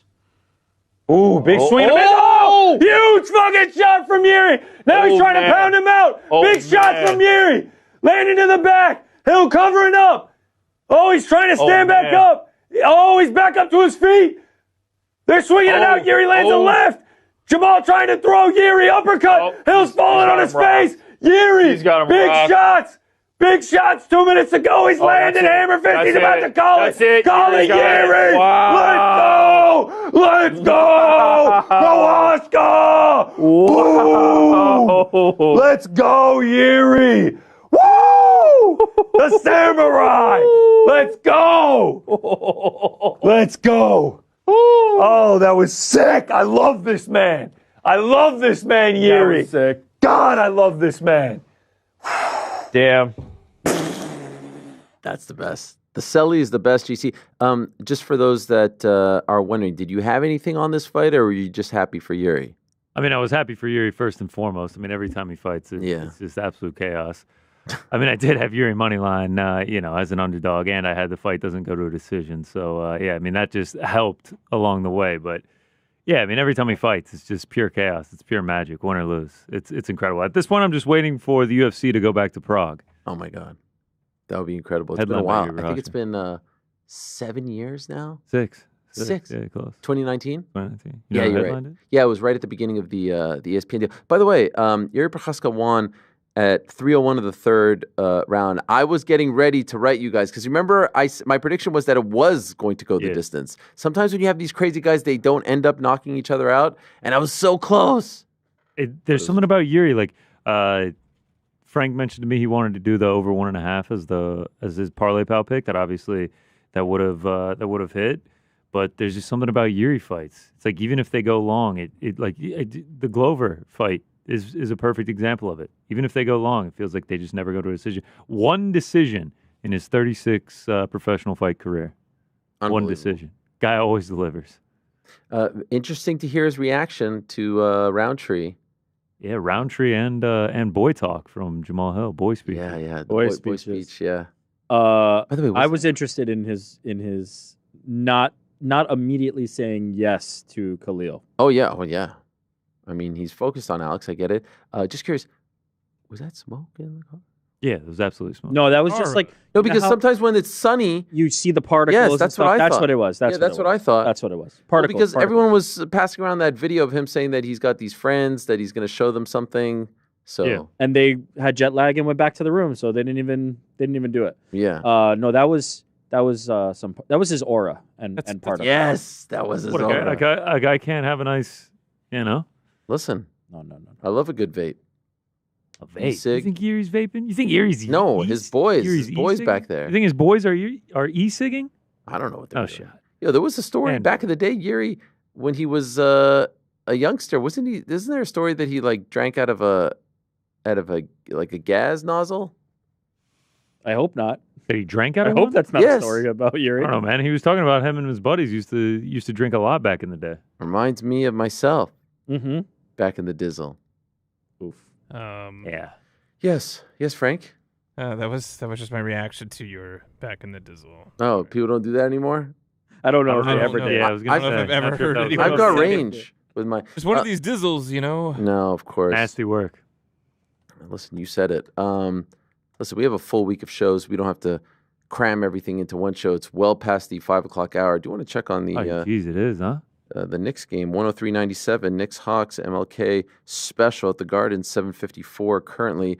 Shout out to Forest, of course, big win for them on Sunday morning. Ended up being a great Sunday for me and my clubs. I would be remiss. I'm actually embarrassed. I'm embarrassed that it took me this long to bring up probably the biggest story of the weekend.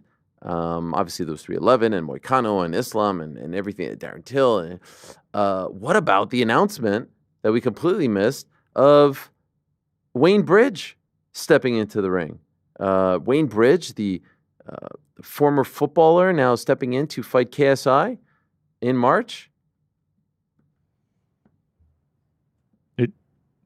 It's off now, though. Oh, is it? Yeah, he pulled out this morning. Get the fuck out of here. Is that true? Can't tell if it's going. Isn't it off? I don't know what's going on. I'm pretty sure. What's his name? Wayne Bridge? It's off already? Wayne Brady? Rick, is it off? What is this? Yeah, he's out. I only know because Connor read it out this morning that he was out of the fight. But I did a whole thing this morning. I was like, oh, fuck. Wait, you Everyone did it was like, what? Wait, where was I? Like, you weren't here yet. Nah, yeah, this is early. You know, this is for the morning crew, the trench work. Wow. Yeah, I was like, oh shit. Everyone was like, what? I was like, Wayne Bridge. Wow. He's out of the KSI fight. Big pop. We hardly knew you, Wayne Bridge. Okay, well, so Shaheen just sent me this article from the BBC saying that KSI crossed the line, talking about some personal family stuff, which, you know, in the moment, I was like, oh, damn. Oh, damn. Isn't that the whole point of the fight? I will never understand. What was the point of the fight? Well, that's the great thing. question. I would like to suggest to KSI and Mams that this is a blessing. Who cares about this fight? I have never understood you said something too personal about me, so now the one opportunity for us to get into the ring and settle it with physical violence is no longer on the table. I withdraw. It's like the exact opposite of what you'd think. Like if somebody says something about you, if you're Tommy Fury and Darren Till says, I'm gonna beat the living shit out of you, you welcome it and you try to beat him up instead of just being like, nah, too spicy for me. You're just like, please don't kick me. You're not allowed to do that. Let's settle this out, not just back out of it. That's funny. The whole, honestly. Oh, it's from comments during their face-off. Yes. In the face-off, KSI mentioned some personal stuff, which when I'm watching this, I'm like, oh, damn. But honestly, the whole thing felt like pro wrestling. Like he walked out there, he said, you know, I had a big fight. It's fallen through, so I'm looking for an opponent. And then they showed Tony Bellew, and he's like, nah. And then they showed the other guy. He sort of looks like, I don't know, I think he's like a comedian rapper type in the UK, and he's like, yeah, let's go. And then who else did they pointed at someone, and then all of a sudden Wayne Bridge is like, which I'll be honest, you know, I fancy myself a football expert at this point. I don't know if you saw my red carpet appearance at the Club World Cup. I mean, I was dropping gems on them left and right. And then he just is like, oh, I guess this is when I'm supposed to walk into the ring. And he just like walks in and they're like, okay, Wayne Bridge, you want this? And then he starts talking about his family stuff, his personal stuff. And I was like, oh shit. But the whole thing felt very phony and scripted. And I was like, wow, Wayne Bridge feel like KSI's past this point. He fought Tommy Fury not that long ago. I was in my car on the way to the studio for the watch party. Did the crowd react? No, there was no reaction. So it was like the Justin McCulley from back in the day? Well, that's why, to a degree, I mean, yes, that was awful. That was awful as well. And that was weird because of the masks and all that. Pulls up the mask and nobody knows, and then they're just like sitting there. I think more people in the arena at the Co-op Live in Manchester knew who he was. I'll be honest, I had no idea who he was, and I had no idea why KSI would want to fight him. He's past this point. If you are trying to be in the Jake Paul sort of conversation, you can't be fighting Wayne Bridge. I'm sorry. And say what you will about Tyson. At least Tyson's a former fighter. I don't know which is better, but come on. Just fight Darren Till. That's the one. That's 1,000% the one. And that one will actually, sell itself, right? KSI Till, that's the one. That is the one. Why not just wait? This happened before Till fought, right? It was before right the before, main event? Yeah. So now maybe it's just like, all right, change of plans. Let's go. That should be the one. 1,000,000%. That should be the one. Yeah. Yeah, that was weird. Speaking of, Well, he's out. Yeah, he's out. Okay. Honestly, I didn't know that. Where'd you guys see this? Where was I? I'm big on it, man. Come on. I just been watching. I was watching Bill's Wayne highlights Bridge, all day. Highlights from the year Yeah, Chelsea he was won the great. Prem. He was great. He was absolutely great. He started a Wayne Bridge fan page, and then the news And broke. speaking of pro wrestling and breaking kayfabe, there's Conor McGregor with the Pauls.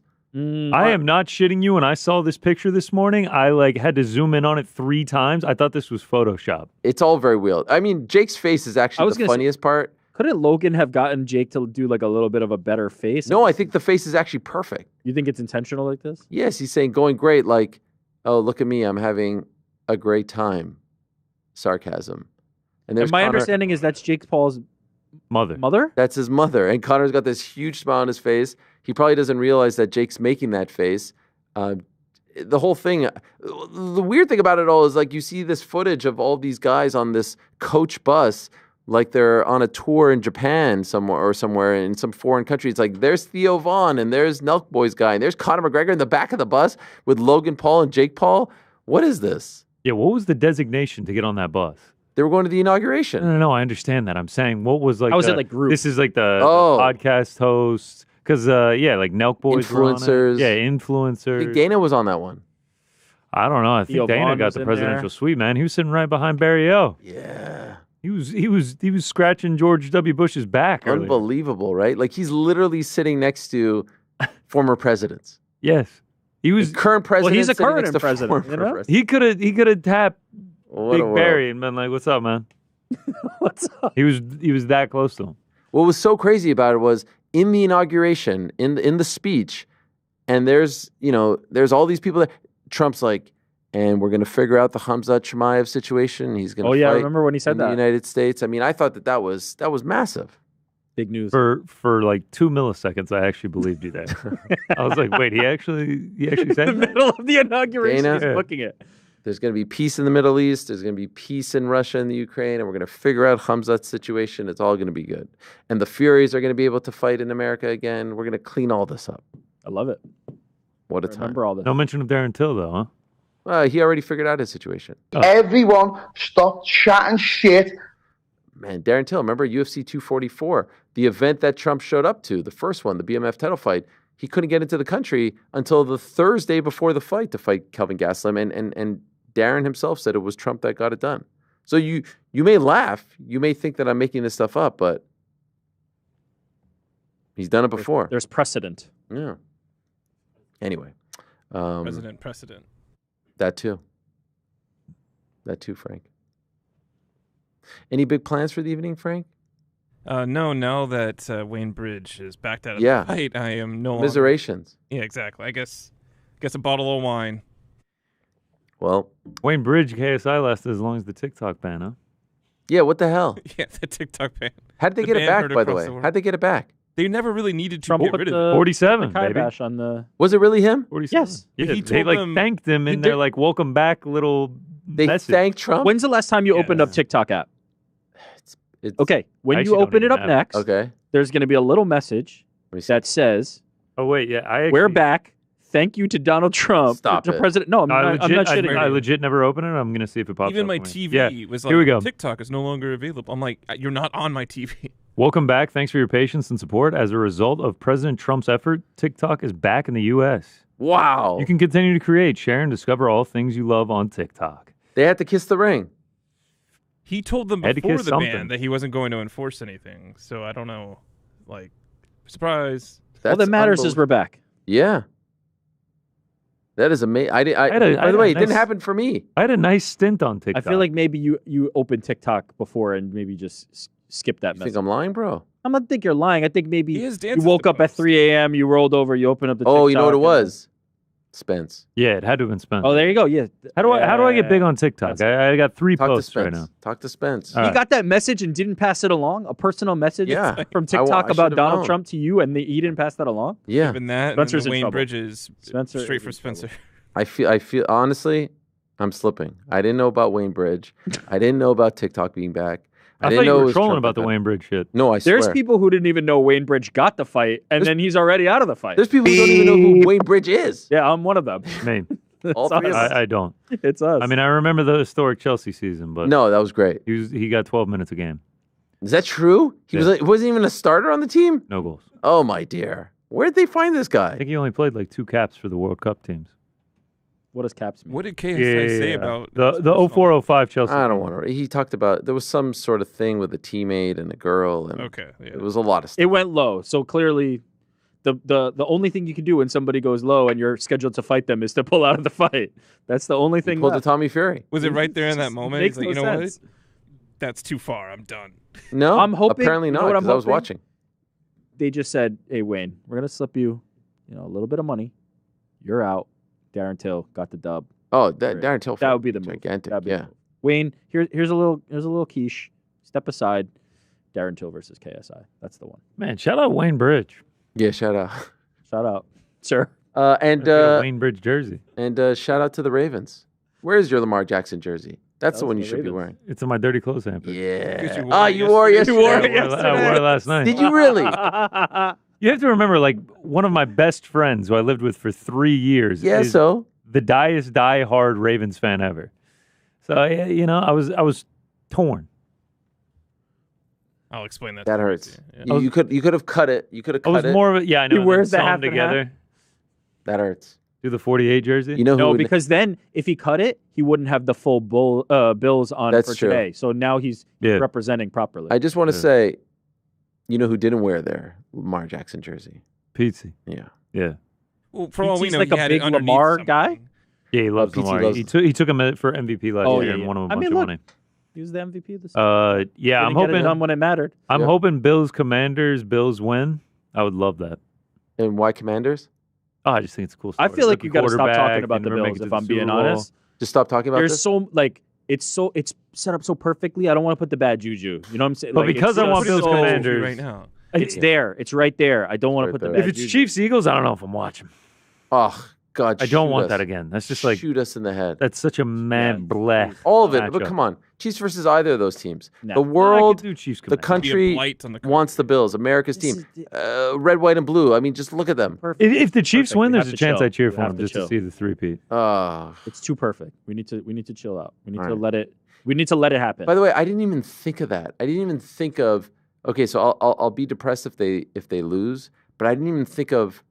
Oh, at least the Lions might win or some sort. No one wants No. to see these other loser teams. Commanders would be cool. Come screw on, man. Commanders. What? Commanders, one of the worst names in the history of sports.